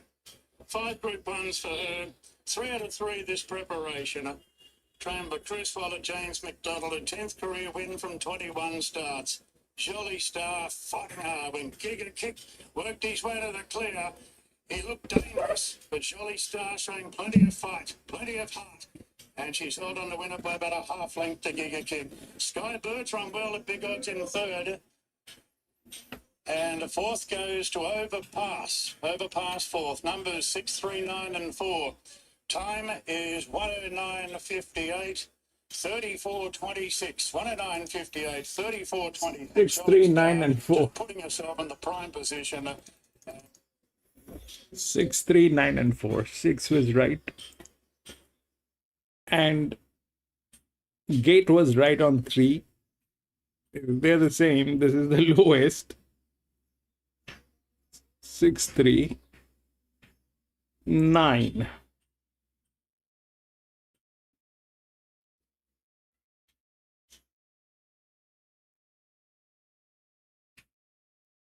And 4. That drop in glass. 6, 3, 9 and 4.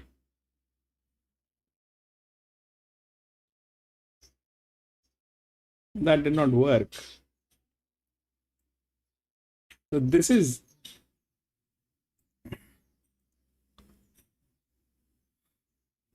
something that is something that works. If they are the same, then the lowest 6, 3,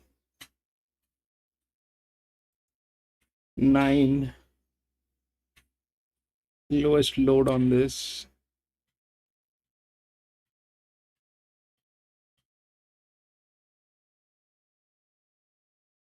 And that's the drop in class. So 7, 10 Tyrus is absolutely out of its wits.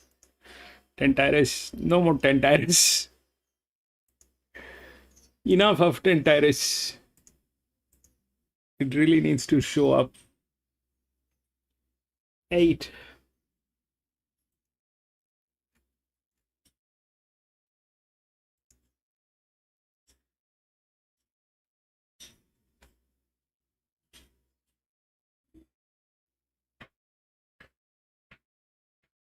No scratching, 16 horses.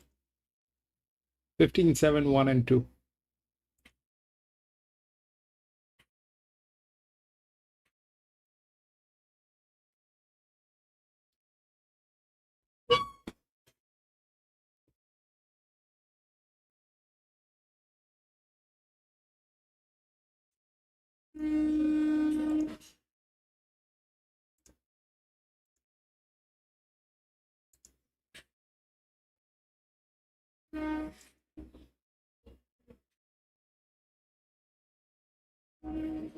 Yeah, so this is the one She's the alibi.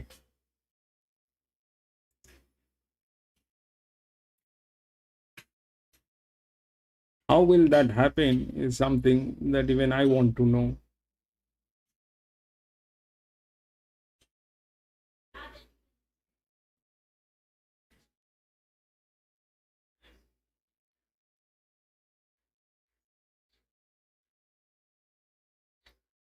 Definitely as a form line, but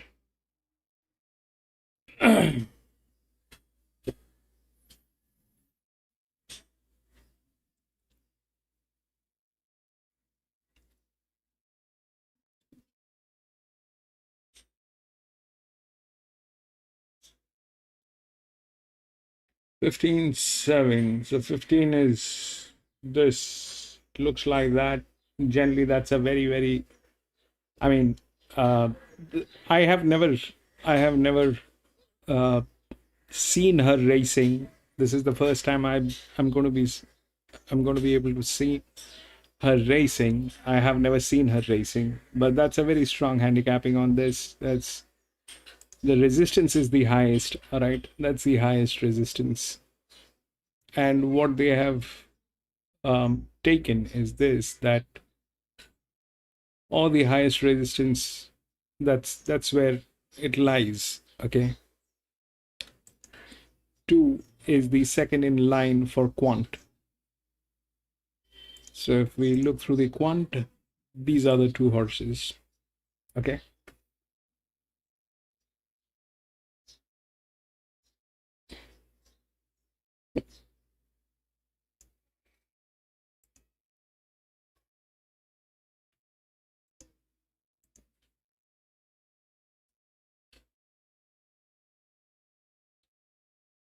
they're not in a form line, so God knows what will happen there.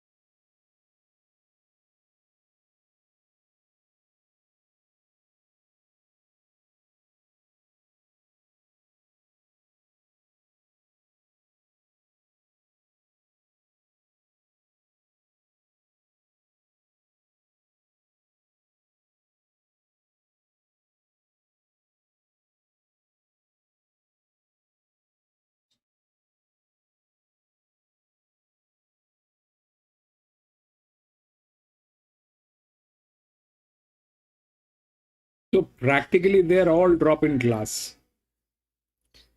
Practically they're all drop in class, and they have been dropped like nobody's business.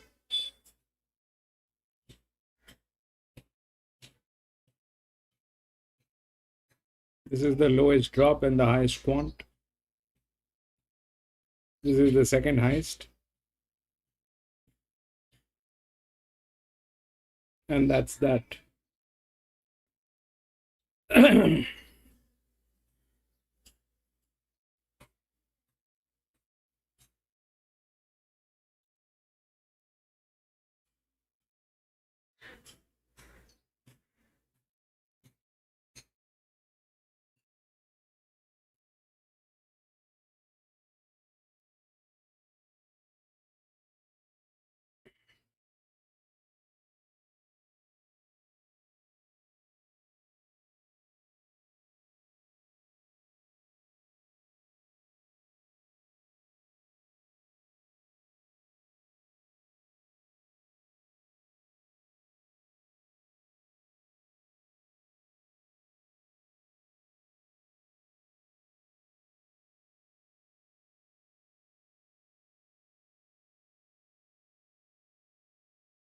What is the logic behind this 15? I don't know. It's a terrific horse. There's no doubt it is a terrific horse. At 54.5, that's the leverage it has. It's a huge leverage, which is there. But at the same time, there is a... I mean, if it wins, it wins. I'm going to be out of this one. I have taken a lot of hit today. I'm not going to get into it. But what are the things that might happen? So it's a 1600 meter, which is going to be a slowly run race. 1600 meter is a slowly run race. Now, if that is that, then this horse cannot be raved.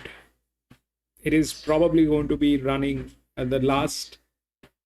If the jock is tight enough and if he knows what he is doing, then at the last 400 meter, if he presses the button, it might do something. But I'm going to be out because that's something that I will not get into. Not that I have done great today. I've missed out more or less everything. But I'm not going to get into it.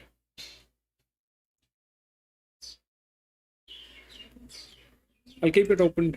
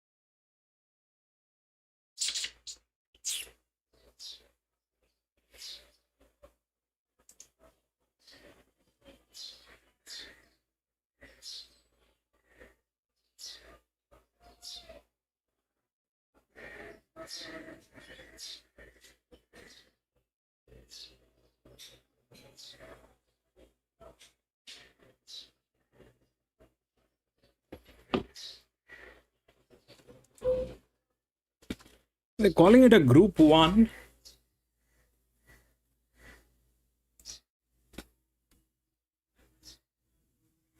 You see that?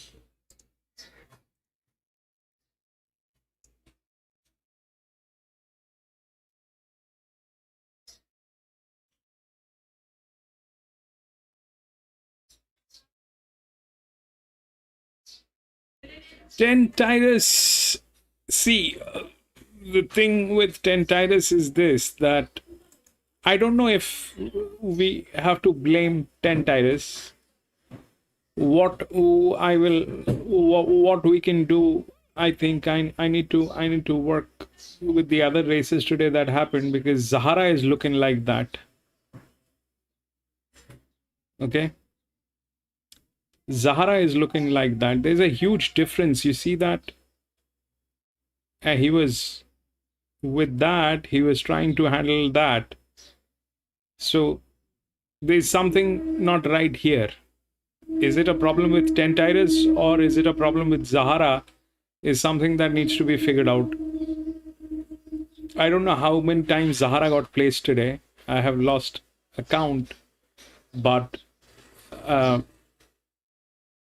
we know that this is not right. Okay, this is not right. I did not look into it. I thought just Zahara. So that was a bad match. The jockey was not the right match. If it is a pressure horse, you cannot be one of the green guys. That's very simple.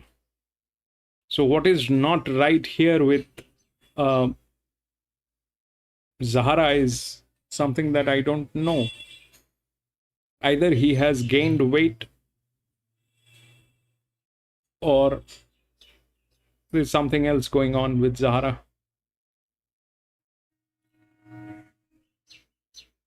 So whatever it is, it's too early to talk about him. There's a problem here. And with him or her, that is how he is looking.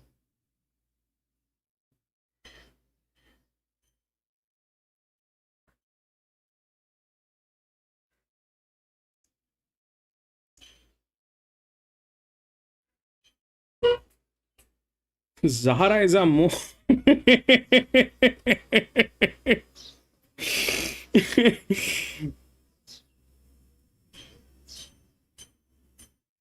yeah, I mean, we've seen that she the thing is, how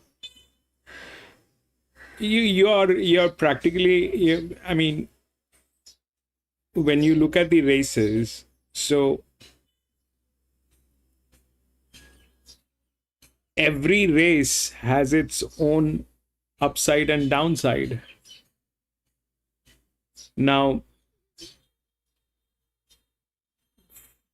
I mean, it's too early to talk about Tentyrus. Tentyrus was okay. It doesn't look like Tentyrus had a problem today. Everything is okay on Tentyrus. The leverage is okay. The traction is lower. If they are the same, then this is lower. The match is better. What the problem is here?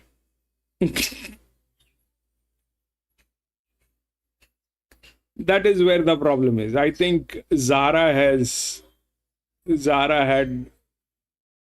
some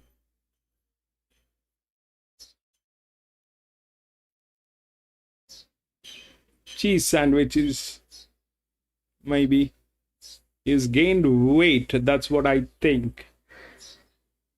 If he has gained weight, then that'll be a problem.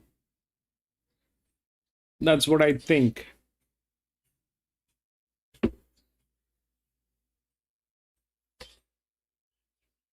But I don't this one I don't know. She's an alibi. This is, I mean, what kind of a race is this? Even I'm not understanding this. This thing is very strong. The match is not there. And you look at that. If that's that, then that's that. There's nothing else that we can do about it.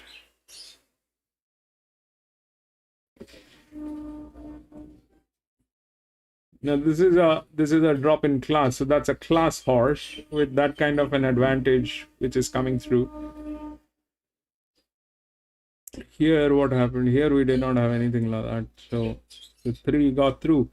Actually, gate was right on 3. Okay, if they are the same, I thought it is. I took my chances on the 2 as well, but technically speaking, it doesn't matter how good the match looks like, but when they are the same, then the lower load value is what you're looking at. The lower load value, that is 18, 15, and then it is 12. So 3 was the right one.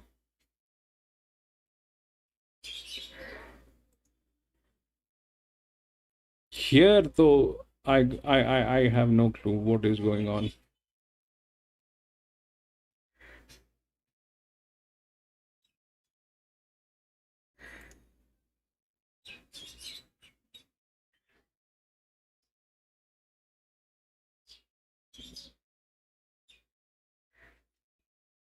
Gringot 1. Yes, it is a big step up. You see, that's the quant. That's the highest. That is the highest, all right? But what is good is this, that it came from the same class, okay? From the same class, it has the quant on that class. But that's one side of the story. The other side of the story is this, that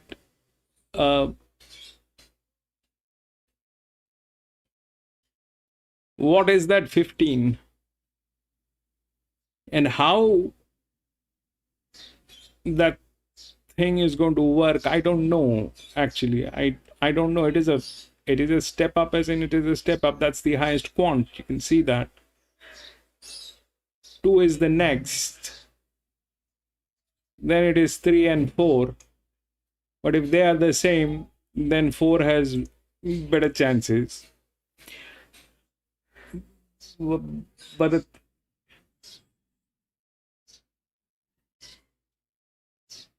But I don't understand this. A 54 with a drop went to 49 with that kind of a handicap. What are we talking about? What is this horse? I don't know.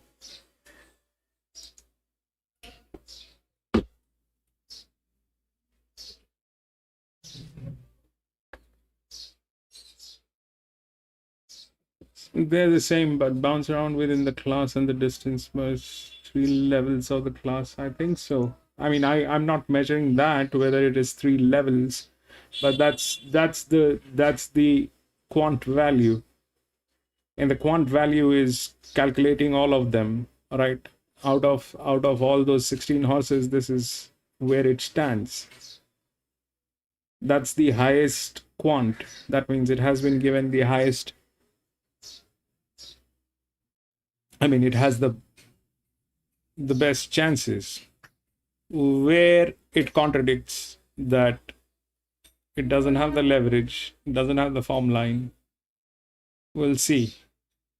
Where we have the leverage is this. But that went from 54 to 49.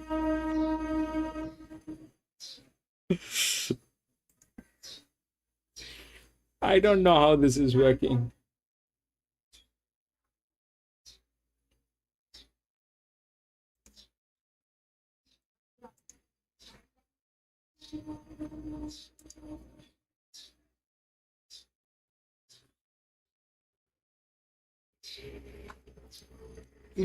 But I think there is some problem with Zahara today. There's some problem with Zahara. I don't know how many races actually he won today, but I mean,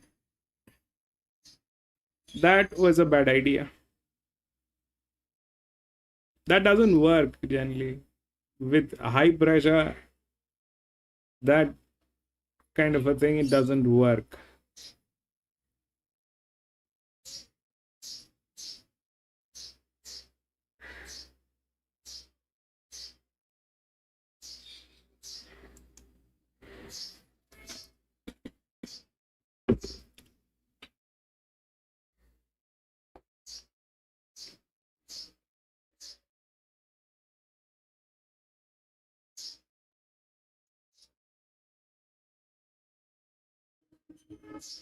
Okay, 1,000 to go. Merchant Lady keen to find the top on its lonesome now by 2 lengths to Rock Rider second. Having to let it go in the end. Another 2.5 away to Fortuneer third. The outside of Cordina fourth here.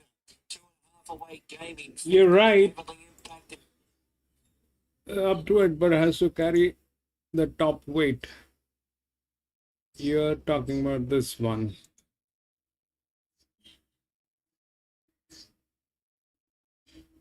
Yeah, but you see what happens is this, that the top weight, what the top weight is doing is pushing a lower pressure on this, which means that it is quite capable of handling, right?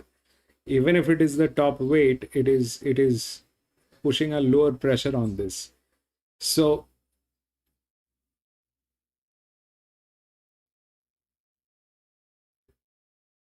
I mean, I have no say. I don't know how things are going to work. I don't know. That 15 I have never raced. She's an alibi. It was racing last week, I think, within the last couple of weeks, and I think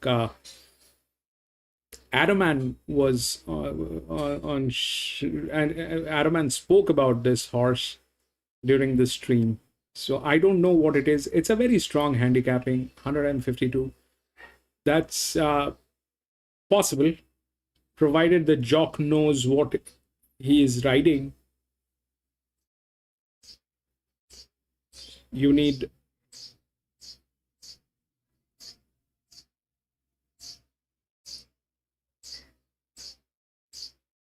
so that's, I mean,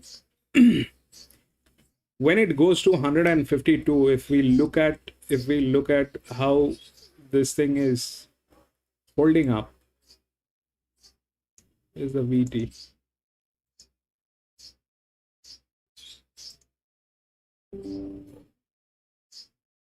And where are you?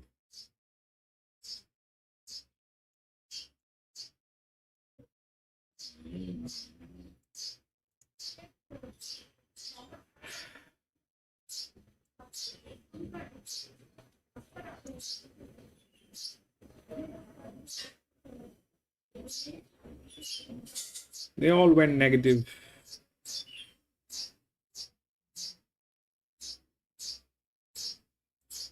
Four is where it starts. So I don't know if those things are possible.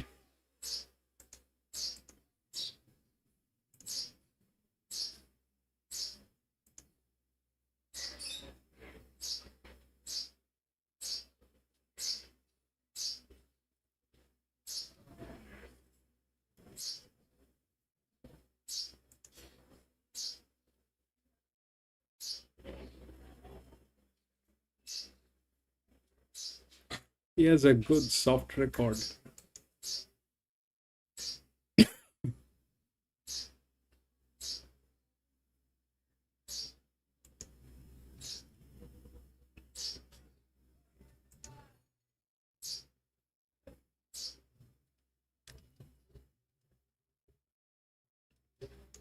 This is the Doncaster Mile.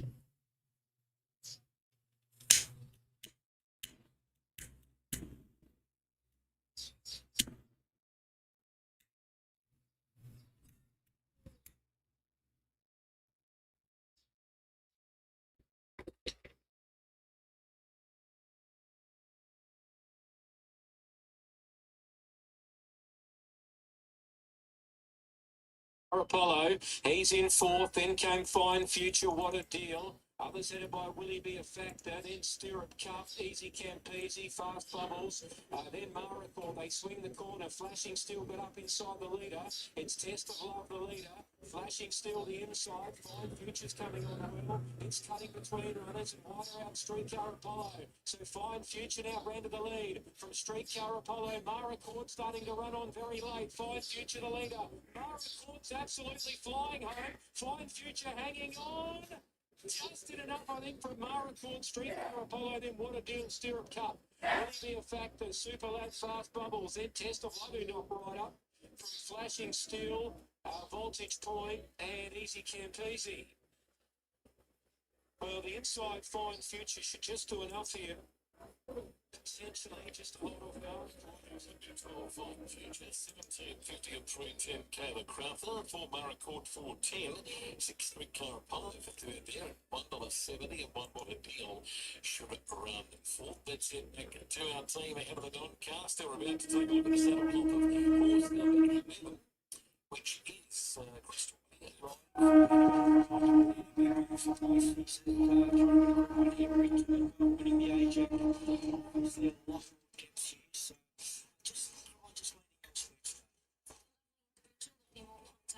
Race jumped on board. That run first time stopped him off beautifully. Like Winona Cost and riding for Ken and Casey Key. Group 3 winner last start, has speed, gets across here, and just doubt whether he's got the quality as a few others. Well, he'll be up there. He'll be there for a while. It's whether or not he can hold on. There's nothing wrong with his appearance. In number 13, Alicia Collin, Gary Portelli. He has his moments. Very good in the Canterbury Stakes first up. It's behind Jolie Star. Then probably not suited or weight for age last start. So I could run better than the market suggests. Yeah, he's trimmed up with each run. He's one of those little pudding type of fellas that he's trimmed up and looking great actually.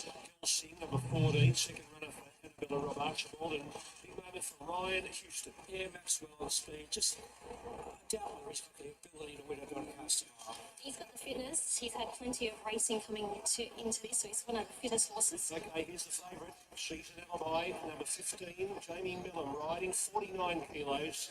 Peter Moody and Catherine Gold. Well, she's the new girl on the block. Does have that real X factor. Obvious favourite looking at her last win. Just has to do it again for mine, but she's handling the big occasion well here. She did this last time. She handled the atmosphere so well. She's very professional and lightly raced. She's just heading in the right direction. If you're on her, I'm not going to fold her from the yard. She's looking great again. And 60s, number 16 from Barrier 16. Rachel King for Chris Waller. Yeah, in a faster race today, certainly going to suit. If she's find the right back to follow, this could be a big day for Rachel, and she's got chances in the next 2 Group 1s. Yeah, and he's perfect again. He was never going to be beaten off his yard last start. There's a few others that he meets here that are quite handy, but just off his appearance again, I wouldn't say no. Corey will get an odds on favourite, but is it more open than anything else? I think it is a lot more open race and what they've narrowed it down to, like a $1.95 favourite. But I put her on top. I was probably a little bit harsh on the last time out. That's the first time that I've really seen her in the yard. I reckon she's trained on again. The coats come on again. Like Chantel said, she handled the parade every bit as good as what she did last time out.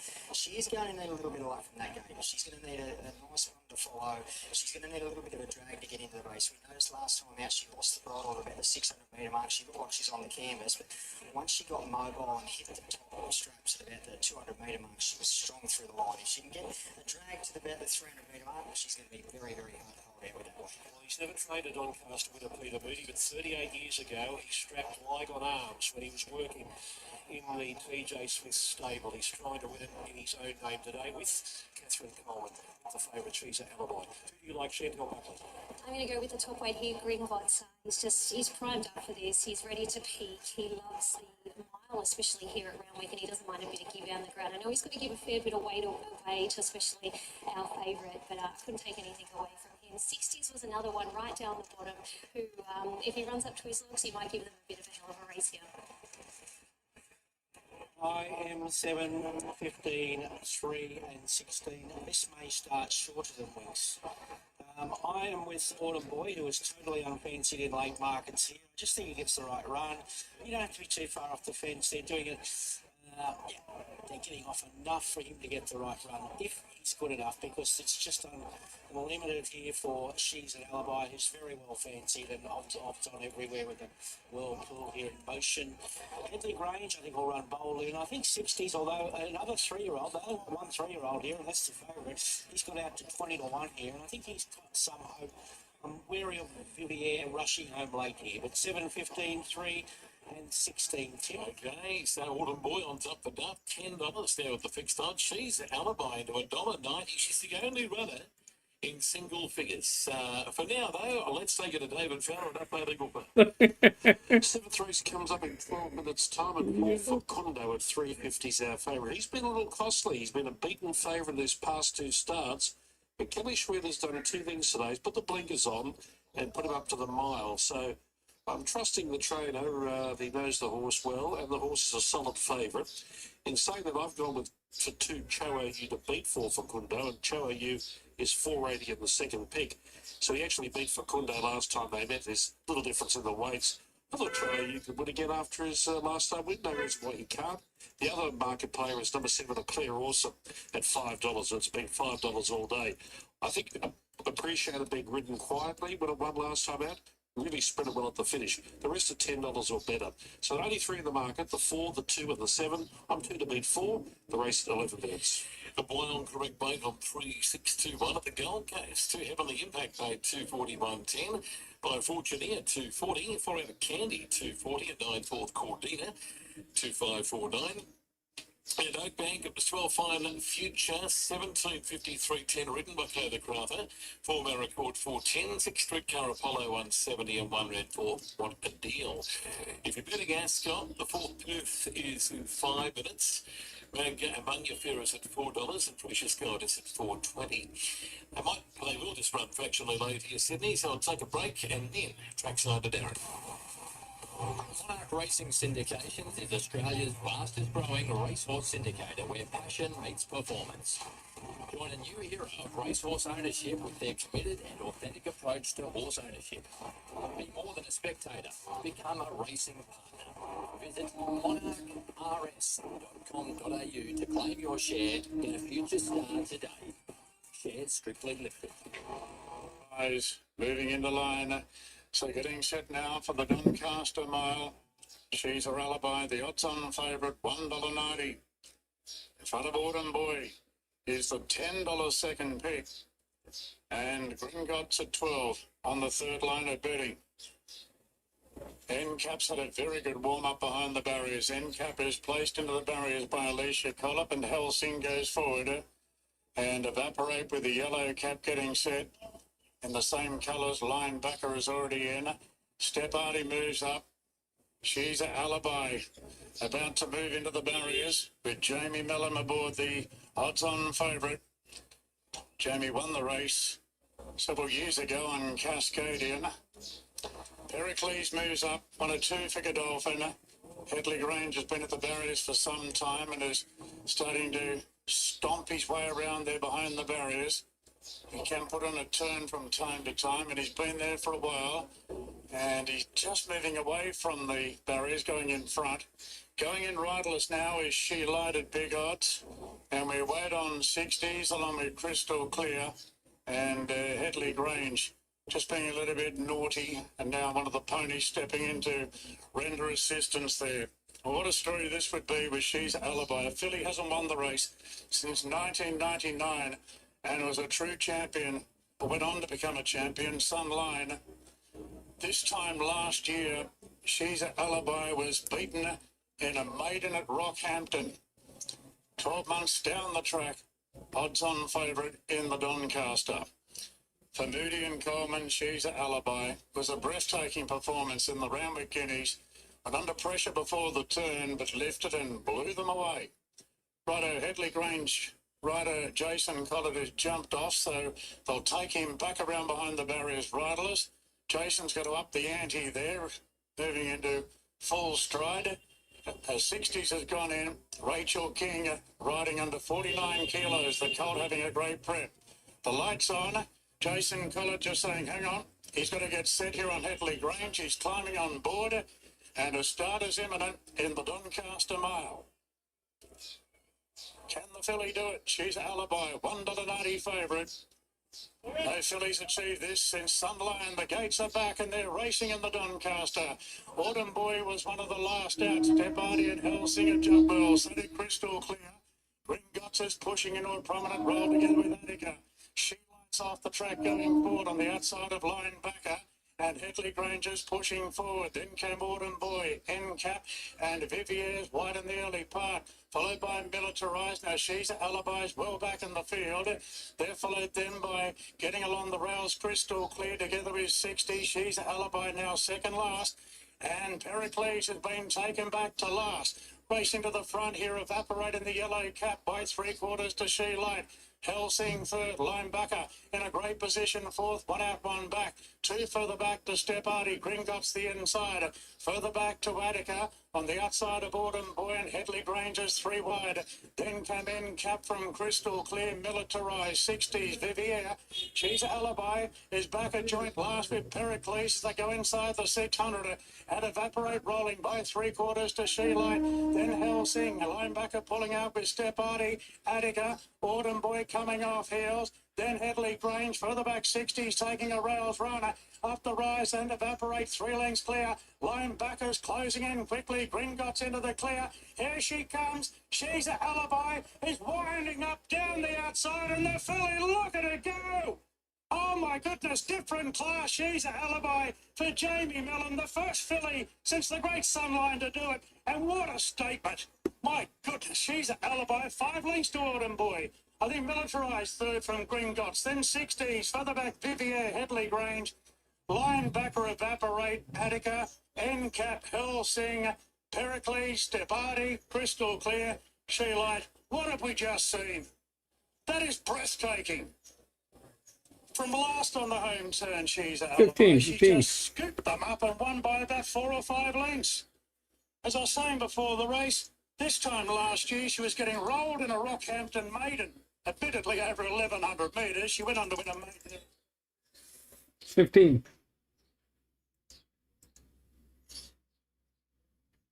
Fifteen and 7, I think.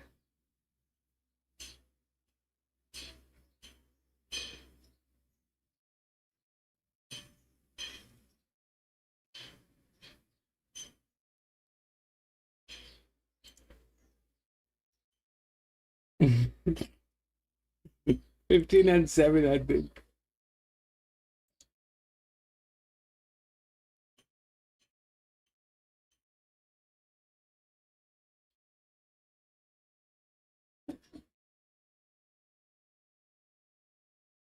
Check the numbers.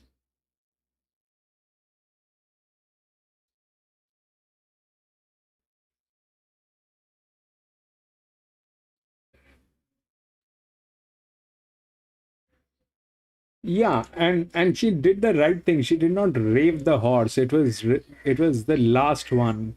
So the strategy was right on this horse, that you pull it up at the last moment. That was the right move. That was the right move.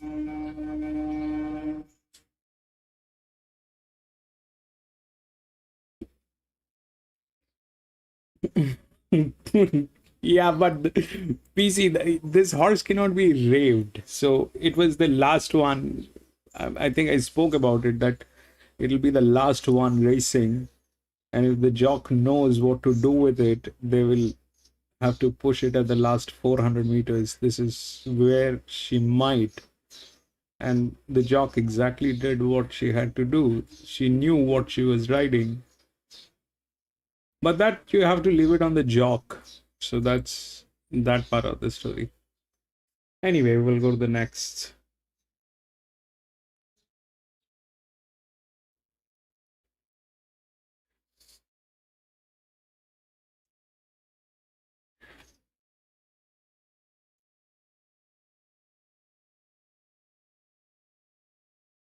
No scratching.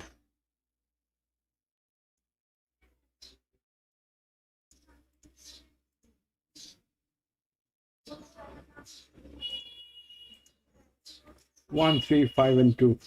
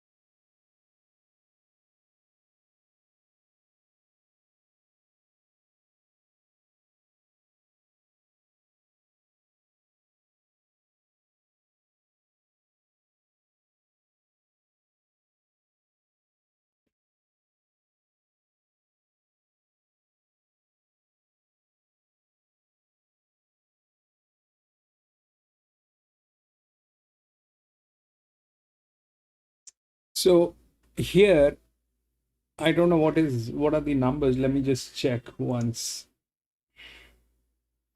15, 7, 6, and 1.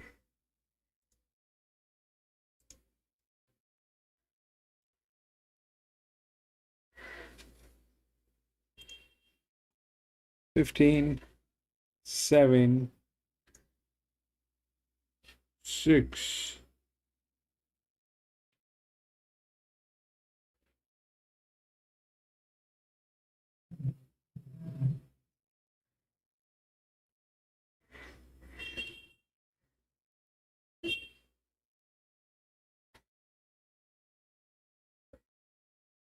And 1.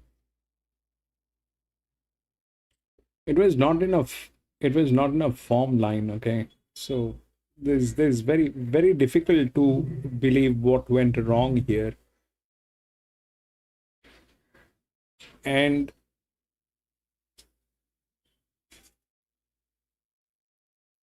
they were all dropped.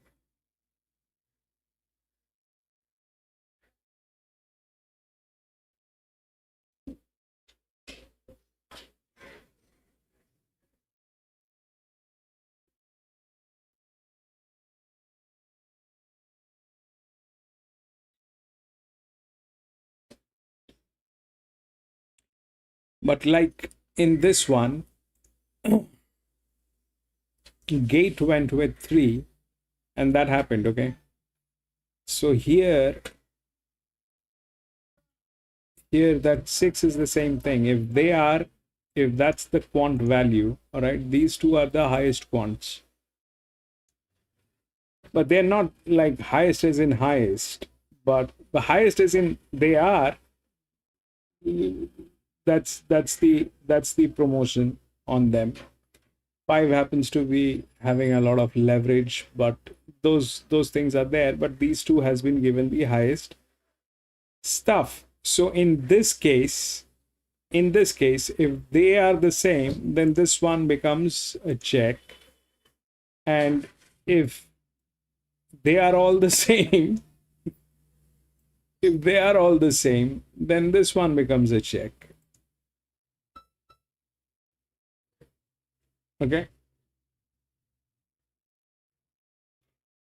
now the thing is this, that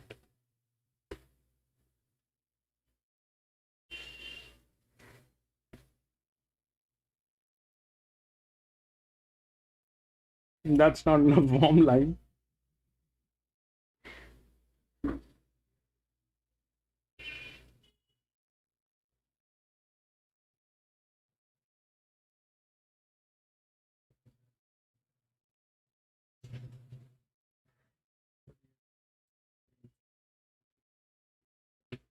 On 56.5, 6 is a check.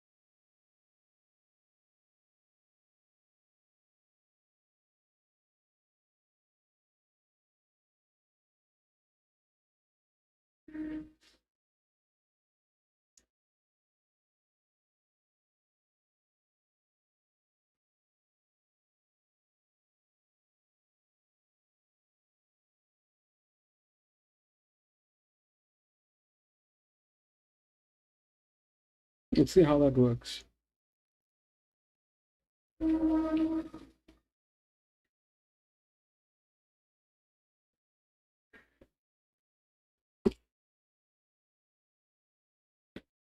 I think PC, I think, what they do is they follow the pattern, PC. So like in this case, it is supposed to be back, all right? Like in this case, it is supposed to be back. Now, what happens when you are back? And what is the myth? So to stay in the back and cover the 400 meters at the last mile, you need two things. One is the form line, and then definitely you have to be a linear. You need to be a linear. So you have to have the form line, and then you have to be a linear. Now, the thing is this, that what happens when people start racing front? So when you race the front runners, all right, the front runners usually are the low pressure horses. If they are running front, they will come in, they will get a place, all right.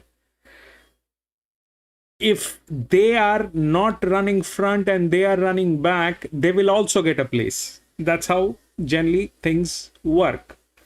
But for them, it is very delicate. They are very delicate, so they need to be tackled like that. But I think what happens with the jocks is they follow the pattern that you need to run back, but they do not have the numbers to refer to. For example, like if this horse runs back, okay, if this horse runs back, it doesn't have the form line, it is like that, what at the most it will do? So if the jockey decides that I will run back and I will cover the last 400 meter, you do not have the form line, plus there are linears up here. You can't do that. So what they do, I think they make the mistake. They try to copy, what I think is they try to copy from each other. They think, all right, here, this jock decided to run after the 400 meters and he was lying back. So I will use that tactics. But what goes wrong is this horse doesn't have the same numbers as this one. So I think that is where the problem is, PC. You're right. You're right. If that's the pace, okay, that's the pace. Your pressure is the pace. If you do not have the pace, then if you are running, let's say you have the pace and you run front, what will happen? You will go out of gas. So the strategy is very simple, that you keep it low and bring it home at the last 400 meters. That's the pace. That's how the pace works.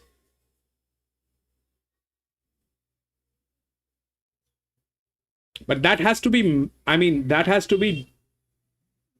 judged by the jock. If the jock is moron,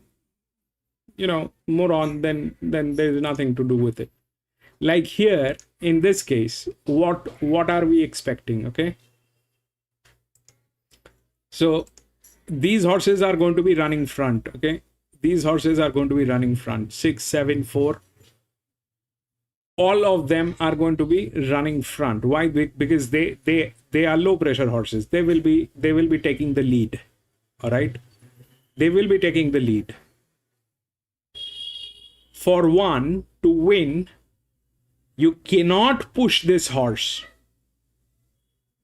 You cannot. This is going to be exactly the same thing as this one. All right.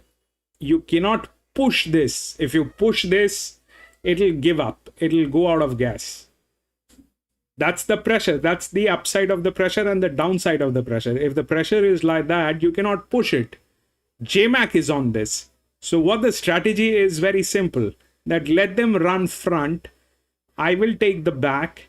At the 400 meter, I will push the horse.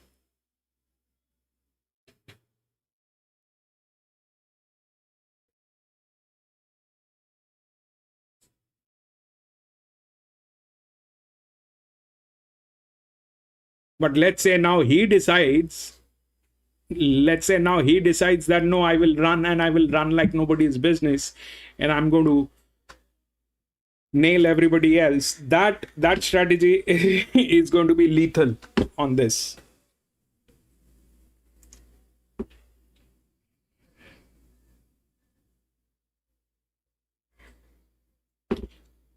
It's a day like that.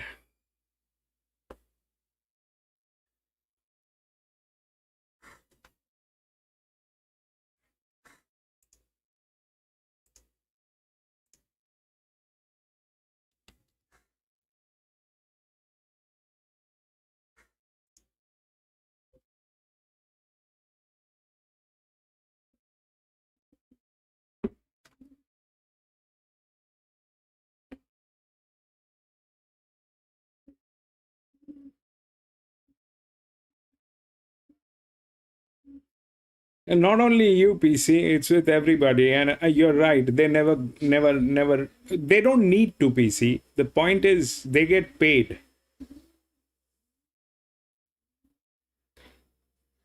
Autumn Glow is which one? You've already done that. 7. Autumn Glow is 7. So if you look at the race replay, you will know where things went wrong and where things went right. 7 was pushed. All right. 7 was pushed. 7 was pushed and it gave up on gas. 7 was pushed. The match was better. But 7 was pushed. If you look at the race replay, what happened with this one is this, that it got pushed. The jog decided to make it run front. What happened is it gave up on gas. And 15 was lying back. The jog decided not to push the horse until and unless it reaches the 400 meter marker. Last 400, the last bend. And she did that and then she showed her color. This, if you, just go back and check how the race happened, how it unfolded. Is this that, it was pushed. The 7 got pushed. The 7 was racing about within the first top 3. That's not how you push this horse. This is for them. If you push it, then it's upside down. You're losing a winning horse. And why he decided to do that is probably because it is not in a form line. He thought, I'll take a lead and maybe I'll win.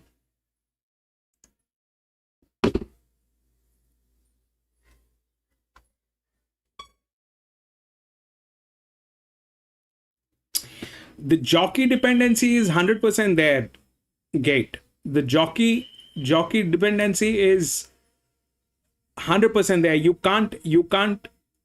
can't ignore the fact.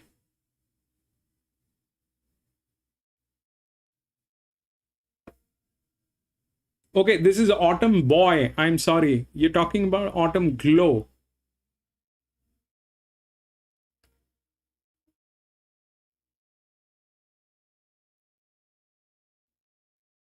I don't know, Dawes. I need to have those numbers together so that I can check.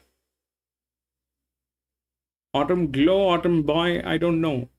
But point is this, that you can't, like this one, you can't rave this. What are you supposed to do with this? You're supposed to wait for the last 400 meters. You push it, it'll go. You push it, it'll go.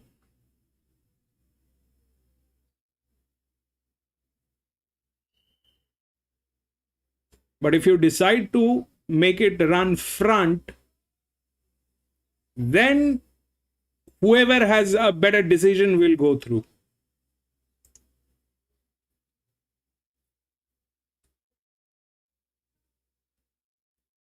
Jimmy, thank you so much for being here, my friend. I'll see you next week.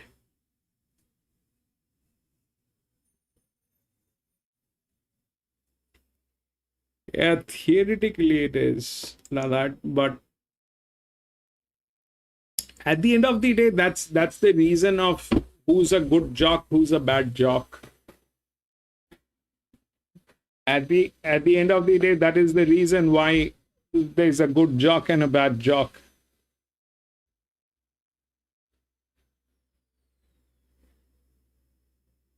Clock split.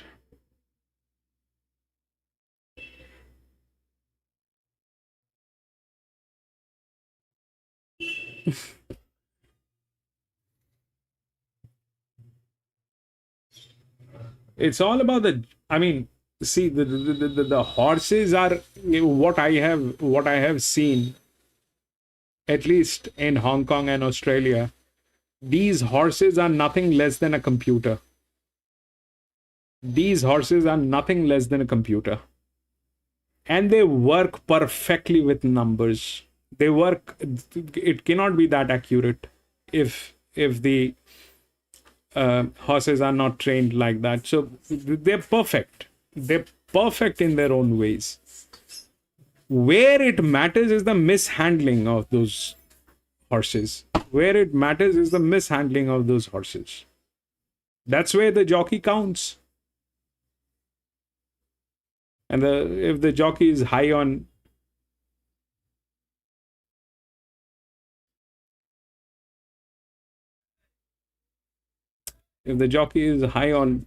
something, then God help it. Storm Depot is which one? 5. Yeah, the 5 probably is there. We'll see. The 5 has a better match than 1 for sure. But the form line. 56 is pushing 117. 56 is pushing 177. So definitely this is a better horse. 5 is a better one. But with that pressure, what needs to happen is this needs to come from the back. And these are going to be the front runners. We'll see how that works. He's on the advance. PC, you're crazy, man.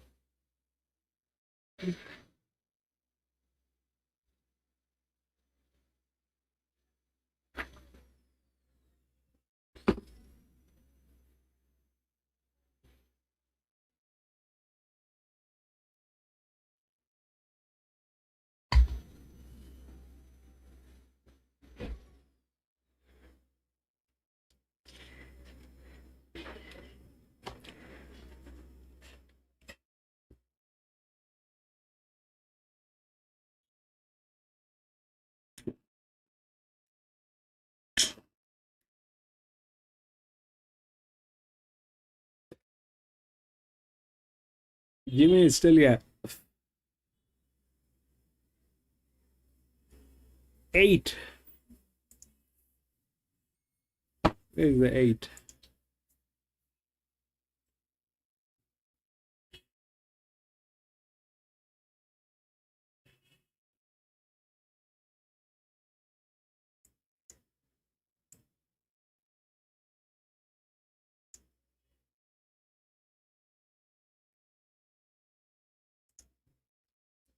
Better than 2, better than 10.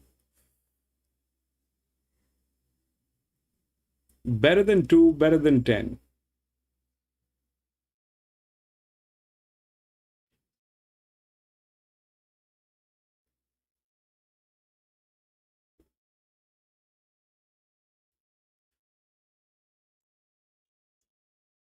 They're the same quant value, okay? That's the lowest. With a breather.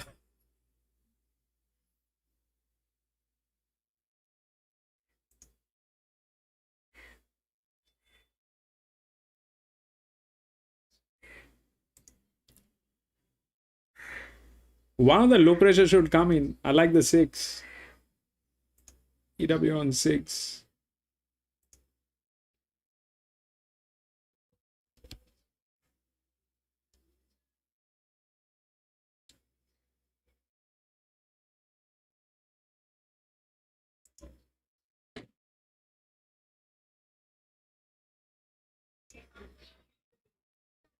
Seven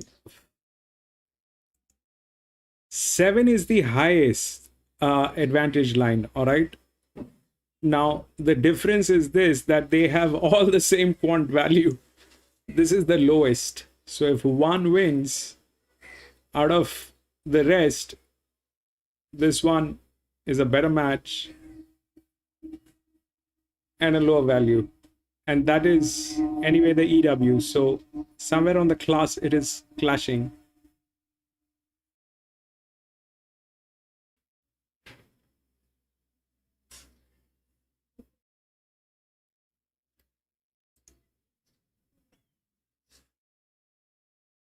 $11 Oak Bank. 11 is this one.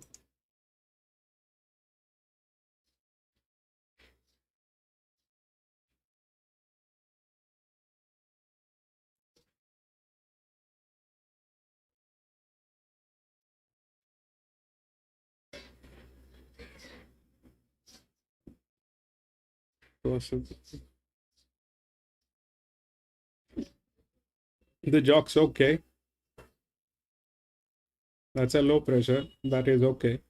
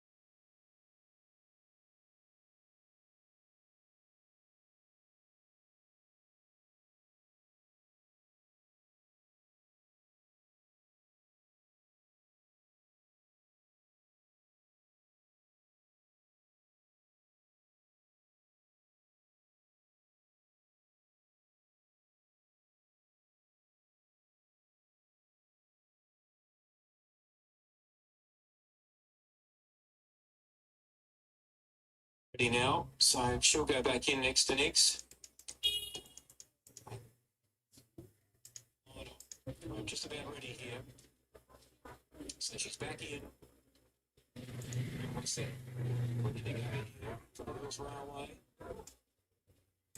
Light legs.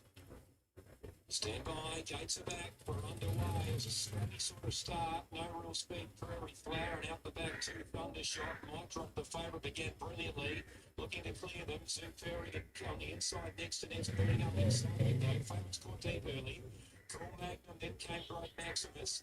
Midfield the inside Caravans from Winning Revolution. Further back in the field, Don't Rush around Prairie Flower, then Nick Healy. And then Jenny Any Dodds and last is Thundershock. So next to Nix was able to hold them out the inside, led the way down the hill.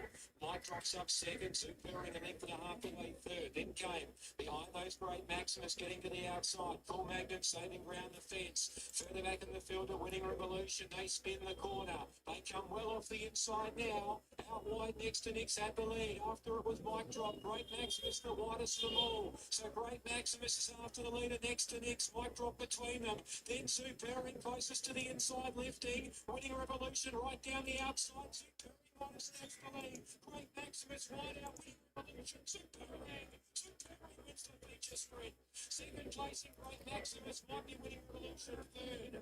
Hold on to your tickets though. Closest up on the inside of it next to next. Coda Healy in front. The shot Ray Brown.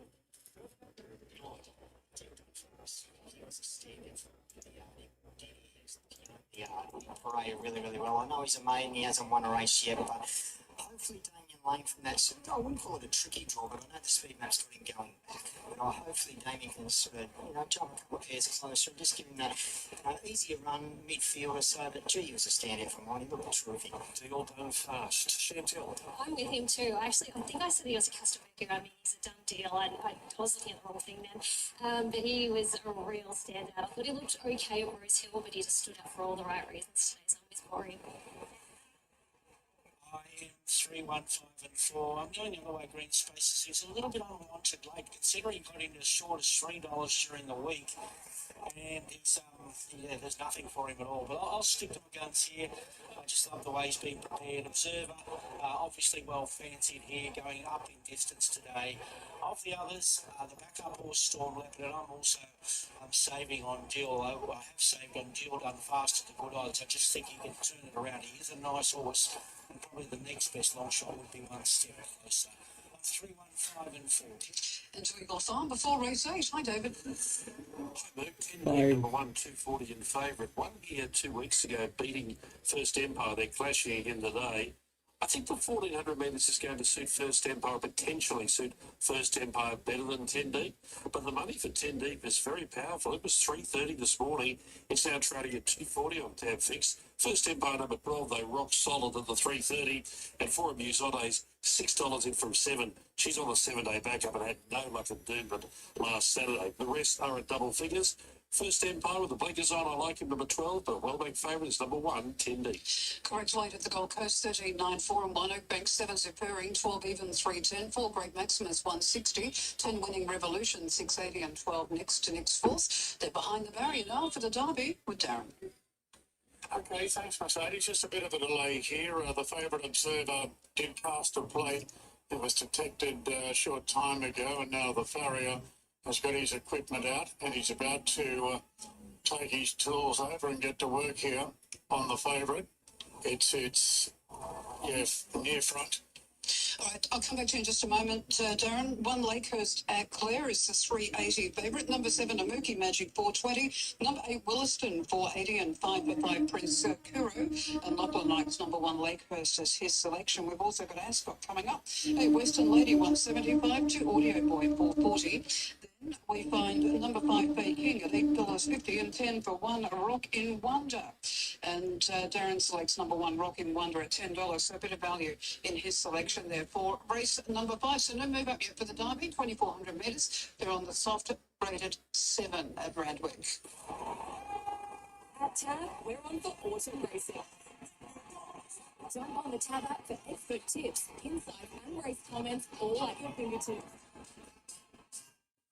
Follow your favourite Sky Racing tipsters and get the lowdown from racing and sports. Now that's something to shout about. What's gambling really costing you? For free and confidential support, visit gamblinghelponline.org.au. They'll begin the move up soon at Randwick for the Derby, but in the meantime at the MCG, Port Power 5-7-37 to the Tigers 2-4-16, and so just coming to the end of the second quarter. At Oak Bank 7, 4, 10 and 12, all we need is correct weight or otherwise. It is through a while after race 7, 9, 4, 3 and 2.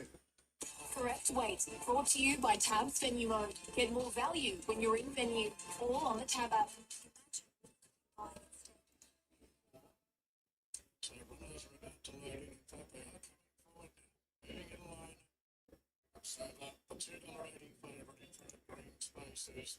And a Storm Leopard starting to tighten up. Botalic Stakes winner. And Road to Paris, the New Zealand Derby winner, at $10. Zach Purton in the saddle. Roger James has won 7 New Zealand derbies, looking for his first Australian derby. 3-year-old gelding by Circus Maximus, Road to Paris. The green space is coming up with Observer, and Victoria's Spirit will be the last to move in. So observer being led up into the barriers there, drawn one from the outside with the blue cap on, green spaces, has the white, and they're still working on green spaces. It's about to move in now, and it slides into line, green spaces. So Rachel King and Victoria's Spirit now is the last to move in. So we're ready to run in the Australian Derby of 2026. Observer the warm favourite, and we're set to go. Stand by for a break. Off in the Derby, and last out of the gates was Deal Done Fast there in the pale blue jacket, and Federalist is Jump Well, looking for the lead from Storm Leopard. Being sent forward is Victoria's Spirit together with Observer and Bing Eye right there, and pushing through along the inside running rail in the early part is Storm Leopard trying to hold a few out. Just behind them now is KJ as they turn out of the straight, and making some ground is Deal Done Fast. It's got about 5 behind it early, one step closer. Are You Kidding on the inside of Road to Paris? Then came Savvy Santa, and right back to last now is Deal Done Fast, and just a little bit worse than midfield is Designation. So Observer the favourite taken to the front by McDonald, and leads by a length and a half on Victoria's Spirit. Storm Leopard gets a great spot third on the back of the speed, 2 after Bing Eye fourth. Then Federalist on the inside of green spaces. Further back to KJ, then Designation. Are You Kidding from one step closer? The New Zealand Derby winner Road to Paris is back third last from Savvy Santa, and Deal Done Fast is back at the rear of the field. McDonald staying well off the fence, and Observer as they roll down the back, and Observer's a comfortable leader by a length and a half on Storm Leopard on the inside of Victoria's Spirit. 2 further back then to Bing Eye. Half the inside to Federalist, followed by Green Spaces, is really reluctant to run. Put to sleep there, Green Spaces. On the outside of KJ, then Designation, further back to Are You Kidding? From one step closer, 2 further back to Savvy Santa, half the outside to Road to Paris. Last in the Derby, as they race down the side is Deal Done Fast. So it's the favourite on top here, Observer. By half length down, Victoria's Spirit. Storm Leopard on the back of the speed. Designation, the roughie takes off going to fourth. In front of Bing Eye, Green Spaces, whips up on the outside with a free ride home. Over on the inside is KJ as Federalist is under pressure. One step closer, gets going from Are You Kidding? Then Savvy Santa, Road to Paris. And last of all is Deal Done Fast. They turn for home, and Storm Leopard's got up on the inside of Observer. And Storm Leopard race to a narrow lead from Observer. Then Designation, Green Spaces down the outside, and further back to one step closer. Storm Leopard shows the way. Green Spaces moved up quickly. Green Spaces takes the lead narrowly now from Storm Leopard. They're 2 lengths clear from Designation, but Green Spaces sent clear in the Derby, and that's a big win. Green Spaces beats the roughie Designation. Storm Leopard third. Thundering home on the inside was KJ from Observer. Followed them by one step closer. A good gap back in the field to Deal Done Fast, Victoria's Spirit, Road to Paris, Savvy Santa, Are You Kidding? Bing Eye, and Federalist was last in. Bjorn Baker's won the Derby, with Green Spaces capping off a brilliant day for Rachel King in the saddle with a riding treble, and Bjorn Baker really sabring the moment. A race his dad's won on several occasions. The last time here was with Mongolian Khan back in 2015. The great It's a Done Deal. And Bjorn Baker getting his big piece of history today, winning the ATC Australian Derby with Green Spaces, paying $4.80 and $1.65. Designation has run second at Cricket Score odds, paying $22.50 a place. And Storm Leopard, who pinched that inside run underneath Observer turning for home. Storm Leopard paying $1.40. Fourth goes to KJ. KJ cut the favourite out of fourth. So it'll be a pretty decent first 4. Numbers 3, 13, 5 and 10. Observer fifth. And next in was one step closer. They've run the time at 2:32.84. 36.36 the last 600 metres. And that's put in a peak finish. 3, 13, 5 and 10. 3.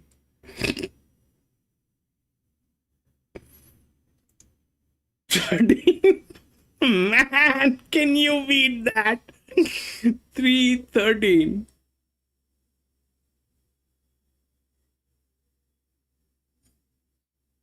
5. So the 13 actually beat the 5. You see that? Speed 13, 5, and 10. Is that monkey? 10.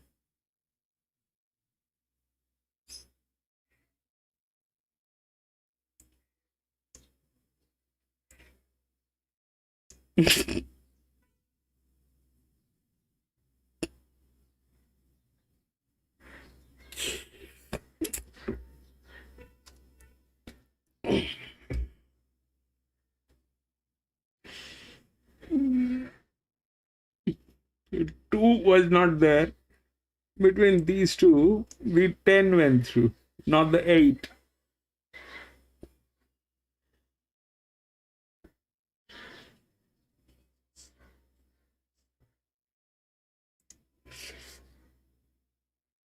Three.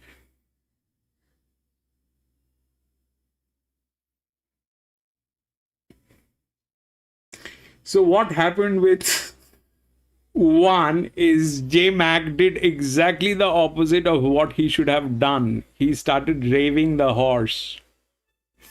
That is what happened.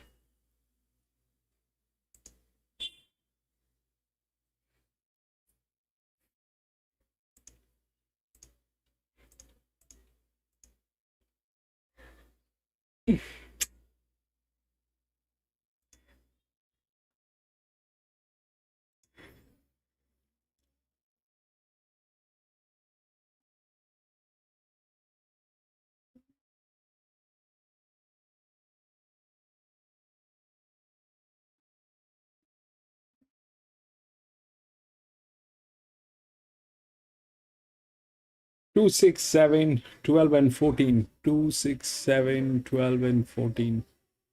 All scratched.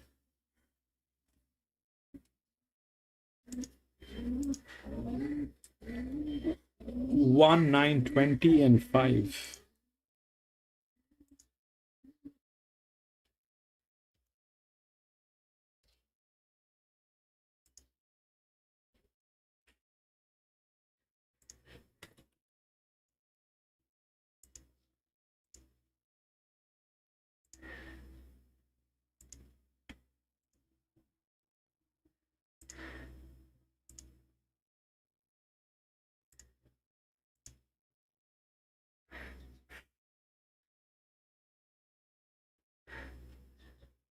It's a group 3.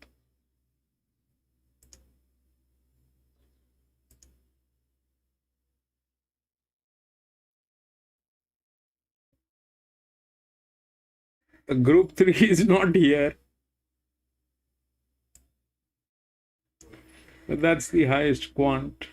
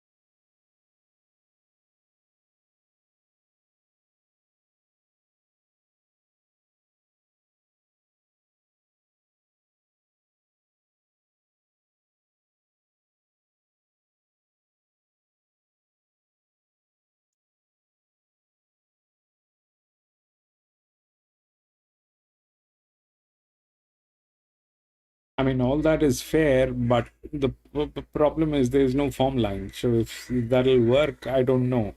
It's so let's understand what's going on. That's the highest quant, okay? So that thing has been given the highest priority to win, as in what it was carrying, where it has gone, what is the leverage, what happens at this distance, all that calculated. That's the thing, and that's how it looks like. So that's the highest quant, all right?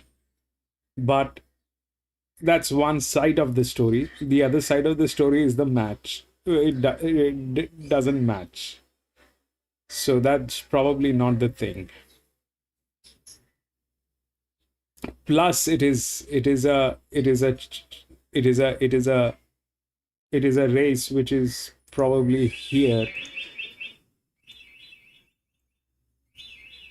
It is a race which is probably here. And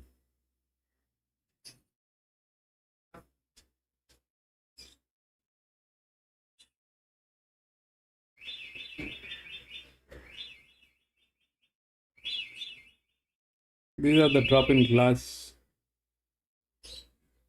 Then here are the challenges.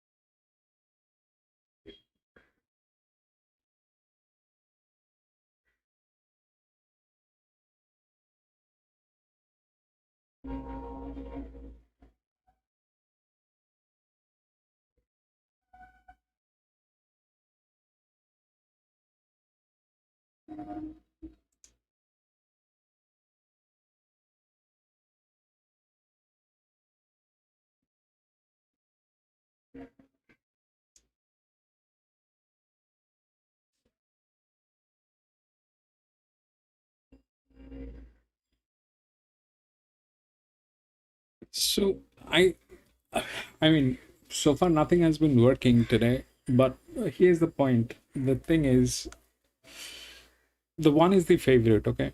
But what is one? One is the highest quant. That's what one is. It has been pushed to get into that position. That's the struggle. 53, all right? That's the thing which is there. That's a 53 and a half. The struggle is much lesser on the others, but they're drop in class. So, like these two are the so that's that. Now, this one is not a match. This one is, but it doesn't have a form line. Then we go down. Then it is okay, highest here, 13, which is okay. But to talk to that, then we have this. But that's a very wide gate over a 1200 meter.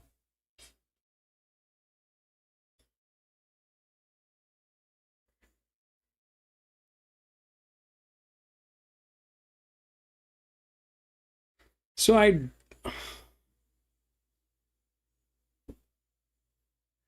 largest lowest 3-1.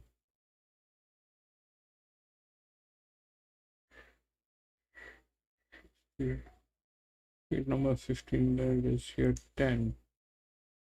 So if that is that, then this becomes lower.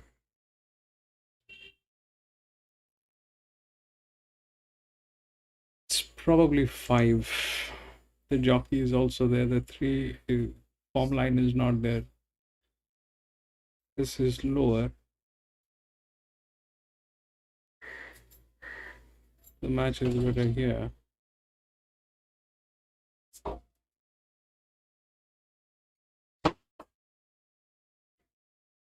The form line is missing. 5 EW maybe. 5 EW maybe.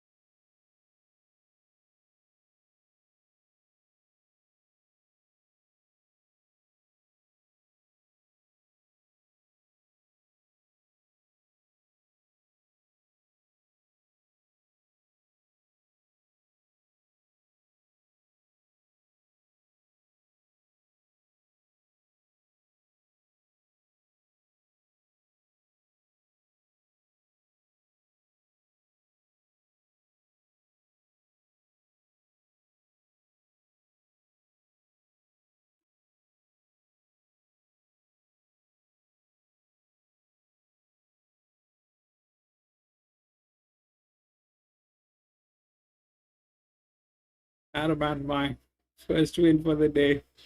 At least you have something, Adaman.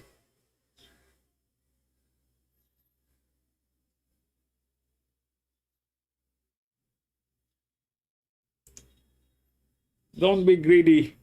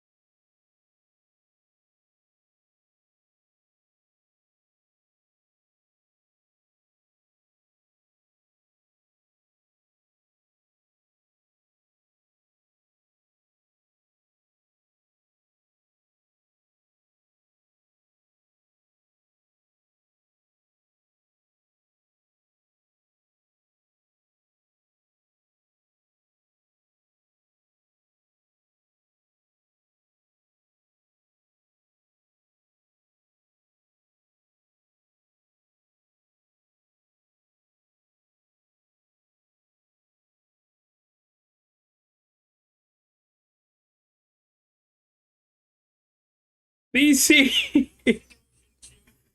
thank you for doing that, my friend.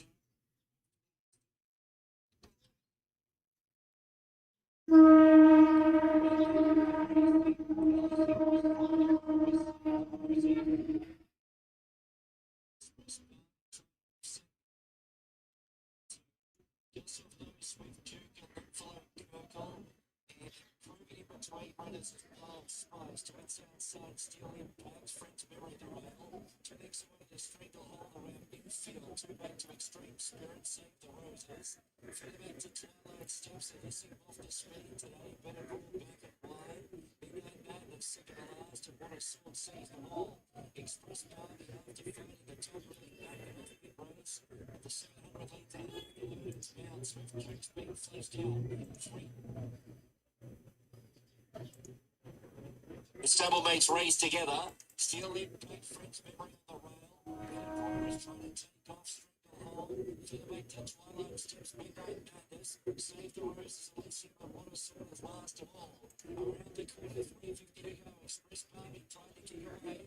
Promoted its mount, Swift Juke is still there. Curgle, French memory, Strangle Hole, Lighter is better draw. 150 to go. Express Party in front. Strangle Hole, Curgle, Strangle Hole to bounce. Strangle Hole right to the top lane. Strangle Hole beats. A camera leaders bound. A scatter draws. Another 4 Express Party is Curgle. Further back to Twilight Steps. The next team was the sword. It's my life. Save the Roses. Behind those with sound spice and extreme spirit towards the tail end. Steel impact. Swift to the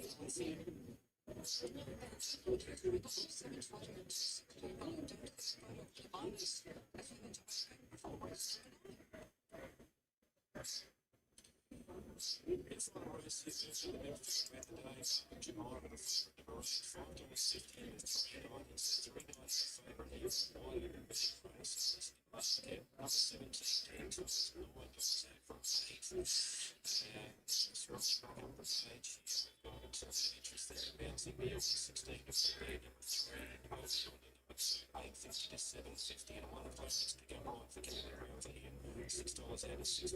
Look, I've gone the way of number 8 here, which is tomorrow. I think she's the one to beat. It's starting with Jahanga, number 7, if you're looking for roughing in the last year. I think Jahanga can improve if you try it. They will recently, I think, outside Gate, I think they'll go forward, try and offset that. I think everyone else has last year, Jahanga which way, but I've gone with the favourite Barbara tomorrow. So there you go. The Gold Coast 2, 3, 20 and 5. So 2 Strangle Hole, that returns 7, 20, 260. 3 Beaches Wall, 30, 90 space. 20 Odin's North, 265 Express Park. A 50 Band of Lion, 3 Costina. 770, 3 Line Ocean Chill, 180. 11 bonus, Service 530. On number 4, Bold and Blazing. A 3 Dragon of the Art.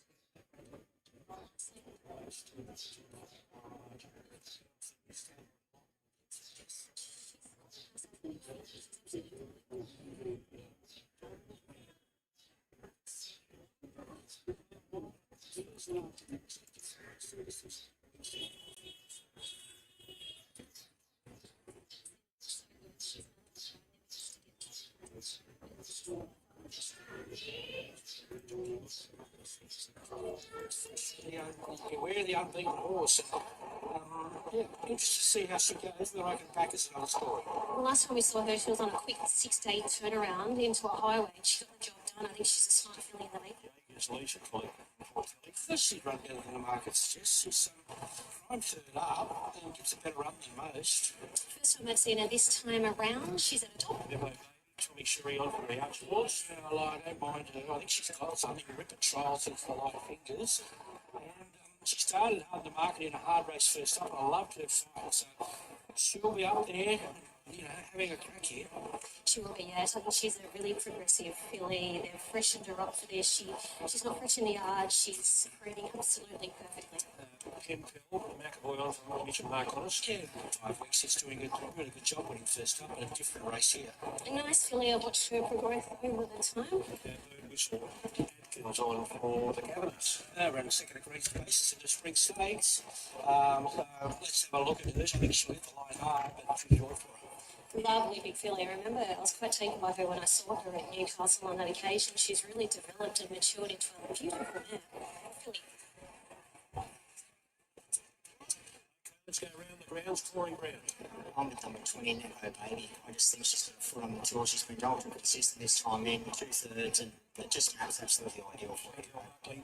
Plaintiff for me, I fell in love with her last campaign. I'm going to follow her all the way through. 9, 10, 21. I'm with number 9. 9, 10 and 21 for Ron as we head to David at Eagle Farm. Interesting race. Several key runners are resuming, so market all important here. And number 1, Spanish Treasure, and 2, Brave Monarch. They're at 320 and 370. They've both been firmers from their morning prices, so obviously a tip for both of them, and they're both well above average 3-year-olds.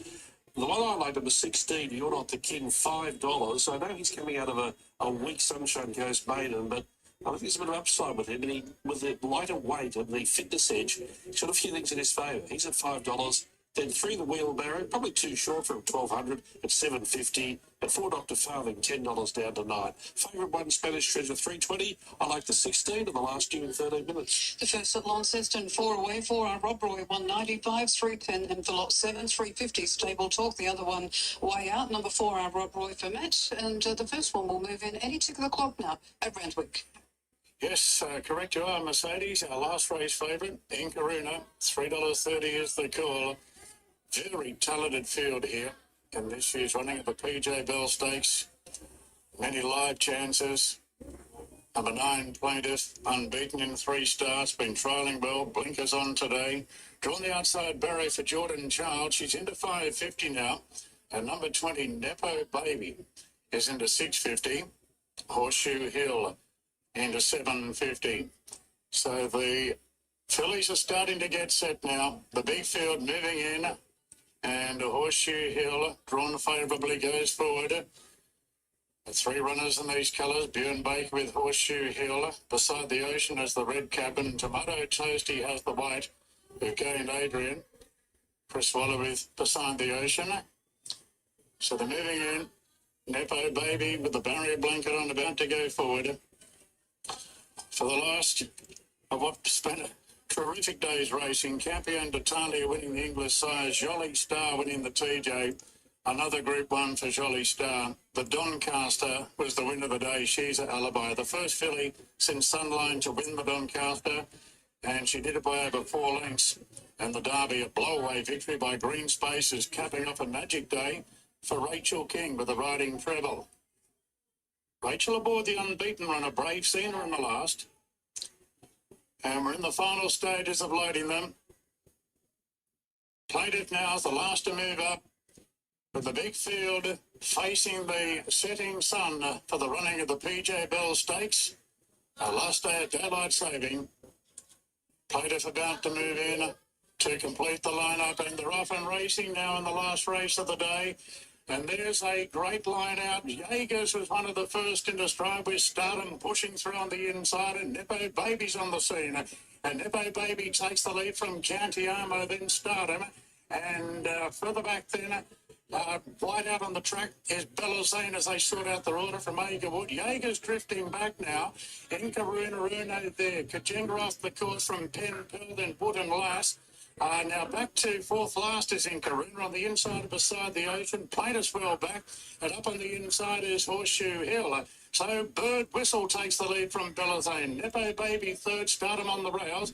Ono out deep. Followed then by Agerwood, Cantiamo in the middle of the ruck. Tomato Toasty there in the white cap as they turn for home. The big field is coming up the rise now, and the PJ Bell and Nepo Baby takes the lead and draws a length clear from Stardom. Bellazine, they're followed by Bird Whistle running on. Plaintiff down the outside, coming with a good run. Nepo Baby all out. Plaintiff on the outside. Nepo Baby being tackled by Plaintiff. From the outside draw there, well, that's a big win. Plaintiff wins the PJ. Nepo Baby or Tomato Toasty.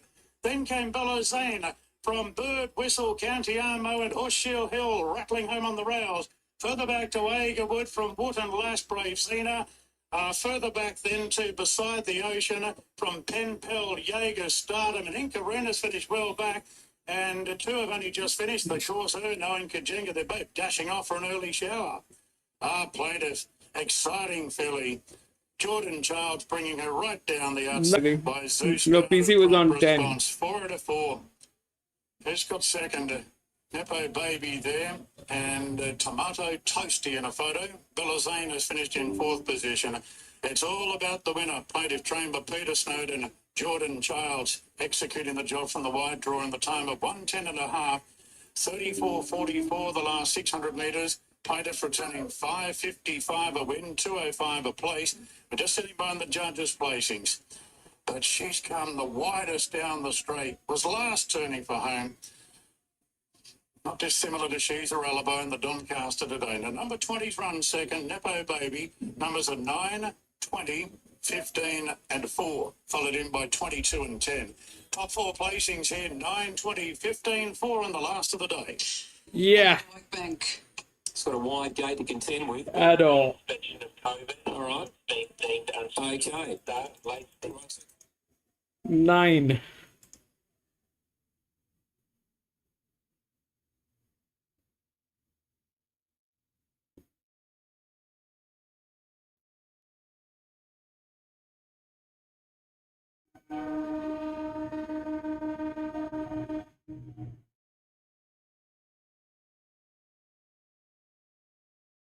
Nine, 20, 15. Where is that 15? 15. And 4.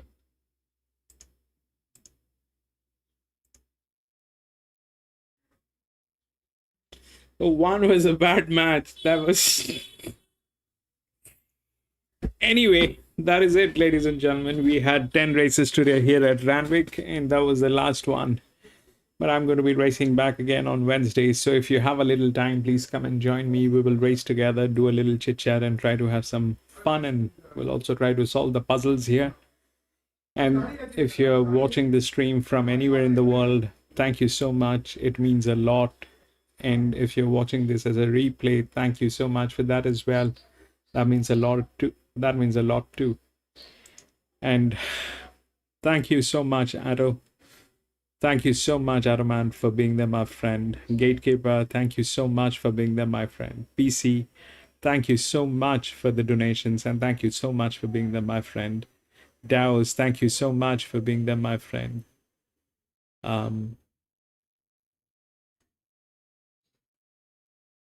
Gate, thank you so much for being there, my friend. Frank, thank you so much for being there, my friend. Jimmy, thank you so much for being there, my friend. Lee, thank you so much for being there, my friend.